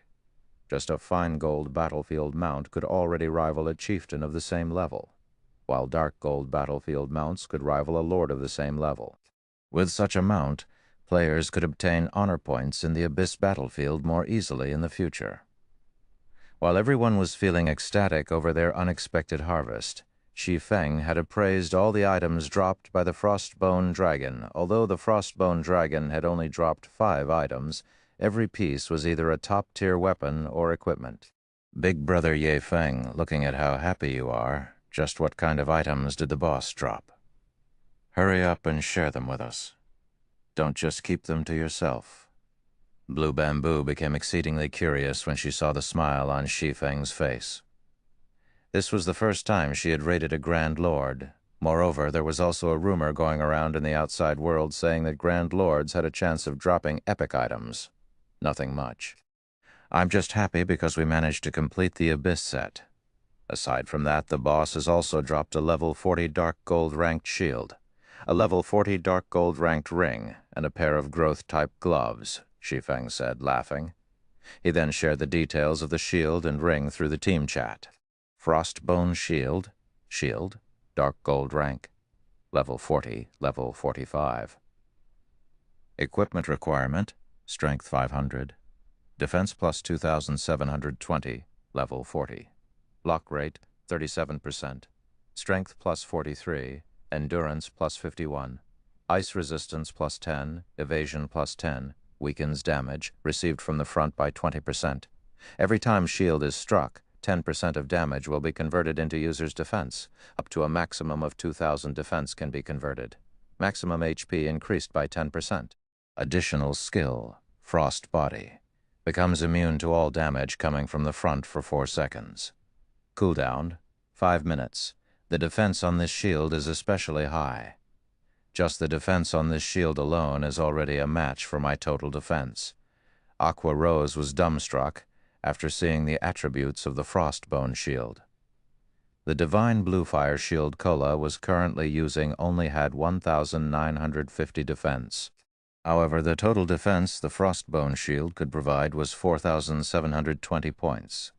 Not to mention, the shield itself also had a passive damage reduction skill and an active skill that provided pseudo-invulnerability. With this shield, they would be able to take on even the super powerful skills of bosses in the future. Particularly when the healers could not keep up with the damage the MT wielding the Frostbone shield was taking. Said MT could use Frost Body to alleviate the burden on the healers. Ice Spirit Ring, Ring Dark Gold rank, level 40, level 45. Equipment requirement, Intelligence 400. Strength plus 15, Agility plus 18, Endurance plus 24, Intelligence plus 55, Vitality plus 37. Casting range plus 2, casting speed increased by 10%. Magic damage increased by 10%. Attacks have a certain probability to trigger freeze effect, freezing target for 3 seconds. Additional skill, rapid cooldown, resets cooldown of all skills learned by user. At the same time, removes all control effects and increases casting speed and movement speed by 30% for 10 seconds. Cooldown, 10 minutes. After everyone saw the statistics of the Ice Spirit Ring, their eyes nearly fell out of their sockets. With this ring, a magical class's damage output would increase by at least 20%, Blue Bamboo said as she greatly admired the Ice Spirit Ring. This was the first time she had seen a ring with such amazing attributes. Ornaments were very rare in God's domain. Their value was much higher than even weapons, despite being fully geared in top-tier equipment.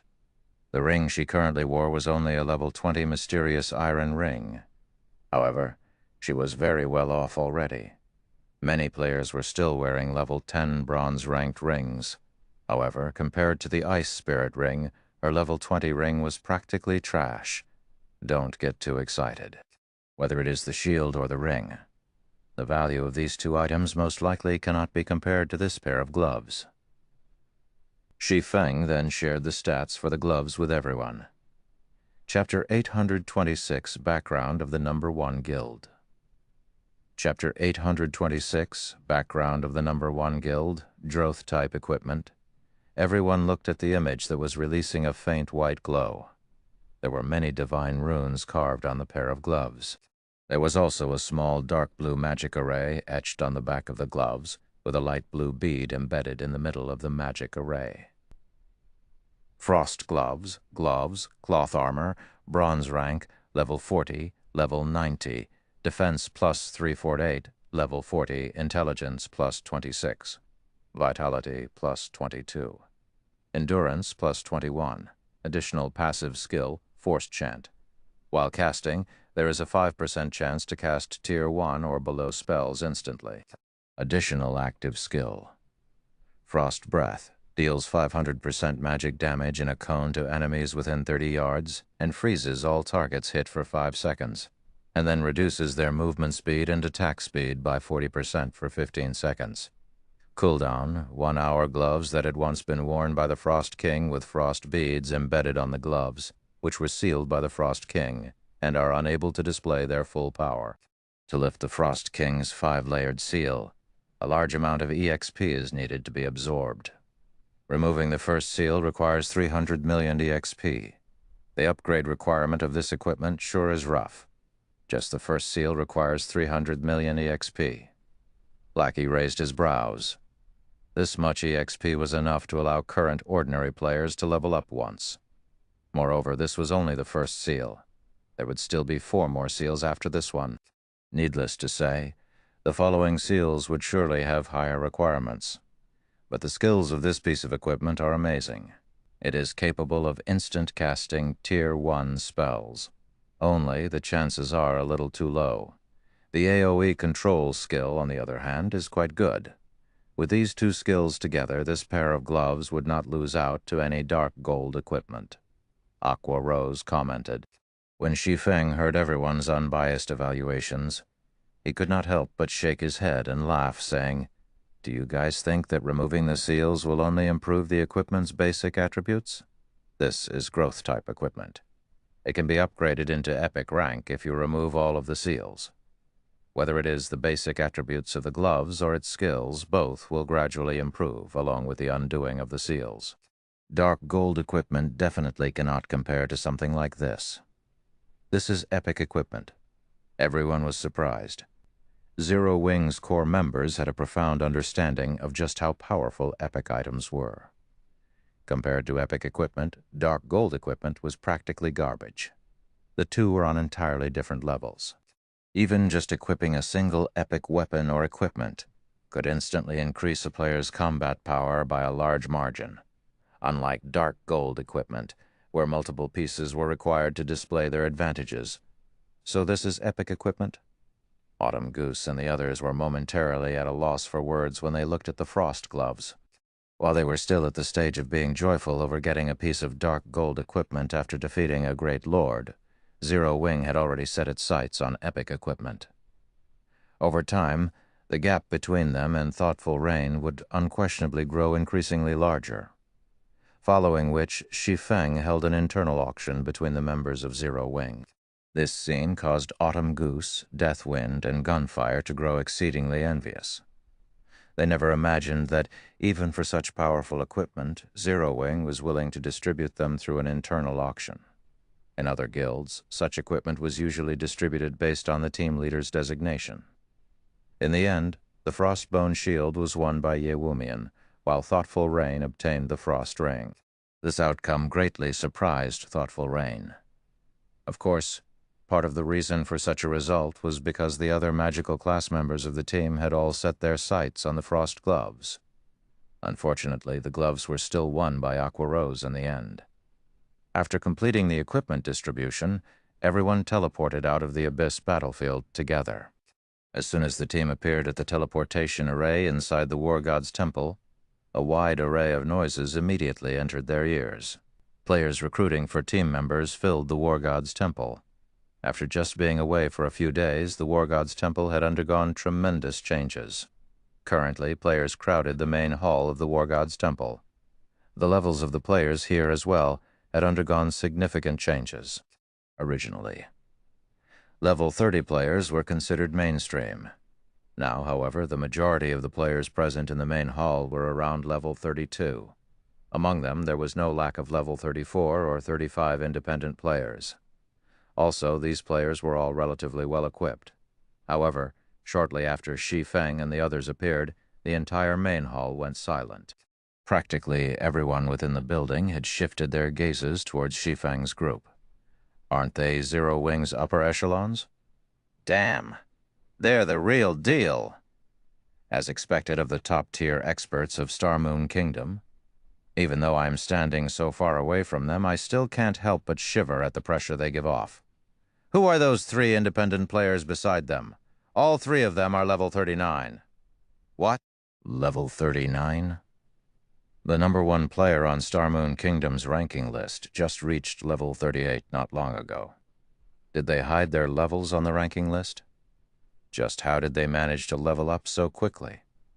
It would be great if I can mooch off of them. Pros, carry me, please. No one could believe their eyes when their gazes landed on Autumn Goose and the others. Shi Feng and the other members of Zero Wing were wearing black cloaks, so no one could identify their levels. Autumn Goose and the others, however, were not wearing black cloaks, so everyone could see their current levels clearly at this situation. Autumn Goose and the others could not help but feel slightly embarrassed. If not for Shi Feng bringing them along to kill so many great lords, it would be impossible for them to reach level 39 so quickly. At most, they would have reached level 37 by now. After they returned to the Dark Knight Empire, the other members of the Wind God's Spear would also be shocked upon seeing their levels. Yi Feng, are you not coming with us to turn in the quest? Thoughtful Rain asked as she looked at Shi Feng. I still have some matters to attend to, so I won't be going together with you, Shi Feng said as he shook his head. He had just received a message from Melancholic Smile saying that representatives from King's Return wanted to meet him to discuss an important matter. After considering the situation for a long moment, the only conclusion Shi Feng could come up with for this sudden visit was due to the matter relating to Sindhart. After all, Zero Wing did not possess any actual connections with King's Return. However, he also felt that the possibility of such a thing happening was low. A super guild like King's Return could easily annihilate an upstart guild like Immortal Light. Just like 9 Dragons, Emperor of the Dragon Phoenix Pavilion, King's Return could simply take direct action against Immortal Light. There was no need for them to go through so much trouble to deal with a single upstart guild. However, since people from King's Return had come personally to visit him, no matter what was said and done, it was necessary for him to pay back their sincerity. As for the Silver Legend quest, even if he turned in the quest together with Thoughtful Rain and the others, the most he would get in return was a little EXP. That meager amount of EXP was practically negligible to him. Now that the final arc of the Silver Legend quest was complete, there was no need for him to tag along with the group anymore. Hearing Shi Feng saying so, a hint of disappointment appeared on Thoughtful Rain's face. Zero Wing's guild residence. Inside the large guild hall, Zero Wing's members could be seen moving about busily. All this was due to the appearance of the guild stable. To purchase their own guild mount once they reached level 40, everyone began frantically taking on quests one after another, earning as much money as possible. This situation caused the entire guild to buzz with activity. However, inside the busy hall, 2 people were currently seated inside the reception room of the 2nd floor, leisurely observing the situation inside the guild. They've managed to run the guild quite well. It's no wonder why Zero Wing is known as Star Moon Kingdom's #1 guild. Unfortunately, the guild's background is poor, and it doesn't have any expert nurturing capabilities. A robust man in silver heavy armor spoke disdainfully as he watched the situation downstairs. This man was a level 38 berserker. Although there were many elite players in Zero Wing, at the end of the day, they were only slightly better than the players of Star Moon Kingdom. They were no match for Empire players at all. It was especially true when comparing the levels of expert players. Currently, the highest-leveled player in Star Moon Kingdom had only recently reached level 38. On the other hand, many of the players on Empire ranking lists had already reached level 39. At this moment, the doors to the reception room abruptly opened. Shi Feng, who was currently using his appearance of black flame, then walked into the room. Level 40? How could this be? Chapter 827, Sword King Black Flame. Chapter 827, Sword King Black Flame. As Shi Feng entered the elegant reception room, he did not bother with disguising his current level. The robust man's gaze fixed on Shi Feng, confusion filling his eyes. A guild in Star Moon Kingdom actually had someone higher leveled than the #1 player on the Glory Empire's ranking list. No matter how he thought about it, this was inconceivable. Their levels were already quite high, so they required a tremendous amount of EXP to level up. It was especially true for leveling from level 39 to 40. All those who held their rank on the ranking list practically grinded without rest. Moreover, ordinary experts could not compare to their efficiency. Usually these rankers had groups to lure and damage monsters for them. When the monsters dropped to their final strand of HP, these rankers would strike the final blow, taking the majority of the monster's EXP. Either that or these rankers formed teams who possessed AoE attack spells and had others lure hordes of monsters to these AoE teams. They would then rotate through each team, sharing the EXP as they killed the monsters. The basis of these systems was sacrificing other players' EXP. Only large guilds had the power to employ these methods. With such a grinding efficiency, the EXP these rankers obtained was many times more than what ordinary expert teams could earn while grinding. Only with this technique could they exceed other players by so many levels. Even so, Shi Feng had still surpassed them by such a large margin. "I am Black Flame. What business do you have with me?" When Shi Feng examined the two representatives, he realized that he had met one of them before. The robust man was none other than the berserker, Thunder Tiger, whom he had met when he sold equipment in Blackwing City. Aside from the unruly-looking Thunder Tiger, Shi Feng also recognized the indifferent youth beside the berserker. The youth's name was Ordinary Stranger. In the past, he had been one of King's Return's top 10 summoner experts. These two people were extremely powerful. Both could rank with Star Moon Kingdom's top 10 experts. Even the top-tier experts in first-rate guilds could not hope to compete with either of these two. Their levels alone made this evident. Among the two, one was a level 38 berserker, while the other was a level 38 summoner. Most likely, they leveled far faster than even the number 1 player on Star Moon Kingdom's ranking list. Their equipment was even more impressive. Both were fully geared with level 35 top-tier dark gold equipment, the staff in Ordinary Stranger's hand especially. One could not judge the staff's quality based on its appearance alone. However, Shi Feng knew that the staff in Ordinary Stranger's hand was a magic weapon.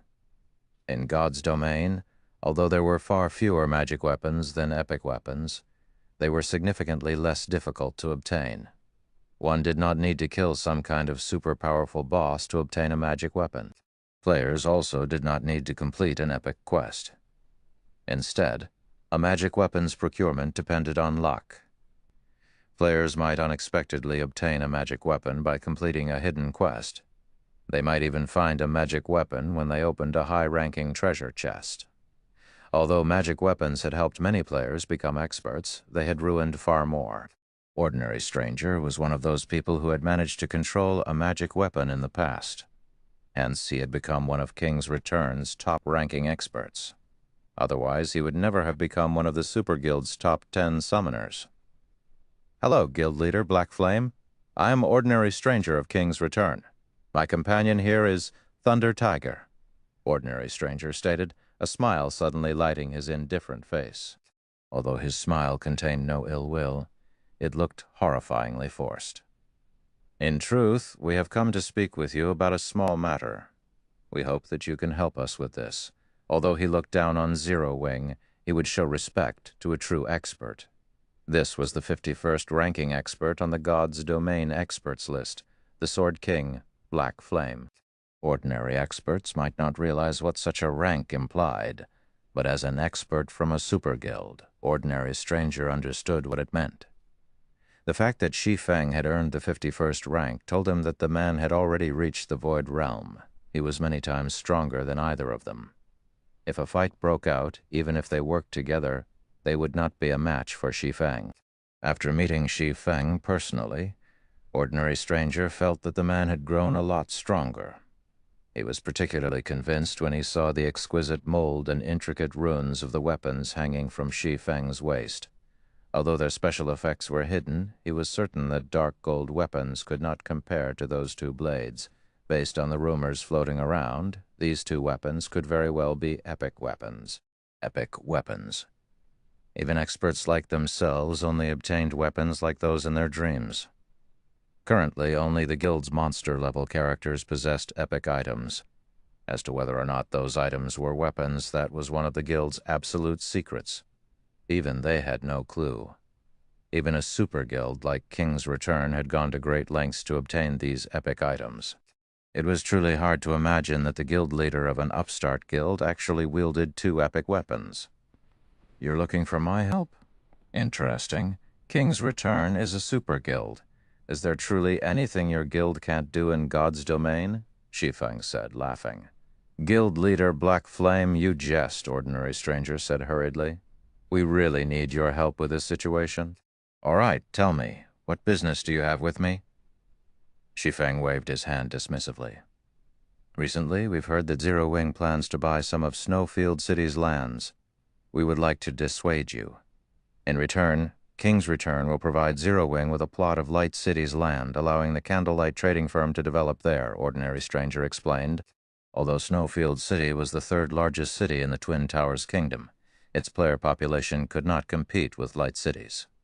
The difference between the two cities was simply too massive. Even an extremely ordinary plot of land in Light City was far more valuable than Snowfield City's golden lands. "Can you tell me which plot of land you are offering?" Shi Feng was slightly surprised. He had never expected King's Return to be so generous. Only the extremely wealthy could afford land in imperial capitals.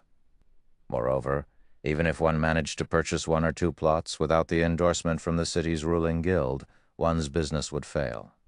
The ruling guild would cause all sorts of trouble to chase away their customers, going so far as to kill the players who dared to spend gold at their shops.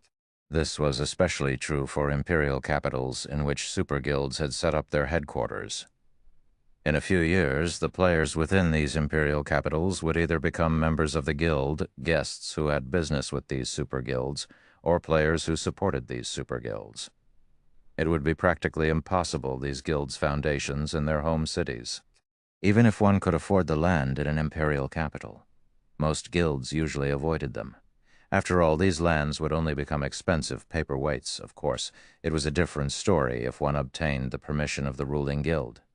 This was why Shi Feng wanted to cooperate with Phoenix Rain, since King's Return would willingly allow the Candlelight trading firm to develop at Light City.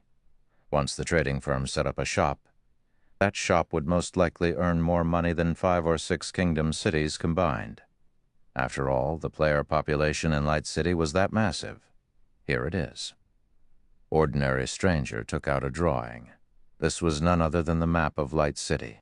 A red dot had been marked on the map's top corner, representing the land for resale. The slums? Chapter 828. Chased Out. Chapter 828. Chased Out. Shi Feng thought he had interpreted the map wrong when he examined the marked location. Cities in God's domain generally had many districts. Among them, the most important was the trade area. Normally, when players tried to set up a shop, they purchased land in the trade district. Following the trade area would be the nobles' district. The nobles' district housed the city's library and the war god's temple. Naturally, players frequently visited these locations.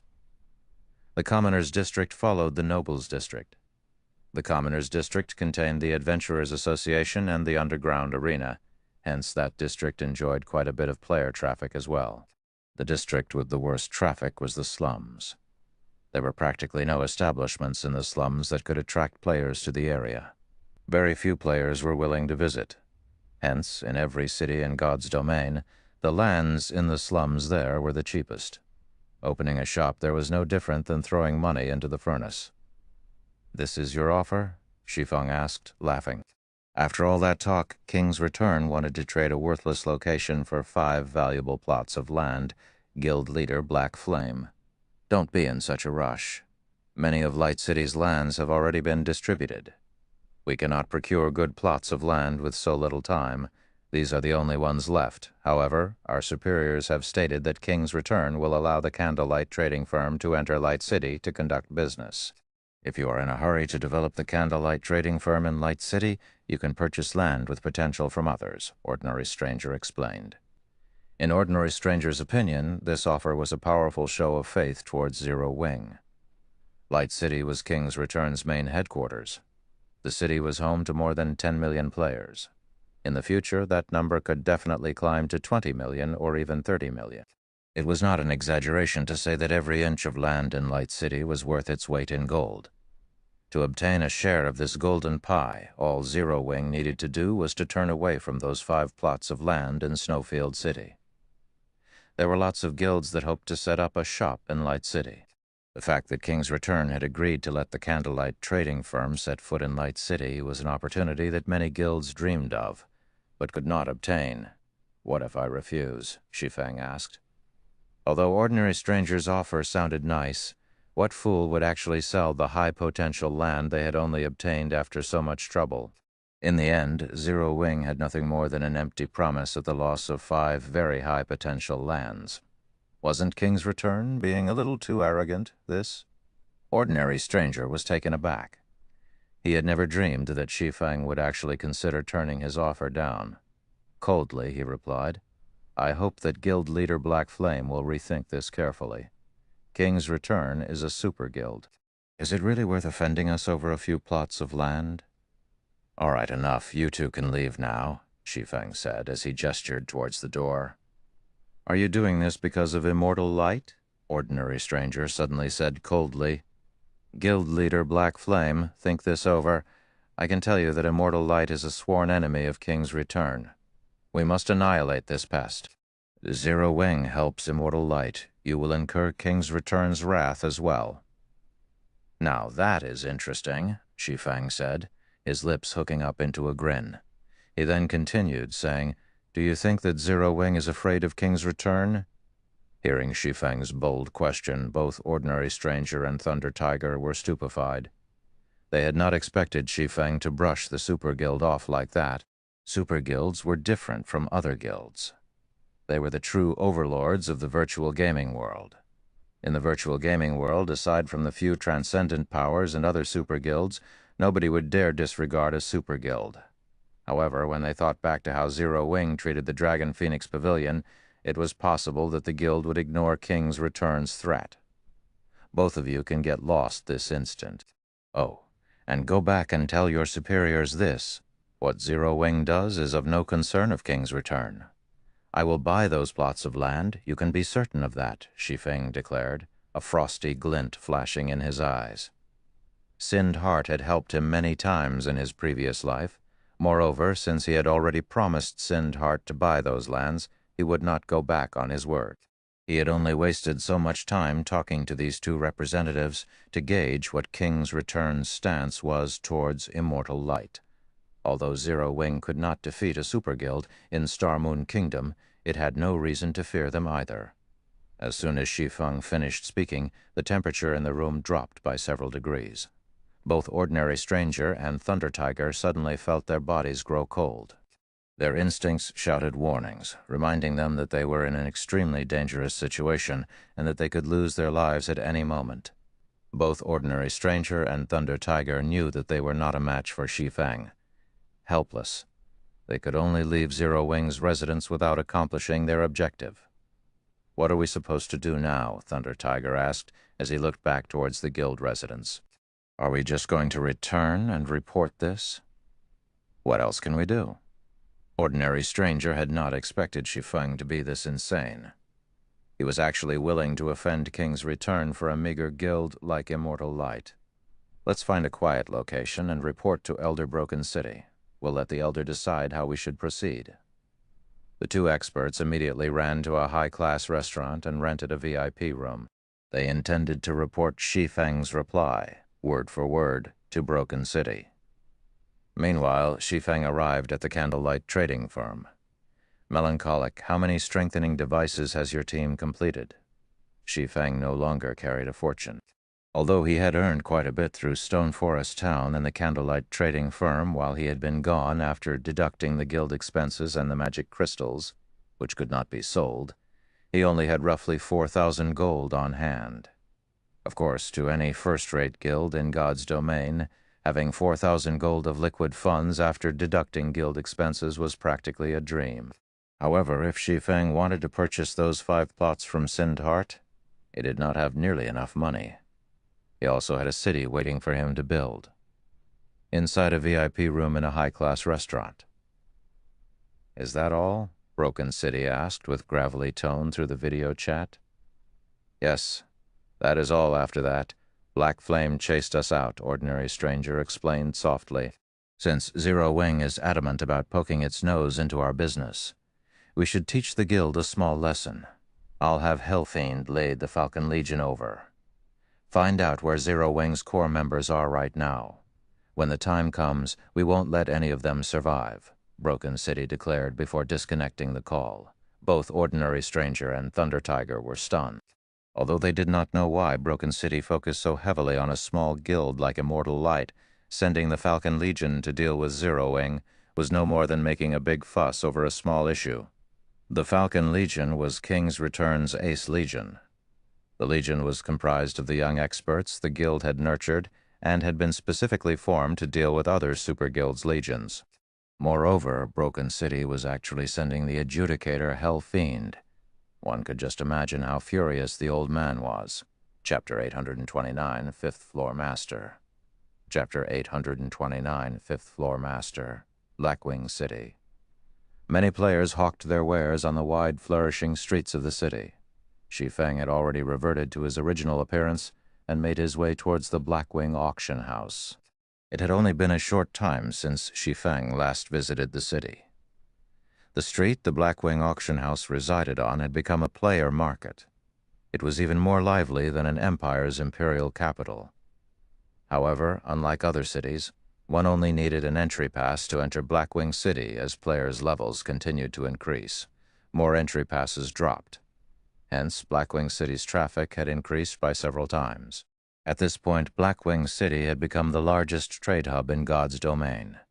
Even the four great empires' imperial capitals could not compete with Blackwing City. The transactions between the various large guilds here were astronomical. If one wanted to point out God's domain's most profitable locations, Blackwing City would definitely be one of them. The auction house in Blackwing City was also where guilds and independent experts of various kingdoms and empires preferred to sell or purchase items. This was because those who could reach Blackwing City were either lucky individuals who had gotten their hands on an entry pass, independent experts with a certain degree of strength, or players from the various large guilds. As long as one had a valuable item, they did not need to worry about it not selling in Blackwing City. They also didn't need to worry that players could not afford their prices. Hence, many players preferred to sell their treasures at the Blackwing auction house. Upon entering the Blackwing auction house, Shi Feng discovered even more players inside the establishment than those who camped on the street outside. It was especially true for the registration counters. Long lines of people had queued up in front of the dozen or so registration counters. "Why are there so many people here?" Shi Feng swept a glance over the sea of players before him. At the very least, there should be over 1,000 players present. If not for the Blackwing auction house's extremely large size, it would be impossible to hold so many people.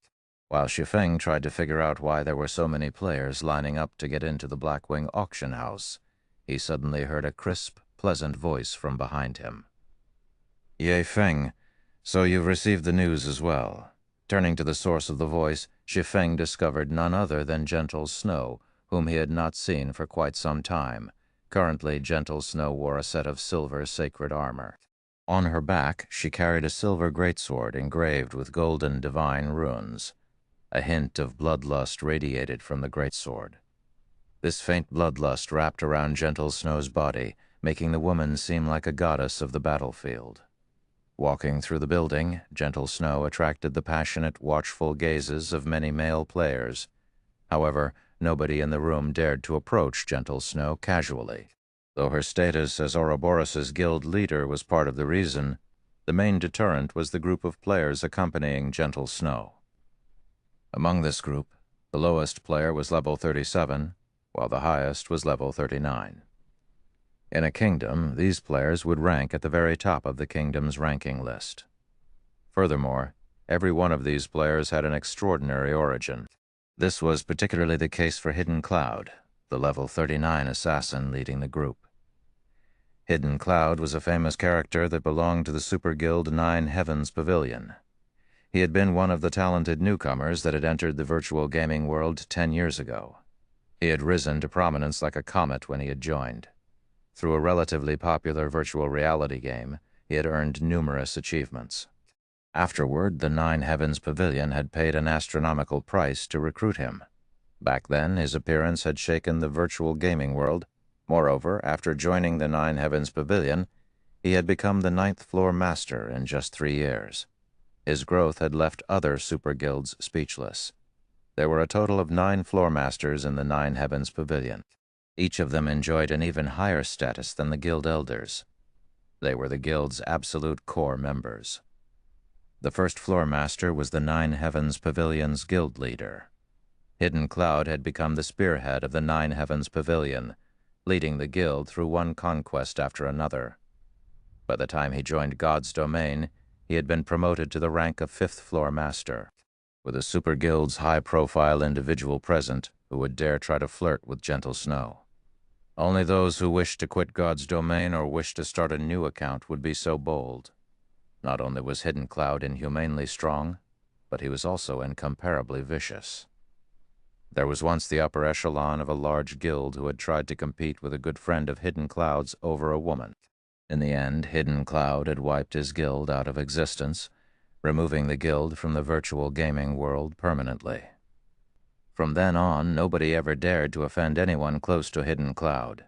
Guild leader Snow. Shi Feng could not help his confusion as he watched the woman approach.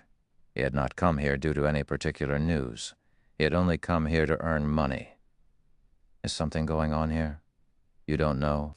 Today, Blackwing City will hold its monthly auction. Incredibly rare items will be available for bidding. I have heard that there is a possibility that epic items will make an appearance. Gentle Snow informed him, somewhat surprised by Shi Feng's reaction. The man before her was one of Zero Wing's core upper echelons. Although news of the monthly auction had only been announced today, with Zero Wing's capabilities, it should have received this information. So, that is what is going on. Realization dawned on Shi Feng. The end of the month was indeed approaching. Near the end of every month, Blackwing City randomly held a large-scale auction. Not only would NPCs sell large numbers of rare items during this auction, but players could also put their items up for sale.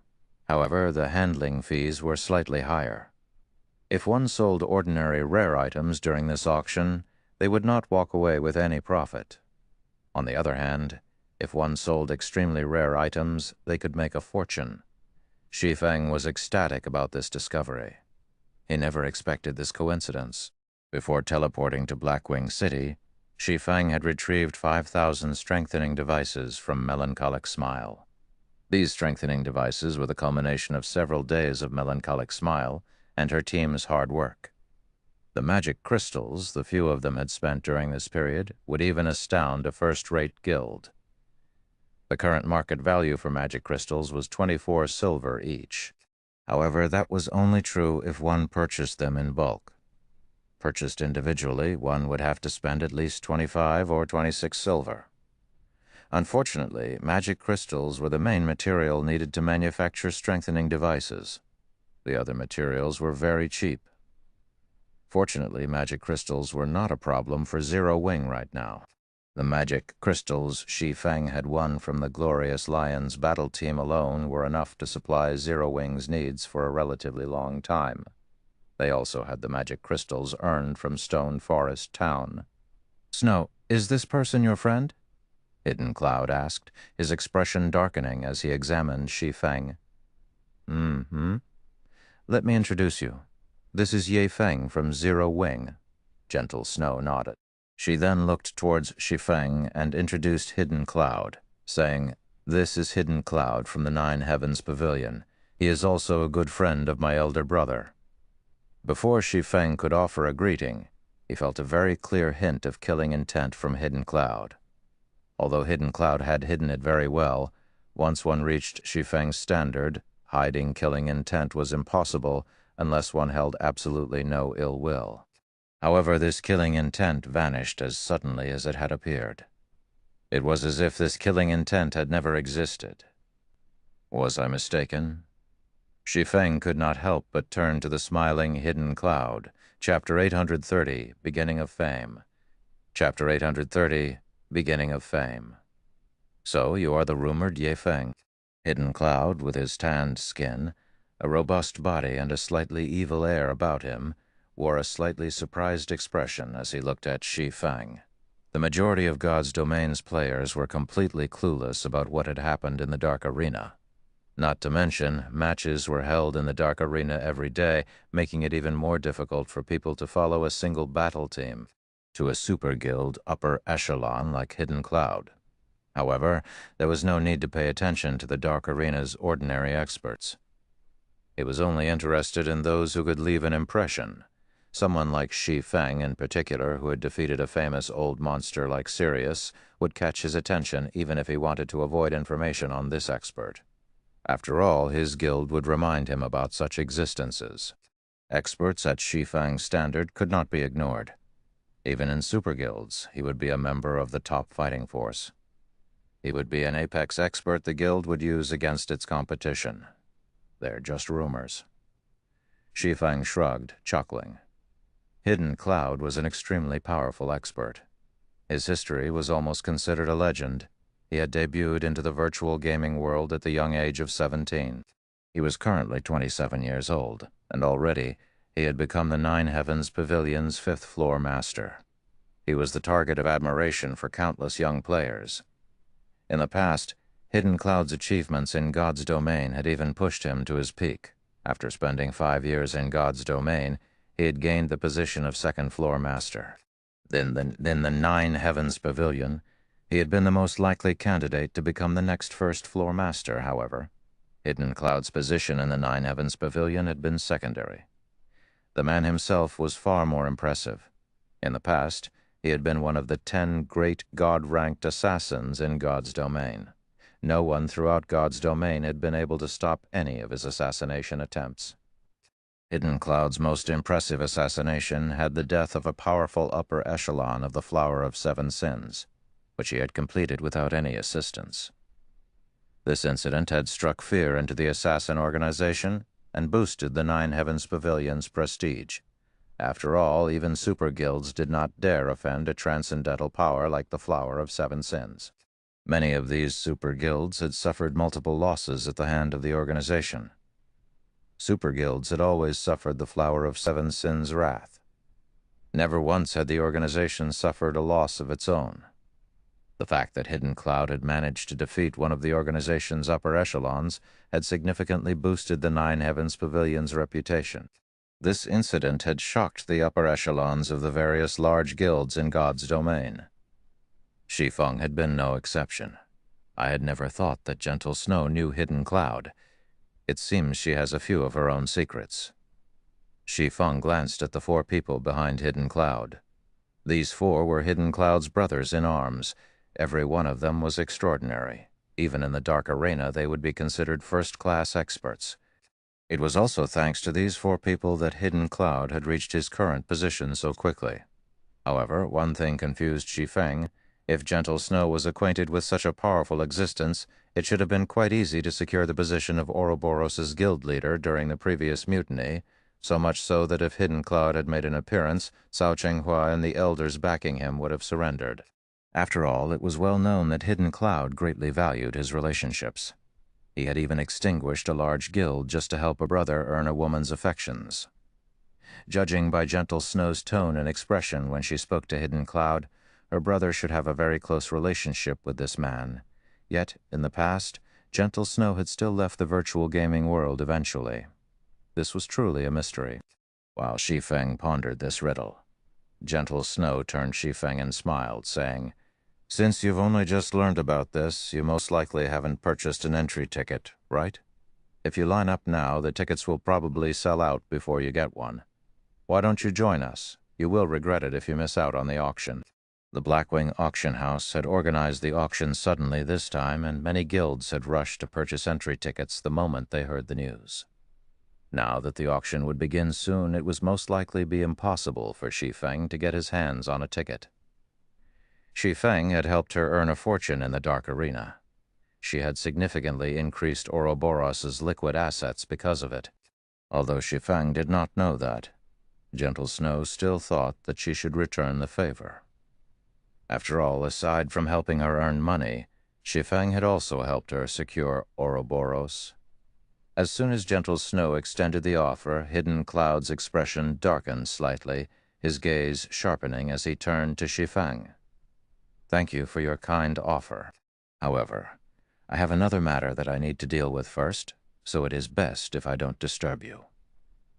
Shi Feng did not wish to miss this rare opportunity. He needed to register his auction items quickly. As for whether or not he could enter the auction itself, that was not important.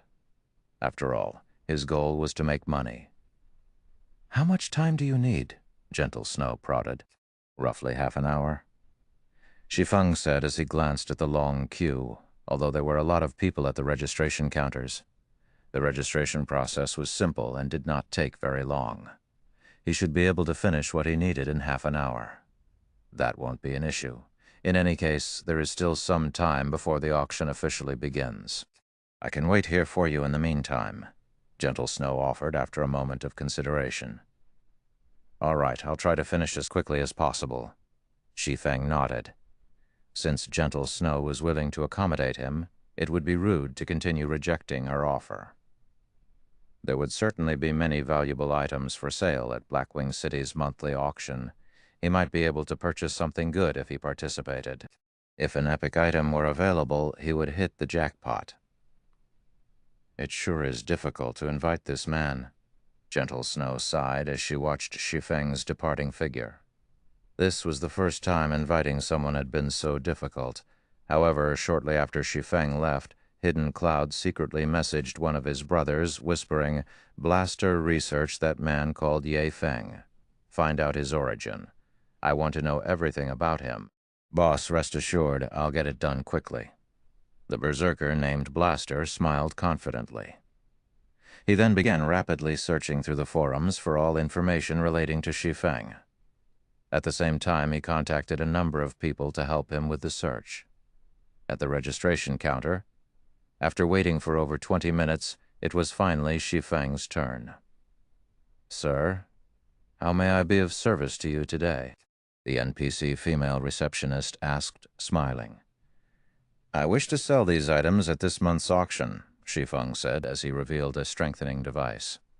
"All right, please wait for a moment." The NPC receptionist received the strengthening device and began appraising it. Not all items were allowed in the auctions held in the Blackwing auction house. Items needed a certain value before being permitted. All items presented needed to undergo the system's appraisal. "I apologize for the long wait. Sir, the estimated minimum price for this item is 1 gold 40 silver. If you wish to sell this item at our auction house, we will charge you a 30% handling fee. Do you wish to put it up for auction?" The female receptionist handed the strengthening device back to Shi Feng after she had finished. Only Blackwing City's auctions would charge a 30% handling fee. Other places charged 20% at most. Even so, Shi Feng did not mind it. Yes, Shi Feng took out 2,000 strengthening devices and divided them into hundreds of auction lots, with each lot having anywhere from 1 to 100 strengthening devices. If he sold too many at once, it would only cheapen the strengthening device. The various large guilds participating in this auction should be able to stomach 2,000 devices. After dealing with the strengthening devices, Shi Feng ran to meet Gentle Snow. He then entered the auction venue with Gentle Snow and her companions, quietly waiting for the auction to start. At this time, Blaster sent Hidden Cloud a private message reporting, "Boss, we've learned everything there is to know about that brat." Chapter 831, Great Disturbance. "There sure are a lot of high-ranking NPCs participating in the auction this time," Shi Feng commented as he swept a glance over the NPCs on the second floor, an amused smile appearing on his face. "High-ranking NPCs?" At Shi Feng's comment, Gentle Snow turned to the second floor. Indeed, there were quite a number of NPCs present. But isn't it normal for high-ranking NPCs to participate in the Blackwing auction house? This was not her first time attending an auction in the Blackwing auction house. She had even attended high-ranking auctions before. Players were not the only ones to compete over items up for auction. NPCs similarly contested over the items. However, after some of her own research, Gentle Snow more or less understood these NPCs' function. These NPCs were here to make sure items were sold at an appropriate price. If the price players offered was too low, these NPCs would join the bidding. They would not let players take advantage of the system. At such a large auction, it was natural that more NPCs would join. However, when players tried to purchase an item, as long as the price they offered was higher than the item's actual value, these NPCs would automatically relent and end their bidding. In response, Shi Feng smiled and nodded, saying, "It is very normal. Only I've never seen so many powerful NPCs attend at the same time, so I'm slightly surprised." "Chich! What about these NPCs is surprising?" Blaster commented disdainfully. The others nodded in agreement, scorn flashing in their eyes as they looked at Shi Feng. Initially, they had thought that Shi Feng was one of God's domain's apex experts. Now, however, it would seem that he was just a country bumpkin that had never seen the world of the great. At the end of the day, he was simply the upper echelon of an upstart guild. There was no way he could measure up to their standards. Shi Feng simply smiled at the group's reaction, not bothering to explain. However, Gentle Snow's expression turned serious at Shi Feng's statement as she secretly observed the NPCs on the second floor. She did not think that Shi Feng would be surprised just because there were a lot of high-ranking NPCs present. "What? How can this be?" When Gentle Snow's eyes fell on a handsome youth in a suit of golden armor and an exquisite cape, she was shocked. Previously, she had never bothered to observe the NPCs. Now that she did, however, she discovered something astounding. When she examined the handsome youth, she could not uncover any information about him. She could not even see the most basic of information, such as his name or level. Even after activating an advanced identification skill, she was still left empty-handed. More frighteningly, when her gaze fell upon the youth, he actually turned and returned it, observing her. However, this youth simply smiled before turning away. Although they had only exchanged glances for a brief instant, Gentle Snow felt as if she had been suffocating. In that instant, she had felt as if her life was no longer her own. She had never encountered such an NPC before. She had not even experienced this feeling when she met with a Tier 5 NPC in an Imperial capital. Tier 5 NPCs were considered top-class individuals even in an empire. Players could not encounter them casually. She had only met one due to a special quest. Moreover, there were also over a dozen Tier 5 NPCs on the second floor. Even if one added together the Tier 5 NPCs in an empire, there would be fewer than those that were here now. It was no wonder why Shi Feng was surprised. "Ye Feng, with so many high-ranking NPCs participating in the auction, will something happen?" Gentle Snow sent Shi Feng a private message, wearing a nervous expression. Events frequently occurred throughout God's domain. If players could resolve these events, they could earn decent rewards. However, the penalties for failure were equally heavy. When these events occurred, players' consent did not matter. As long as one was within the event's area, the system considered the players to have accepted the quest. Events in God's domain varied in terms of sizes. The larger an event was, the more horrific its punishment would be. She had met the Tier 5 NPC due to an event. In the end, said event had claimed the lives of 99% of the tens of thousands of players that had been present. A lot of equipment had dropped that day, and very few players had survived. She had been one of the lucky few. Unfortunately, because the event had not been completed, neither she nor the other survivors had received a reward. However, compared to the players that had died, she was considered very lucky. With so many Tier 5 NPCs here, she could not imagine what would happen if an event occurred. It's nothing major. Based on what I have learned, one can determine the value of the items that will be up for auction by the number of high-ranking NPCs that participate. The more NPCs that attend an auction, the more valuable the items will be that appear in said auction. Ordinary items wouldn't attract these hidden dragons, Shi Feng explained. He could tell what Gentle Snow was worried about. So that's the case. It's no wonder why you would check the second floor. Gentle Snow finally understood. Her tense mood began to vanish. However, Shi Feng had hidden one truth from the Snow Goddess. More high-ranking NPCs joined an auction when there were more risks. It was especially true when an NPC like that mysterious young man attended. God's Domain was not a game that let players have their way easily. During the game's initial stages, conflict was limited to players. However, as players reached higher levels, the game would gradually introduce a new type of conflict, the conflict between players and NPCs. In the past, a powerful NPC had even robbed Shi Feng. Hence, money wasn't the only thing necessary to purchase an item from the Blackwing auction house. It was a simple matter if one purchased an item from another player.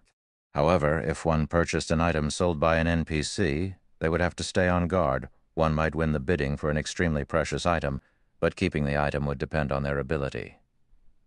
While Gentle Snow and Shi Feng conversed in secret, the auction had officially begun.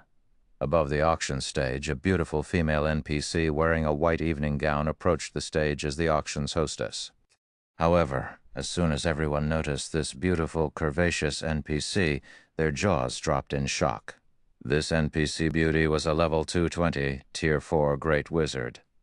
In any city, she would be an Overlord-level NPC. However, such an existence had actually been tasked to host this auction. Everyone marveled at Blackwing City's wealth and influence. While the various players struggled with their days, the first auction item appeared before them. After examining the item's information, these players were thrown back into their stupor. The item was a golden tablet, radiating a purple-gold glow.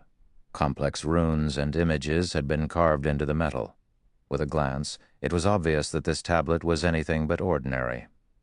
A secret technique. Damn, this can't be real, right? The system is so generous to sell something like this at the very beginning. Our guild must have that. We had been right to join the Blackwing auction this time. Notify the others and tell them to purchase coins immediately. Buy as many as you can.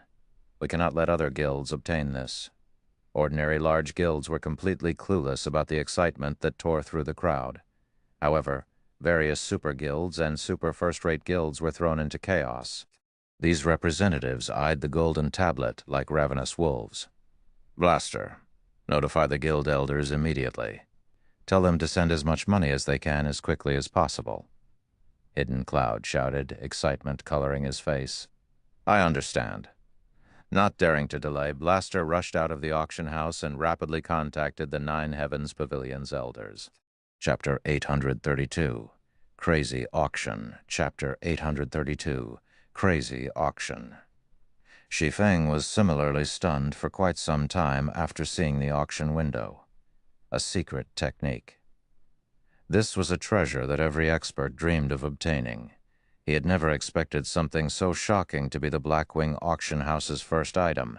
If he could obtain this golden tablet, he could help even more people from Zero Wing grasp a powerful combat technique. While Shi Feng recovered from his shock, the bidding for the golden tablet had begun. Bidding for the golden tablet started at 100 gold. However, a few players present instantly bid on it like madmen. 110 gold. 120 gold. 700 gold. It only took a few short seconds to stun many of the players present. The golden tablet's starting bid had already been beyond many players, yet for just a piece of a broken tablet, someone was actually willing to pay 700 gold. Even to a third-rate guild, this was an astronomical price. A single third-rate guild would have 400 or 500 gold at most. Only second-rate guilds and above could afford such a price. Second-rate guilds, however, unless they had lost their minds, would not spend all their liquid funds on an unknown tablet piece. Suddenly, Hidden Cloud shouted, 1,000 gold! This tablet belongs to the Nine Heavens Pavilion! Once again, many players were dumbfounded. They had never expected a super guild like Nine Heavens Pavilion to be so insane as to willingly spend 1,000 gold on the golden tablet. Such big words. Do you think this item belongs to your family or something? A female elementalist with an exquisite body laughed pompously. 1,500 gold. Quiet melody. What's the point of fighting it? Do you really think the sacred temple can compete with the Nine Heavens Pavilion? Hidden Cloud laughed. He then raised the bid, saying, 1,600 gold. To develop the guild, the sacred temple had recently spent a lot of coins to purchase land and magic crystals. Hence, the temples should be running low. It could not compete with the Nine Heavens Pavilion's financial strength right now. Of course, he had two goals in mind with his comment. First, he wanted Quiet Melody to retreat, while his second goal was to buy time. Hidden Cloud had not intended to pay much attention to the auction. He was mainly here to accompany Gentle Snow, hence he had not brought a lot of money with him. After pooling the money he and his companions had brought, they only had around 2,000 gold or so. If this were a normal auction, that would be more than enough. They could even purchase a piece of epic equipment. Now, however, it was most likely not enough to win the golden tablet. After all, that tablet was far more valuable than any single epic item. Currently, God's Domain's various super guilds searched for these tablets frantically. Yet after investing so many resources and manpower, they had not found any clues leading to these items. There were no set patterns to acquiring these items. It was purely based on luck. Now that this tablet had appeared, he would spend more than 10,000 gold if he could purchase the golden tablet, much less several thousand. This item was like God's Domain's golden lands. Not only was it unique, but its value would also grow in the future. One could only encounter a treasure like this, not find one. However, his guild needed time to collect the required money. This made Hidden Cloud somewhat anxious. Ha ha ha! I never thought that the famous Hidden Cloud would be so arrogant. Quiet Melody covered her mouth with the back of her hand and laughed. Her laughter mesmerized many of the male players in the auction venue. It seems you really don't have much money on hand right now. Well then, I'll gladly buy this golden tablet on your behalf. 3,000 gold. The entire venue suddenly fell silent. The various guild representatives and the many independent players could not believe what they had just heard. 3,000 gold? With that much money, one could buy an ordinary plot of land in an imperial capital. Even to super guilds, this was a large sum of money, yet someone was willing to spend it on a piece of a broken tablet. This was insane. Just what kind of item is this? Gentle Snow was astounded when she heard Quiet Melody's bid. As expected of the sacred temple's vice-temple master, Shi Feng, on the other hand, silently praised the beautiful Quiet Melody. He had not expected the woman to see through Hidden Cloud's troubles with just a glance and act on it. While bidding for an item in a Blackwing auction, the item would be sold to the highest bidder once a period of time passed without a competing bid. Moreover, if one did not have enough money on hand, they would not be able to bid. Hidden Cloud's expression instantly soured when he noticed that his ploy had backfired. 3,000 gold was already far beyond his limit. If he had not provoked Quiet Melody and had gradually increased the bid, he could have earned some time for his guild to send more money. Now, however, he had lost the opportunity. Snow, how much money do you have with you? Lend it all to me. I'll pay you back with 10%, no 20% interest later. How about it? Hidden Cloud asked anxiously. This. Gentle Snow hesitated. Although she did not know the golden tablet's function, she could not outbid a super guild. However, her goal in coming here was to buy some items that were useful to her guild. If she lent all of her money to Hidden Cloud, it would be difficult to purchase the items she needed. After all, such auctions did not happen very often. 30%, Hidden Cloud shouted after hearing the hostess reporting the bid a second time. All right. I have 1,700 gold with me, Gentle Snow said after considering her options. Gentle Snow immediately traded 1,700 gold to Hidden Cloud, boosting his finances to 3,700 gold. 3,100 gold. However, a few seconds after he called out this bid, Quiet Melody once more shouted, 3,200 gold. At this point, Quiet Melody lost her composure. Although she had prepared some money before coming to the auction, she had not prepared a lot recently to develop its businesses. Her guild had purchased several plots of land. Hence her available funds were limited. For this auction, she had only brought 3,500 gold. After Quiet Melody placed her bid, the other members of the sacred temple began to borrow money from other participants. However, a crisp sound echoed throughout the venue. 3,500 gold. Everyone immediately turned their gazes towards the new voice, discovering a beautiful young woman of similarly extraordinary origins. Phoenix Rain. Hidden Cloud glared at the smiling Phoenix Rain, who sat in the back row on the first floor. "I am truly sorry, but the Dragon Phoenix Pavilion has set its sights on this item as well," Phoenix Rain said, smiling softly. Recently, she had made a huge fortune in the Dark Arena. Although she had already spent some of that fortune for this auction, she had brought 4,000 gold with her. It was also obvious that both Hidden Cloud and Quiet Melody were reaching their limits. Hence, she had more than enough to obtain the golden tablet. 3,700 gold, Hidden Cloud yelled out his final bid. At the same time, he secretly sent a message to Blaster demanding, "Blaster, is the money not here yet?" "Boss, they're still in the process of collecting money right now. They've already mailed some of it to me, but I'll need to wait for another minute to receive it." Blaster was also jittery. However, the process of sending money in God's domain was not instantaneous. There was a short transfer time, 3,800 gold. Phoenix Rain increased the bid by 100 gold without hesitation. Both Hidden Cloud and Quiet Melody frantically tried to borrow money. However, borrowing such a large sum in such a short time was easier said than done. And yet, after Phoenix Rain had announced her bid, Shi Feng motioned towards the hostess and said, 4,000 gold. Chapter 833, Stone Tablet Obtained. Chapter 833, Stone Tablet Obtained. Translator. Hell Scythe. Editor. Fluffy Goblin. Yi Feng. Phoenix Rain's mouth twitched slightly when she saw Shi Feng suddenly raise his hand. She hadn't expected him to be here. Moreover, he had placed such a high bid. This placed her in a somewhat awkward position. She only had around 4,000 gold on hand. It would be difficult for her to continue bidding. However, Phoenix Rain's surprise was minor compared to the shock everyone else in the venue felt.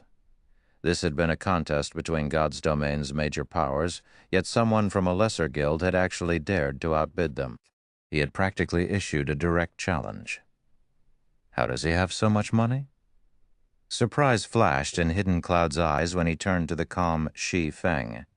He had already read through the information his team had collected about this man. Shi Feng had been an unknown pawn before entering God's domain, an insignificant existence that did not warrant his attention. However, after joining God's domain, Shi Feng had begun to shine. During the game's early stages, he had only been well known in a town. Afterward, he had vanished from the public eye. The next time he appeared and displayed his strength was when he had helped Gentle Snow. Not only had he defeated Soaring Snake, one of Ouroboros' top experts, but he also helped Gentle Snow become the guild leader of Ouroboros. However, the match against Sirius in the Dark Arena had truly earned him fame. Nevertheless, compared to Hidden Cloud, Shi Feng was still insignificant. Even if the swordsmen were more powerful at the end of the day, he was merely the upper echelon of a small guild. A small guild could never compete with a Nine Heavens pavilion. The resources each guild commanded were on entirely different levels. Yet a minor character like Shi Feng had bid 4,000 gold. Shi Feng was even richer than he was. However, after a brief period of silence, Quiet Melody suddenly shouted, 4,500 gold. She rose the bid by 500 gold instantly. Even Shi Feng could only smile bitterly while shaking his head. Like Phoenix Rain, he had only brought around 4,000 gold. That was a close call. Luckily, I managed to borrow some coins at the last minute. Otherwise, I really would have lost the item to Phoenix Rain. Quiet Melody revealed a relieved smile as she turned to Shi Feng. If not for Shi Feng raising the bid and earning her some time, she would have lost this auction. Damn it! The Sacred Temple is going to snatch it from us. Hidden Cloud's frustration was overwhelming as he glared at the satisfaction on Quiet Melody's face. If he obtained the golden tablet, not only would the Nine Heavens Pavilion give him the right to use the tablet first, but he would have also made a huge contribution to the guild. Moreover, with the first usage rights to the golden tablet, he could nurture a group of trustworthy experts. With those experts by his side and his contribution to the guild, he could advance his position in the pavilion. Now, however, not only did he have to hand the golden tablet over to someone else, but that person was also a long-time rival. This was far more vexing than losing the golden tablet to Phoenix Rain. "Yi Feng, lend me your 4,000 gold. I'll pay you back with 30% interest," Hidden Cloud asked desperately, his voice no longer carrying any hints of superiority. Shi Feng shook his head, saying, "No, I want 50% interest." "That's going too far," Hidden Cloud growled, killing intent lacing his words. 30% is already high. If you hurry, you'll lose the 30% interest and earn yourself a powerful enemy."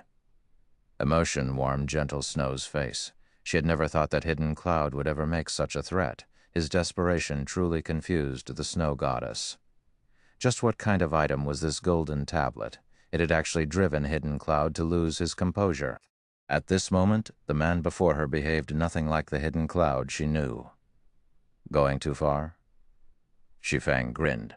Unhurriedly, he pointed his finger at the distant Phoenix Rain, saying, "The Phoenix Pavilion Master has also asked for a loan. Since you don't want to borrow it, I can lend it to the Phoenix Pavilion Master you." Furious, Hidden Cloud wanted to rage. However, when he heard the hostess smash the gavel a second time, he gritted his teeth and said, "Fine, I promise, 50% on the surface." Although Hidden Cloud had agreed to Shi Feng's conditions, he changed his view of Shi Feng from someone who needed a warning to someone who needed to be extinguished. Once the auction was over, he would introduce Shi Feng to despair. Meanwhile, Shi Feng had long since been prepared as he quickly retrieved a contract and handed it to Hidden Cloud. The terms of the contract were very simple. As long as Hidden Cloud signed it, he would obtain 4,000 gold. However, the assassin was required to return 6,000 gold within a day. If he violated the contract, he would have to pay Shi Feng 3 times the amount he borrowed in credits. After Hidden Cloud examined the contract, his hatred for Shi Feng deepened. This was the first time anyone had taken advantage of him to such a degree, yet he was powerless about it.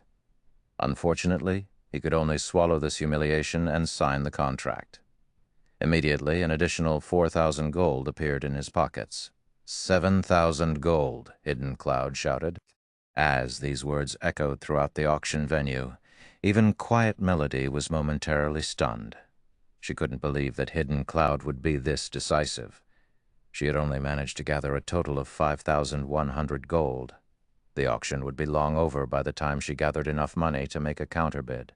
This Yi Feng really is hateful. Even though we are secret partners, he loaned the money to Hidden Cloud. Blue Phoenix huffed as she watched the calm Shi Feng. I was truly blind to have thought of him as a good person. However, Phoenix Rain, who sat beside Blue Bamboo, remained silent as she seriously evaluated the distant Shi Feng. She, too, had initially been angry. However, her anger quickly dissipated after she read the message Shi Feng had sent her. The message was very simple. The golden tablet is dangerous. Although she did not know what kind of danger the golden tablet possessed, she did not think that Shi Feng would lie to her. After all, she had a close partnership with Zero Wing.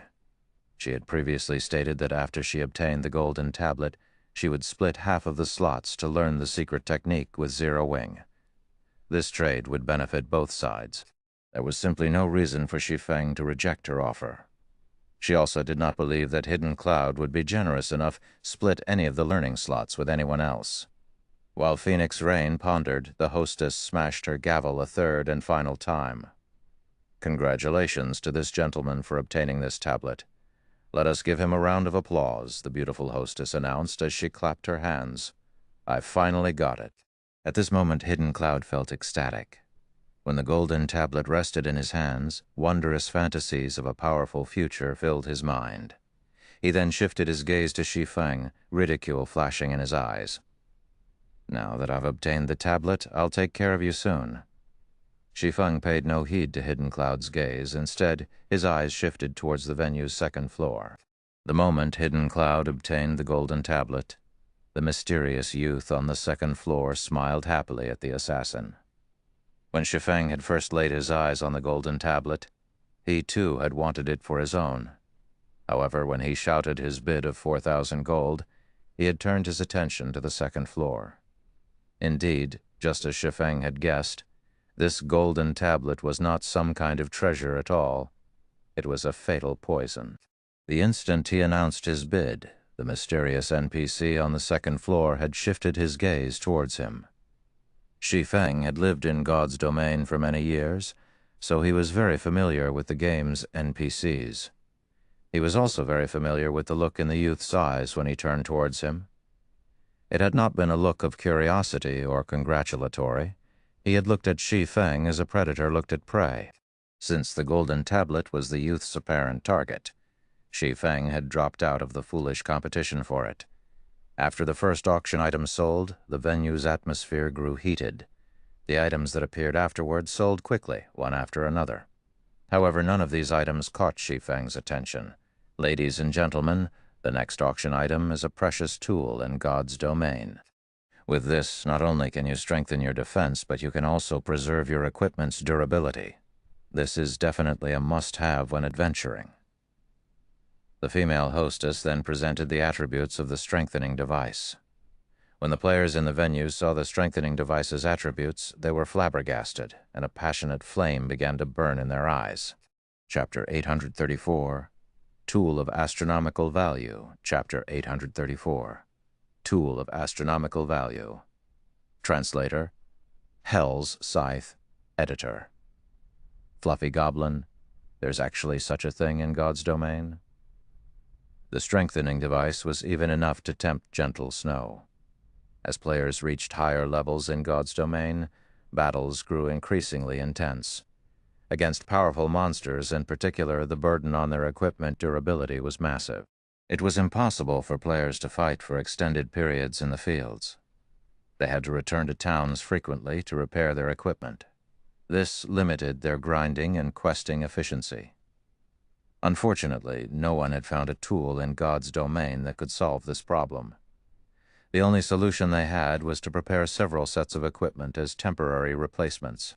However, guilds simply did not have enough equipment to supply every member with multiple sets.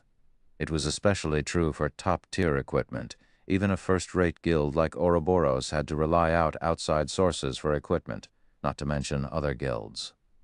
To make matters worse, as players faced higher-leveled monsters, equipment drop rates decreased. This had significantly slowed guilds' development. If guilds had a tool like the strengthening device, they could solve this problem. Although the strengthening device was somewhat expensive, compared to the cost of preparing one or two additional sets of top-tier equipment for a player, the strengthening device was a cheap solution. Gentle Snow wasn't the only person who had realized this. The representatives of the various large guilds also understood the value of the strengthening device. Unfortunately, only one device was up for auction right now. I wish more were up for sale, Gentle Snow sighed in disappointment. Although everyone shared her feelings, nobody held back when placing their bids. 2 gold. 2 gold, 10 silver. 2 gold, 30 silver. Although only one strengthening device was available, many people participated in the bidding. This was completely different from the golden tablet's sale. The tablet's price would soar randomly by several hundred or thousands of gold. Small guilds simply could not afford to participate. However, they could compete for an item that only cost several gold. 5 gold. Hidden Cloud decisively raised the bid by a large margin, causing hesitation to ripple through the crowd. After all, if they call out a higher bid now, they would be challenging a super guild. They were not so desperate as to offend a super guild for a single strengthening device.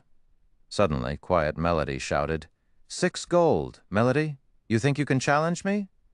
Hidden Cloud sneered. He then shouted, 10 gold! Now that he had the golden tablet, the guild elders were extremely pleased with him and had marked down his contribution to the guild. Hence, he was in a very good mood. Moreover, the guild had sent him the collected money. Even after paying off his debt to both Gentle Snow and Shi Feng, he still had around 5,300 gold. He was not afraid to compete with the sacred temple in the least. When the bid reached 10 gold, everyone promptly gave up. If they bought the strengthening device for 10 gold, they would lose money rather than saving it. After a moment of thought, Gentle Snow chose to give up as well. Only a single strengthening device was up for sale. Even if she obtained it, its impact was limited. After the hostess slammed her gavel 3 times, Hidden Cloud won the strengthening device. Unfortunately, before Hidden Cloud could celebrate his victory, the hostess presented another strengthening device. Unlike before, however, she displayed a stack of 100 strengthening devices.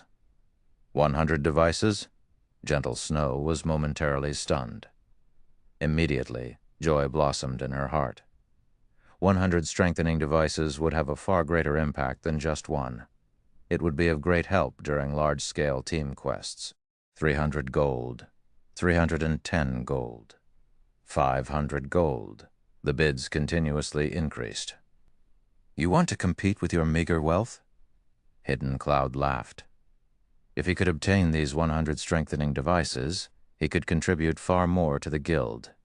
He then shouted, 700 gold, 800 gold, Phoenix Rain bid, 1,000 gold. Hidden Cloud raised the price without hesitation. 1,050 gold. Quiet Melody gnashed her teeth as she rose the bid. If she missed the opportunity to purchase these strengthening devices, who knew when she would get another? 1,200 gold. Hidden Cloud leisurely raised the price once more. Even to a super guild, 1,200 gold was not a small amount of money. In the end, both Quiet Melody and Phoenix Rain could only relent. However, nobody could have expected that. After this stack of strengthening devices sold, a stack of 10 strengthening devices would appear on the screen. Damn, is the system playing with us? Can't they just tell us how many strengthening devices will be up for auction? Although the various large guild representatives were excited that the strengthening device had appeared again, they also felt helpless. After all, who knew if this stack of strengthening devices would be the last available? For a time, everyone participated in another bidding war for the strengthening devices. As one strengthening device after another sold, Shi Feng's elation grew. In the end, all 2,000 strengthening devices had been purchased with an average price of 10 gold. After deducting the 30% handling fees, Shi Feng earned a total of 14,518 gold. This was far more than he had initially expected.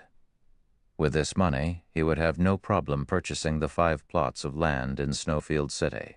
After the auction concluded, players began to filter out of the auction house. Boss, we really hit it big this time.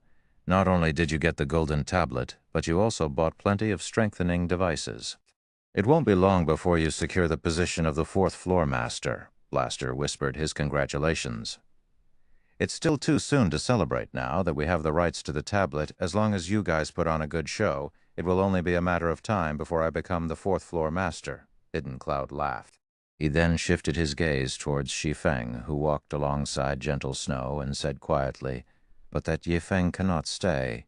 He swindled 2,000 gold out of me. He is looking to die. Send someone to keep an eye on him. Once I'm done dealing with the golden tablet, I'll teach him that it is not that easy to earn my money." "Boss, rest assured my men are already following him. He won't escape," Blaster reported as he patted his chest. He could only feel sorry for the swordsman.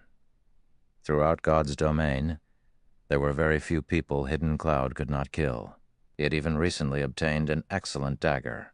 The weapon was practically a nightmare for Hidden Cloud's targets. Just as Hidden Cloud and the others left the Blackwing auction house, everything on the street froze. What's going on? The players wandering the street were shocked. None of them could move, not even a step. They couldn't even make their fingers twitch.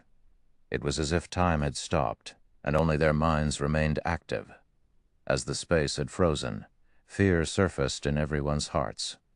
They felt as if they stood in the middle of a ferocious beast's nest, and this ferocious beast had already stretched its jaws and was prepared to devour them all. Even Phoenix Rain, Quiet Melody, Gentle Snow, and the other top-tier experts were astounded by this surprising event, much less the various ordinary players. After all, it wasn't just players who could not move. Even the level 1 AD Tier 2 guards patrolling the street had been rendered immobile. Meanwhile, without anyone's notice, a black figure had appeared in front of Hidden Cloud and quietly overlooked the assassin. Chapter 835. Soul Disintegration. Chapter 835. Soul Disintegration. Who is that? Phoenix Rain, who had just exited the auction house, watched the mysterious youth slowly walk towards Hidden Cloud in disbelief. This was the first time she had encountered such a situation. Blackwing City was not an ordinary city. Even the city patrols were far superior to an imperial capital's. Yet, despite it, the daylight hour, this NPC acted so boldly. The most unbelievable part about this situation was that even the Tier 3 guard captains had been frozen in place. This mysterious youth's power was incredibly frightening. "What are you trying to do?" Hidden Cloud asked the mysterious youth before him. He had only managed to force these words out after an intense struggle. He could clearly feel how terrifying the man before him was. The bloody glint in the man's eyes alone made him involuntarily shiver. Before this man, his power was as insignificant as a speck of dust. If this man wished it, he would lose his life instantly. His only option right now was to delay for time. What kind of place was Blackwing City? It was probably the safest location throughout God's domain. There was no way Blackwing City's authorities would allow an NPC to do as they wished. "You sure are an interesting little fellow. You're still trying to buy time? I advise you to give up. Although you are still in Blackwing City, this space is in a completely different dimension. Even a Tier 5 divine mage, adept in space magic, won't detect us here." The mysterious man smiled calmly at Hidden Cloud's question. "All right. Will you hand over the golden tablet on your own? Or will I have to retrieve it myself?" Although the youth's words had not been loud, every player on the street had heard him very clearly. "What? An NPC is robbing someone. Is this some kind of event? Isn't this NPC too strong? He's actually making a move inside Blackwing City. This isn't a legendary quest, right?" The watching players were both excited and scared. Although this chance encounter was interesting, they were afraid of being caught up in the incident. A meaningless death at their levels would be a major unfortunate loss. "Golden tablet? What is that?" "I don't know what you're talking about," Hidden Cloud said, his mouth twitching as he stared at the mysterious youth. That golden tablet was his hope of advancing his career in the Nine Heavens Pavilion. Not only had he spent a large sum of money to obtain it, but the pavilion's upper echelons had also heard of his procurement already. If he simply handed the tablet to this NPC and returned to report to his superiors that he had lost it, acting as if nothing had ever happened, he would only enrage the Nine Heavens Pavilion's elders and guild leader. Handing over the golden tablet was scarier than death. Hearing Hidden Cloud's words, Shi Feng glanced at the assassin, admiring the man's courage. When he had encountered an NPC robbery in his previous life, he had tried to resist as well. Unfortunately, he had not experienced a positive outcome. As he had not been strong enough, the NPC had successfully robbed him. However, being robbed was one thing. The true problem lay in the fact that said NPC had attacked. Dying by an NPC's hand had a far more severe penalty than an ordinary death. Moreover, the more powerful the NPC was, the heavier the punishments players received when that NPC killed them. Shi Feng had been considerably lucky. His murderer had only been a Tier 4 Sword Emperor. In the end, he had lost 2 levels and suffered a weakened state for 5 days. Meanwhile, no matter how he looked at it, the mysterious youth was definitely stronger than a Tier 4 Sword Emperor. "A lot stronger? You're not going to hand it over?" The youth sighed. "It seems that I have to do it myself, then." As soon as the NPC finished his statement, he stretched out a finger and lightly tapped Hidden Cloud's forehead. "Peng! Ah!" Hidden Cloud screamed with pain, sounding as if this pain came from the depths of his soul. In the next moment, Hidden Cloud's physical body disintegrated, revealing a half-transparent version of himself. However, this half-transparent Hidden Cloud began to fade. The assassin's scream grew in pitch and distorted, sounding almost inhuman, amazing. This NPC actually knows soul disintegration. Shi Feng was slightly surprised as he watched Hidden Cloud's body vanish in the wind. At this moment, even Shi Feng had sympathy for Hidden Cloud. Shi Feng had only seen soul disintegration in a video in the past. Not only could this attack kill players, but it could also damage a player's soul directly. It was similar to when he absorbed players' immortal souls. An immortal soul, as the name suggested, was an immortal existence. No matter how much damage an immortal soul took, it could recover. When Shi Feng absorbed the immortal souls of the players he killed, he had only absorbed a tiny portion. Even so, this prevented the players from logging into God's domain for a short time. Soul disintegration was different.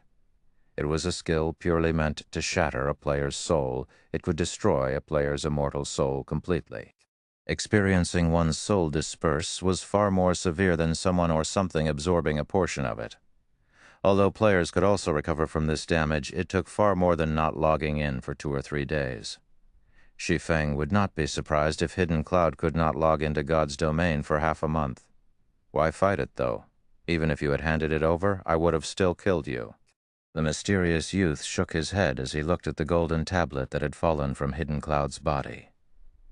The youth then turned to the other players on the street, smiling as he stated, "Anyways, now that I've obtained the item, let's celebrate with your deaths." A chill gripped the players' hearts as they heard the young NPC's words. "It's over." Phoenix Rain frowned, her previous hint of joy vanishing. Phoenix Rain wasn't the only one to have that reaction. Everyone trembled with fear. They had all heard the assassin's painful wails. Hidden Cloud was an apex expert from the Nine Heavens Pavilion. How much pain could cause an expert like that scream as he had? Shi Feng had been telling the truth. Phoenix Rain suddenly remembered the message Shi Feng had sent. Shi Feng had warned her that the golden tablet was dangerous. Now, it would seem that she had also become one of this NPC's targets, and not even the heavens could save her. Damn it. This NPC is too black-hearted. He won't even spare innocent bystanders. Shi Feng's expression darkened as he watched the mysterious youth's raised hand. He had miscalculated this time. He had never imagined that he would become entangled in the robbery as well. The NPC robberies he had encountered in the past had usually only involved the targeted players. If bystanders kept to themselves, the NPCs would leave them alone. Unfortunately, it was too late to do anything now. In the next moment, an endless amount of mana gathered in the youth's hand. It was as if he had sucked all of the mana in this space into his palm. With this much mana, the spell the youth was conjuring was likely stronger than a Tier 5 skill. The mysterious youth smiled and pointed a finger to the sky. Immediately, the black ball of mana shot up from the youth's hand. After reaching a certain height, a crack suddenly appeared in the mana ball. Chapter 836, Tablet's Secret. Chapter 836, Tablet's Secret. Just who is this mysterious youth? Shi Feng was slightly shocked as he looked at the cracking ball of mana in the sky. The skill the youth had used was a Tier 5 curse Dark Paradise. Even Tier 6 gods would fear this move. The power that the curse contained could turn all the players on this entire street into ashes instantly. Most likely, the penalty they would suffer would not be any lighter than Hidden Cloud's at all. Disappear. The mysterious youth then flew up towards the sky. In the next moment, the black ball of mana transformed into a black hole that began sucking and devouring everything in its surroundings. As the suction grew stronger, the black hole expanded. Players on the street were even getting pulled off the ground. Damn it! Shi Feng abruptly activated Heavenly Dragon's power and blade liberation, and his strength attribute immediately surpassed that of a Lord-ranked monster of the same level. Space Freeze, the skill that the youth had used earlier, was partially a control skill. After activating Heavenly Dragon's power, Shi Feng became immune to all control skills. Unfortunately, the strength suppression, as well as an extremely powerful mental suppression, was still present inside the frozen space. Even without the original control effect, moving inside the frozen space remained impossible with the attributes of current players. Only by using twofold Berserk did Shi Feng have a chance of moving. Sure enough, this strength suppression is intense. When Shi Feng tried to shift his body, It felt as heavy as lead. Oh, there's still someone who can move? The mysterious youth was slightly surprised as he swept his gaze toward Shi Feng. You are the first Tier 1 class capable of moving under my domain. At this moment, Shi Feng could already twitch his fingers. However, his body was still immobilized. Unfortunately, under Dark Paradise, even if you can move, you cannot escape. However, as soon as the mysterious youth said these words, a low shout entered everyone's ears. Shatter! As the sound of this low shout echoed throughout the entire space. The frozen space instantly shattered. You actually dare make such a huge fuss inside Blackwing City. Your courage is truly commendable. In the next moment, a woman dressed in white sacred robes appeared in the sky, overlooking the mysterious youth. Or are you saying that you intend to make Blackwing City an enemy? Upon regaining his freedom, Shi Feng looked at the woman in white, and he could not help but shout in surprise. Charlene. Shi Feng knew full well just how powerful Charlene was. Every time he met her, the woman's strength had received a significant improvement. At the very beginning, she had been playing the role of a female bandit. Afterwards, she had transformed into a Tier 3 divine official.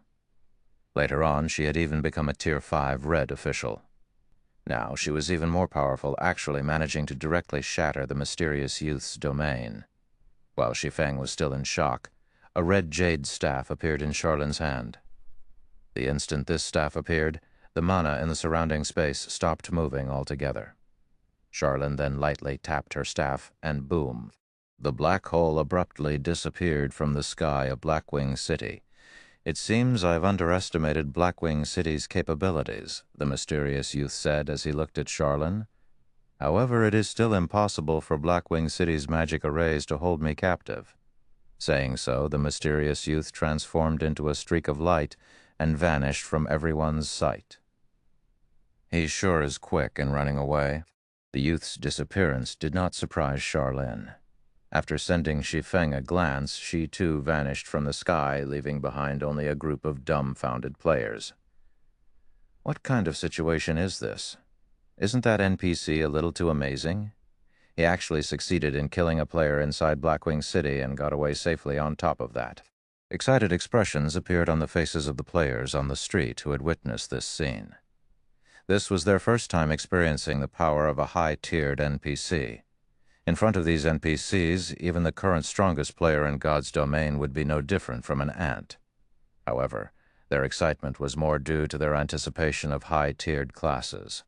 Meanwhile, news of this matter also spread throughout God's domain at the speed of light.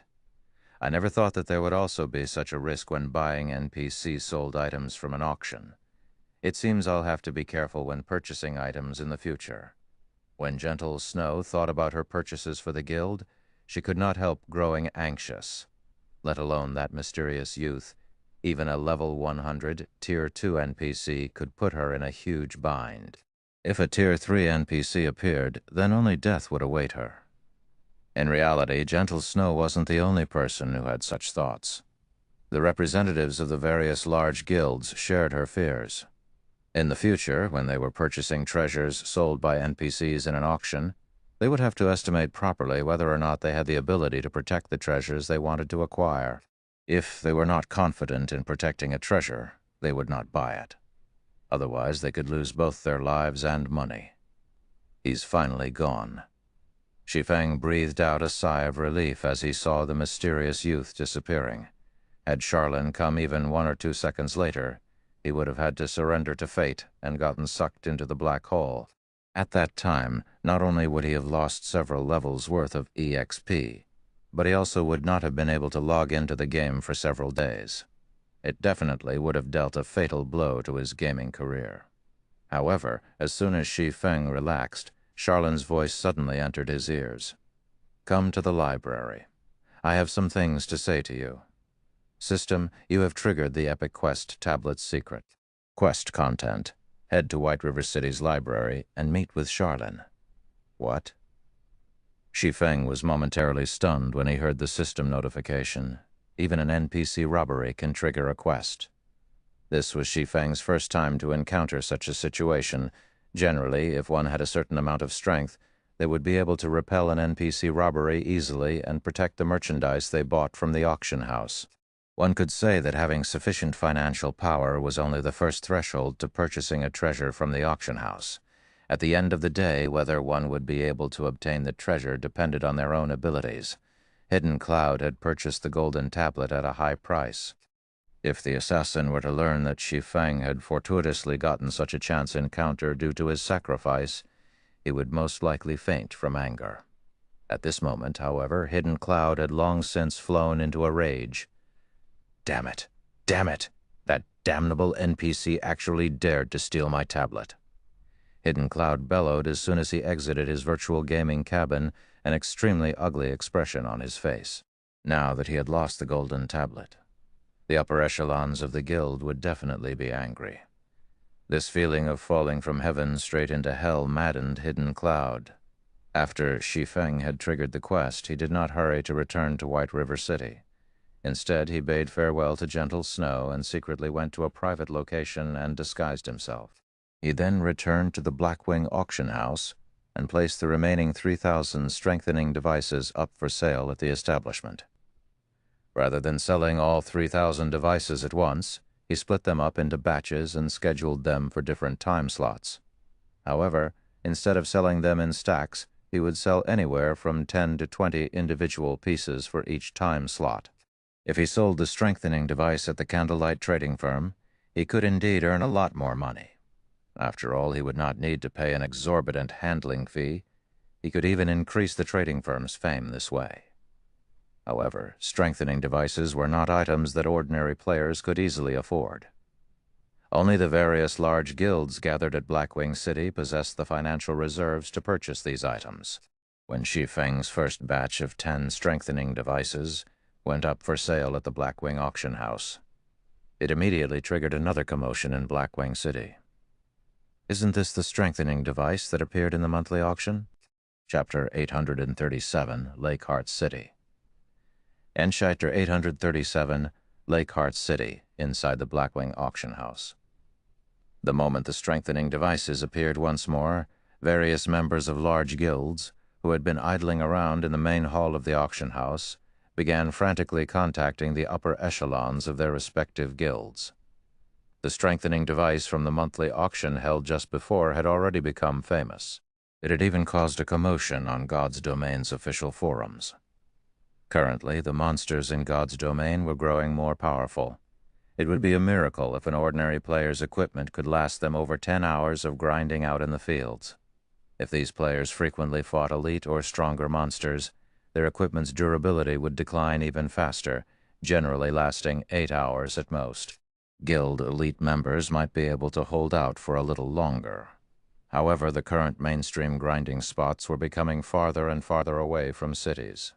Just making a round trip would cost players a lot of time, so much so that their travel time might be even longer than the time they spent grinding monsters. To the elite members and upper echelons of guilds, time was money.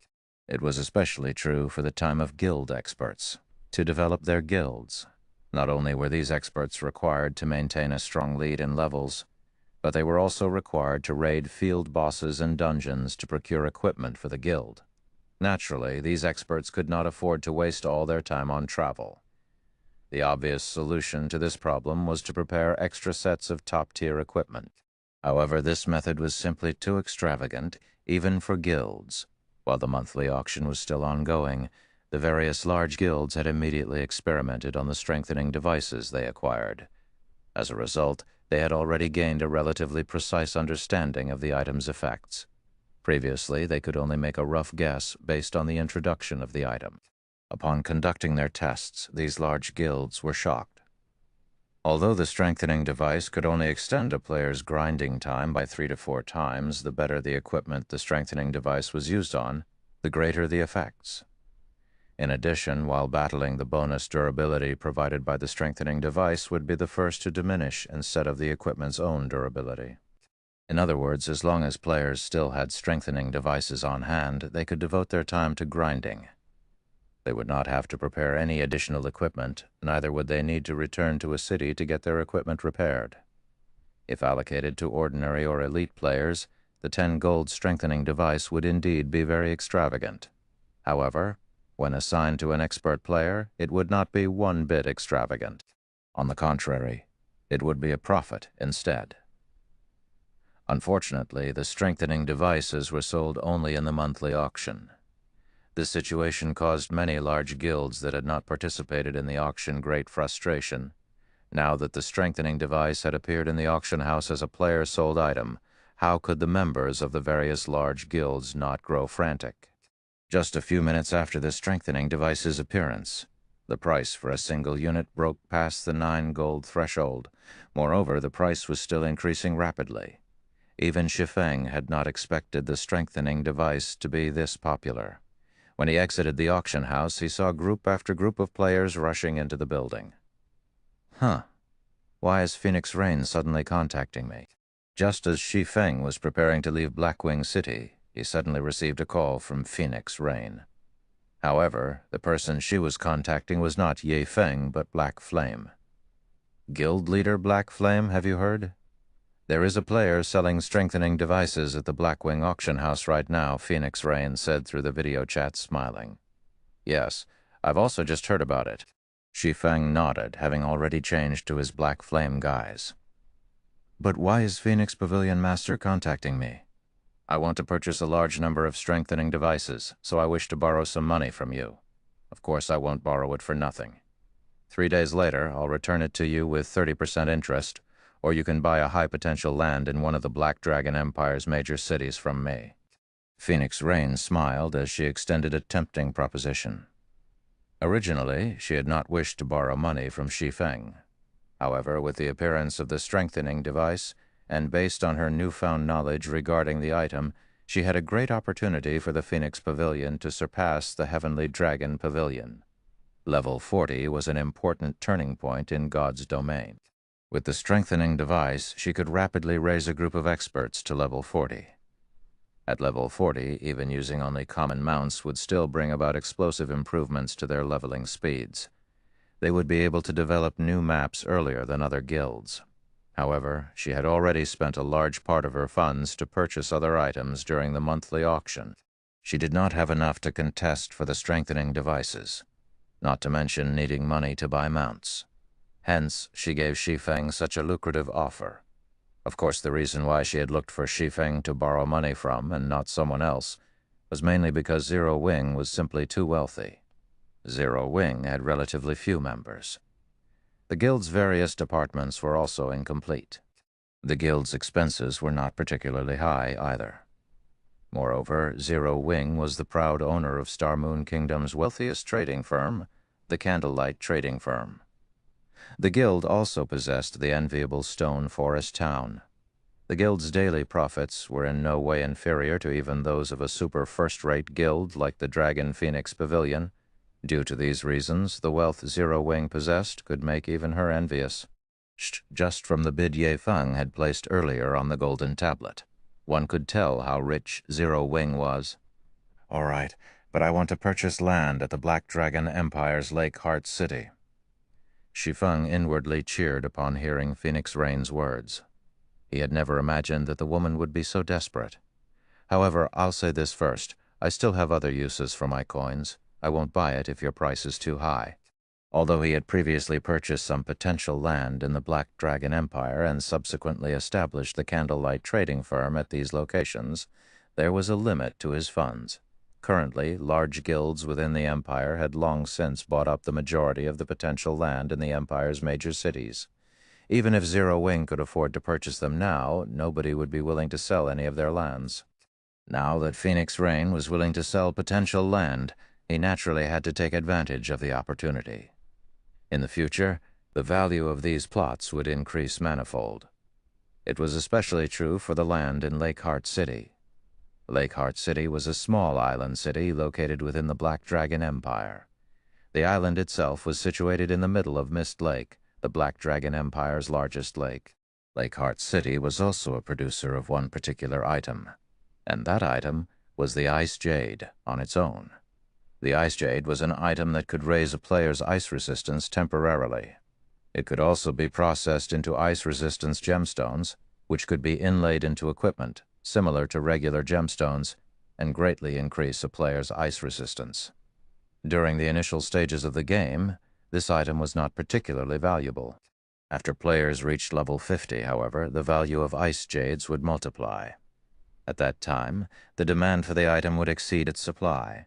Likewise, the value of the lands of Lakeheart City would also increase markedly. Previously, there had been too many lands that Zero Wing had to purchase. However, the guild's funds were extremely constrained. Hence, it had to limit its purchases to a few cities. Although it had earned enough money later on by then, the potential lands of Lakeheart City had long since been bought clean.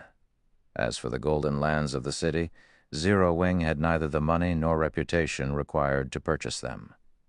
In the end, the guild had no choice but to settle for an ordinary plot of land. Lakeheart City. Phoenix Rain checked and discovered that there were indeed 2 plots of high-potential land under her name in Lakeheart City. Moreover, although Lakeheart City was one of the major cities in the Black Dragon Empire, the player population there was not particularly high, as the city was mainly a tourist spot for casual players. She had never imagined that Shi Feng would actually be interested in such a location. "All right, I have land that is close to the auction house there. I'll sell it to you at market price, which is 6,200 gold. However, I also want to borrow an additional 4,000 gold. I'll return the 4,000 gold 3 days later. How about it?" Deal. Shi Feng immediately grew ecstatic when he saw the location of the land in the map Phoenix Rain had sent him. With this plot of land, he would gain another income source for his city-building funds. Chapter 838, Raging Market. Natch Chapter 838, Raging Market. Lakeheart City was currently a prime tourist spot for players, as the city itself was like heaven on earth. Many casual players or players who wished to get away from the front lines would often visit this city. However, those who preferred adventuring and battling rarely visited the city. Most of the leveling maps around Lakeheart City were either located underwater or shrouded in mist. Both environments affected a player's combat power considerably. Hence, very few players wishing to level up and go on adventures would reside in Lakeheart City. Due to players reaching higher levels and the increasing number of maps and dungeon bosses requiring high ice resistance, the presence of the Ice Jades eventually attracted a lot of attention to Lakeheart City. In the past, the city had very quickly gained popularity, becoming the 6th most populous city in the Black Dragon Empire. The prices of land there had skyrocketed overnight. Shi Feng never imagined that he would receive such a fortunate offer as a result from selling the strengthening devices. After agreeing on the trade conditions, Shi Feng and Phoenix Rain decided to meet up in White River City. If one wanted to trade lands, they needed to do it through a city hall through either of 2 methods. The first method was a relatively fast but troublesome process, while the second method was simple but time-consuming. Shi Feng usually left the responsibility of purchasing lands to Aqua Rose and Melancholic Smile. They would then transfer the ownership of these lands to him through a random city hall. This way, he didn't need to make a trip to the city hall. However, this method of transferring ownership had a verification period of 1 day. The other method was for him to go to the relevant city hall in person. By doing so, he could complete the transfer procedures immediately. Currently, Shi Feng was in no hurry to obtain the land in Lakeheart City. Hence, there was no need for him to travel there personally to complete the transfer of ownership. During the time Shi Feng and Phoenix Rain were chatting with each other, one notification after another popped up in Shi Feng's system notification window. System. The 20 strengthening devices you placed on auction have been sold. After the deduction of the processing fees, a total of 164 gold, 85 silver has been added to your bag space. System. The 20 strengthening devices you placed on auction have been sold. After the deduction of the processing fees, a total of 165 gold, 64 silver has been added to your bag space. During the short time since Shi Feng left the auction house, the amount of money in his bag had increased by over 1,000 gold. The rate at which he was earning money was just staggering. This handling fee is simply usurious. Shi Feng felt a pang in his heart when he looked at the actual amount of money he had obtained from the sales. Although the current handling fee was not as high as that of the monthly auction, it was still 20%.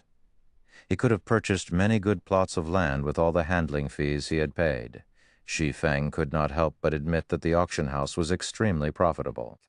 Unfortunately, current players were still incapable of establishing their own auction houses. The precondition for doing so was having a city of their own, following which Shi Feng teleported back to White River City and prepared to head to the library. The golden tablet held a great temptation for Shi Feng. A secret technique was a treasure that could allow players to learn advanced combat techniques directly to guilds, not to mention several epic weapons. Even the value of a fragmented legendary weapon was incomparable to that of a secret technique. If he could obtain the golden tablet, it would definitely improve the overall strength of Zero Wing's core members by a large margin. Upon exiting the teleportation hall, Shi Feng took out the dark gold whistle from his bag and blew it gently. As the sound of the whistle rang out, a magic array appeared on the street. The demonic flame tiger then emerged from the magic array. The body of the demonic tiger was roughly the size of a small house. The black flames that surrounded its sharp claws sent the ambient temperature rising by several degrees. The instant the demonic flame tiger appeared, the players on the street were immediately stupefied. Why did a monster suddenly appear here? Could monsters be attacking the city? That's not right. Why aren't any of the guards on patrol reacting? The onlookers grew flustered as they stared at the demonic flame tiger. Not only did it possess an intimidating appearance, but the aura leaking out of its body also made their hearts shiver in fear. Even the elite players sensed a massive threat from the demonic flame tiger. Shi Feng could not help but smirk as he swept a glance at the immobilized players. He then walked up to the demonic flame tiger. This was a dark gold mount. Its strength was equivalent to a level 40 chieftain. Naturally, it is not something ordinary players could handle. Has that person lost his mind? He's actually going up to it. Is he not afraid of getting killed? Everyone thought that Shi Feng had lost himself to fear as they watched him approach the demonic flame tiger. However, when they saw the demonic flame tiger obediently lie down before Shi Feng and enjoy Shi Feng's caress agreeably, their mouths fell wide open.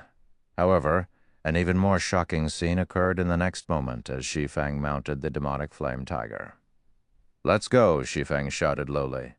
Suddenly, the demonic tiger let out a loud roar and took a step forward. It then transformed into an afterimage that disappeared before everyone. What? That's a mount? I'm not seeing things right. Who is that person? That giant tiger mount looks so cool. No one dared believe what they just saw.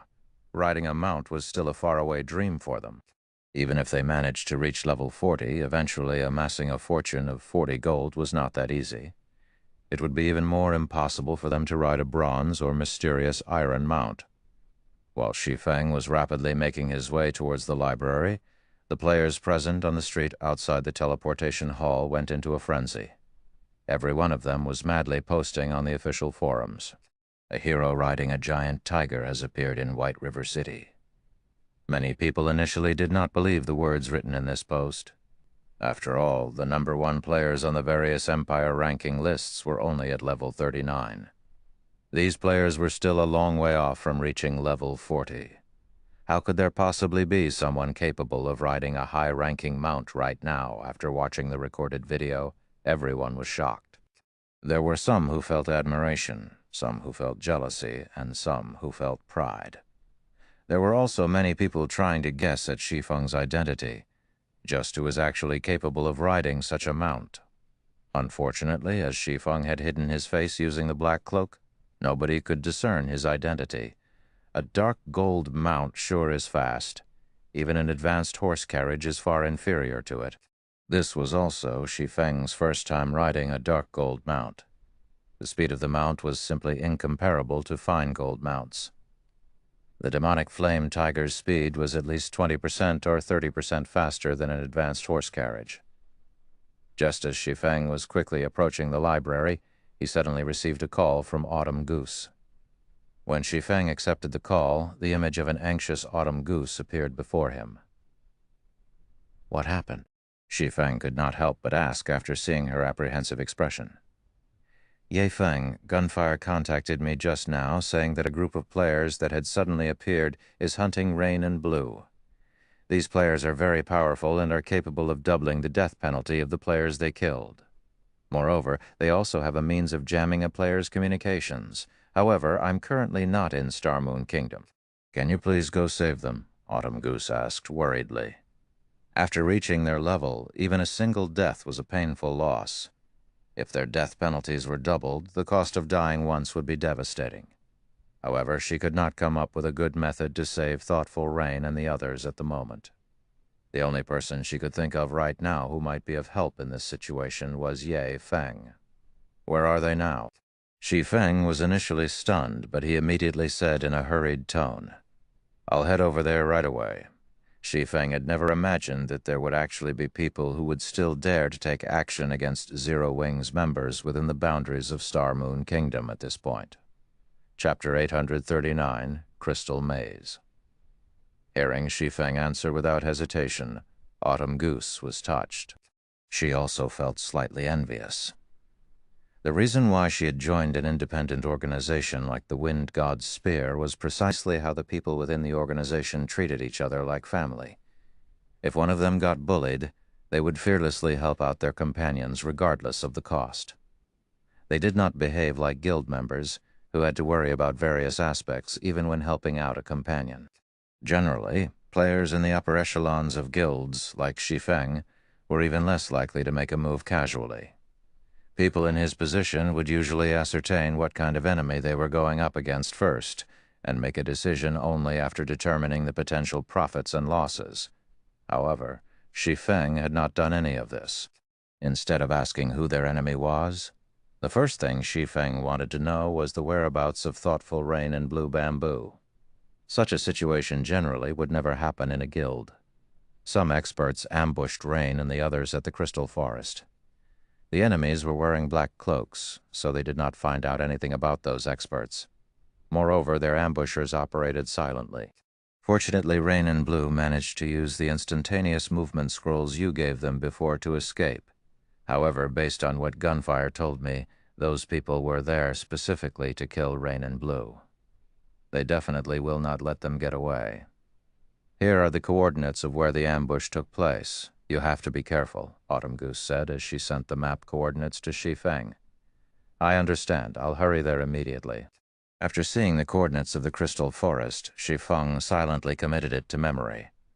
He quickly turned the demonic flame tiger around and headed straight for the teleportation hall.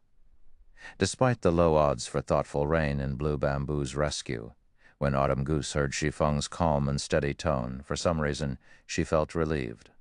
The travel time from White River City to the Crystal Forest aside, just getting from the nearest transfer point to where Thoughtful Rain's group got ambushed would require at least 2 hours.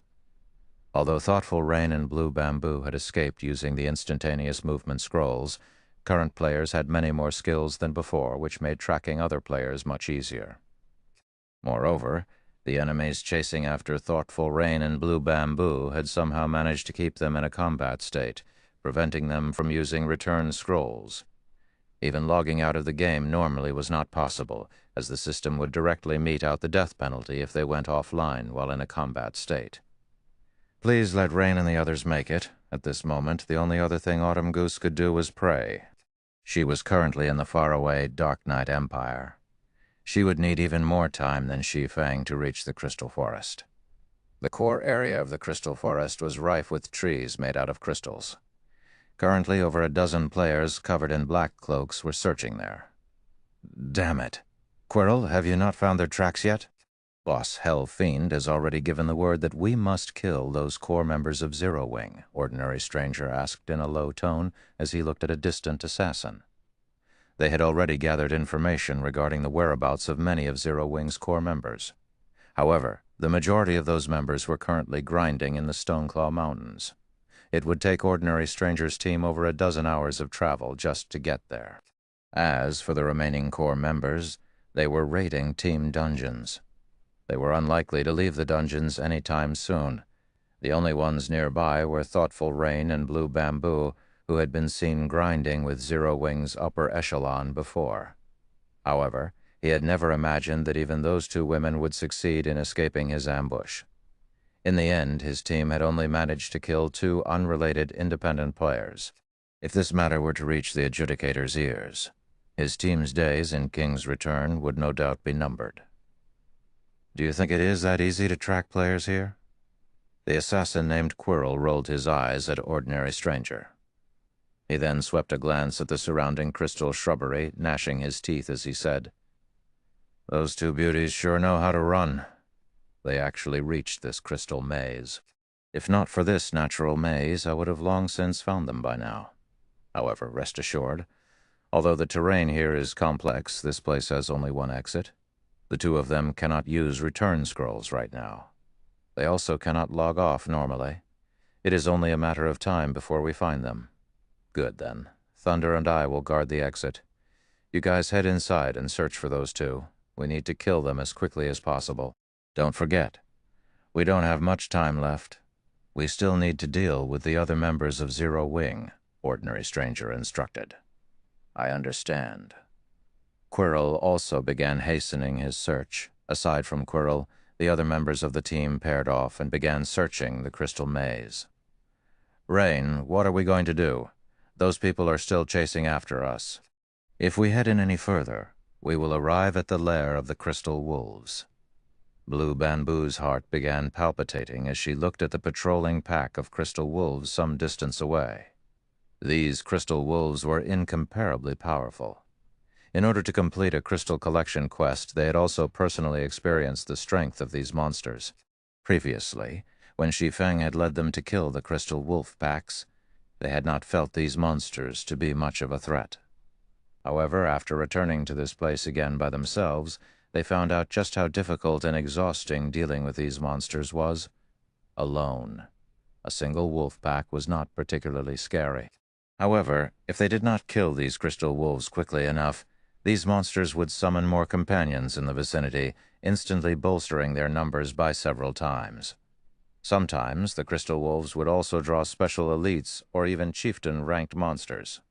Fortunately, when the chieftain appeared, they had Deathwind to tank it. Otherwise, they would have died without a doubt.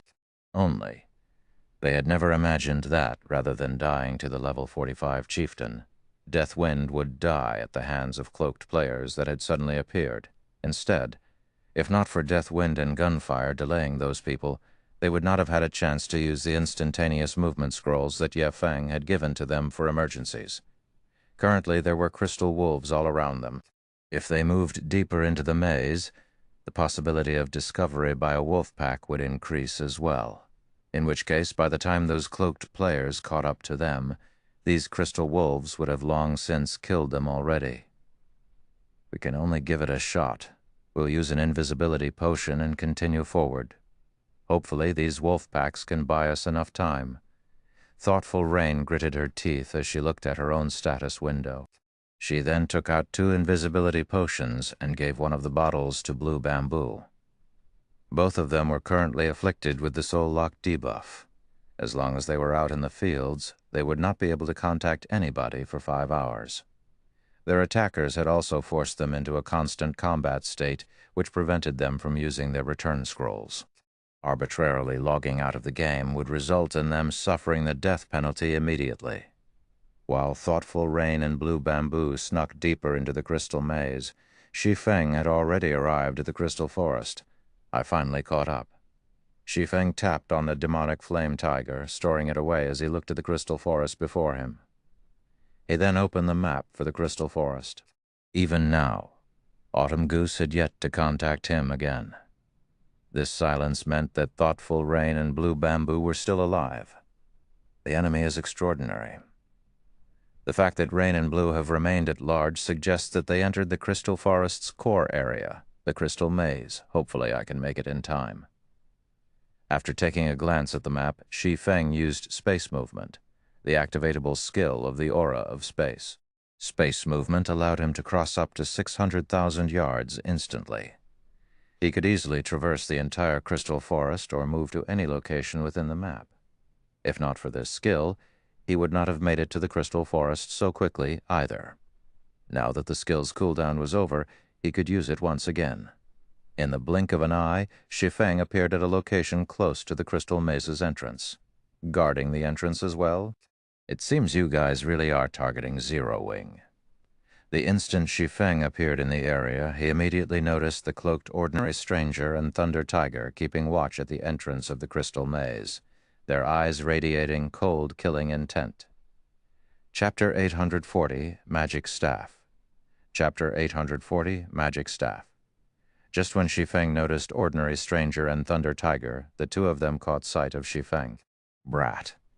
I don't know how you suddenly appeared here, but since you've come to this place, you can only consider yourself unlucky, Thunder Tiger, who had hidden his identity and appearance, said when he suddenly saw the similarly anonymous Shi Feng.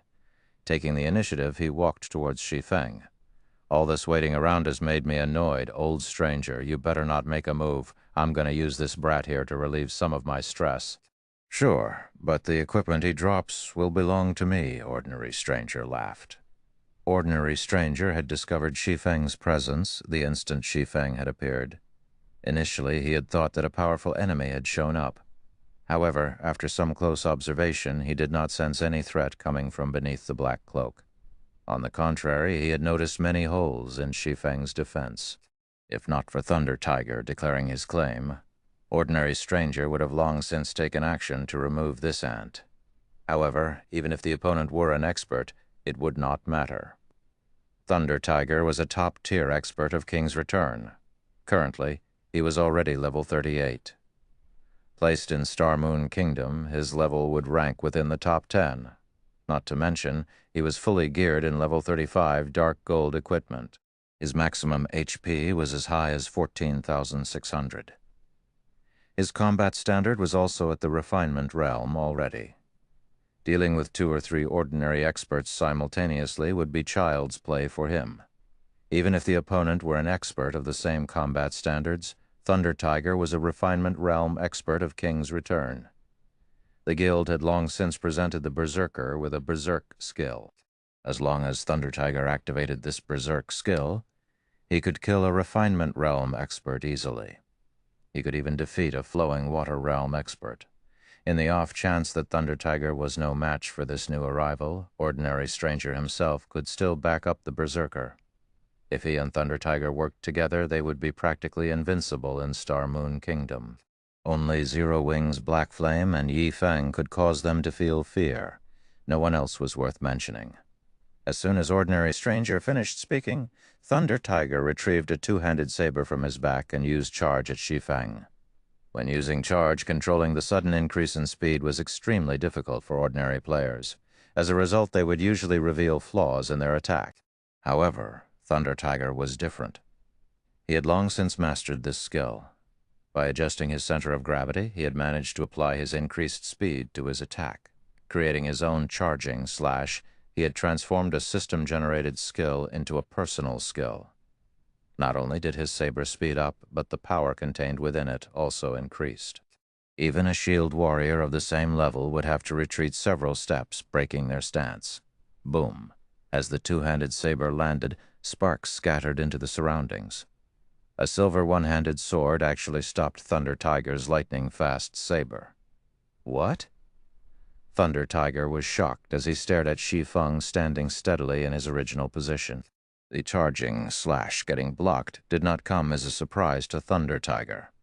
However, this was his first time to encounter an enemy who could remain standing steadily after receiving his charging slash. Even Broken City, an elder of King's Return, had to retreat half a step after receiving this attack of his. This situation was simply inconceivable. Tiger, be careful. We've got a tough one. Ordinary Stranger warned hurriedly after realizing that their enemy this time was no common player. As he began casting a spell, he added, "We'll deal with him together. I understand." Thunder Tiger's expression had turned serious as well, the contempt he felt before disappearing completely. He promptly used Whirlwind Slash in an attempt to drive Shi Feng away. However, as soon as he started swinging his gray saber, a streak of blue light struck his weapon. A crack in space also appeared along the path the blue light had taken. Peng. Thunder Tiger felt his hands going numb as his saber came to an abrupt halt. It felt as if he had just struck an iron wall. Immediately after, however, a powerful impact shook him, forcing him to retreat 4 steps before he could stabilize his body. Damage of minus 338 points appeared above the berserker's head. He had instantly lost close to 10% of his HP. Who are you?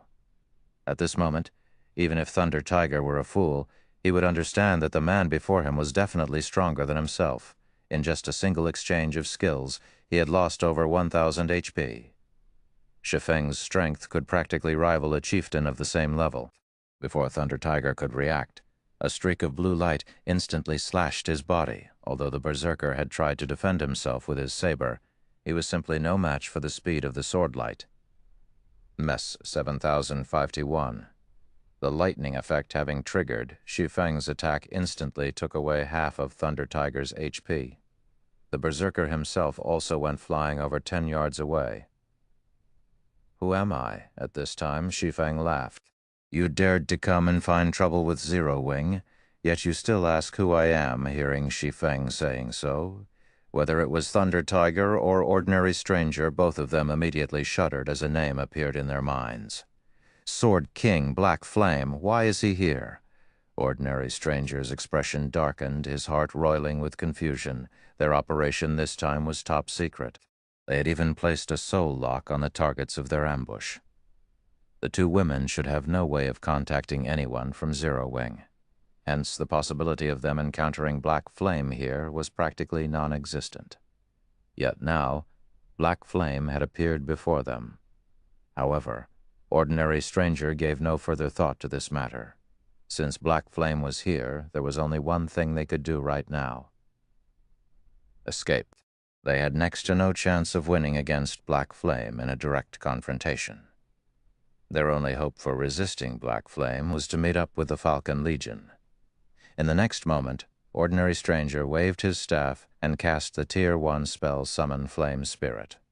A level 38 special Elite Flame Lizard appeared immediately, following which he used one of the activatable skills of his magic staff, Undead Sacrifice. Suddenly the flame lizard let out an agonized wail as the red flames covering its body turned into an emerald green, its body doubling in size. Its rank had increased from Special Elite to Lord as well. Undead Lizard, Undead, Lord level 38, HP 3,600,000, 30,600,000. Such a powerful monster was more than enough to deal with a top-tier expert. Moreover, as a summoner, he could form a soul link with his summoned creature, which allowed him to transfer 50% of the damage he received to it. However, ordinary stranger knew quite well that even with the undead lizard, Thunder Tiger and he were still no match for Shi Feng. They had a very clear understanding of just how powerful experts of Shi Feng's standard were. He had summoned the undead lizard only to delay Shi Feng. The undead lizard was a speed-type monster. At the same time, it possessed multiple control skills. It could surely pin down Shi Feng and give them an opportunity to escape. Retreat! Ordinary stranger waved his staff and shot elemental bullets at Shi Feng. Simultaneously, he willed the undead lizard forward to attack Shi Feng. Thunder Tiger no longer held back either as he activated his berserk skill, Heart of Fury. The skill instantly increased his strength by 80%, his endurance by 50%, and his movement speed and attack speed by 50% for 2 minutes. After activating his berserk skill, Thunder Tiger turned around and fled without hesitation. Looking at the oncoming elemental bullets and undead lizard, Shi Feng sneered and said, "Don't you think it's a little too late to be escaping now?" Saying so, he abruptly stabbed the abyssal blade into the ground.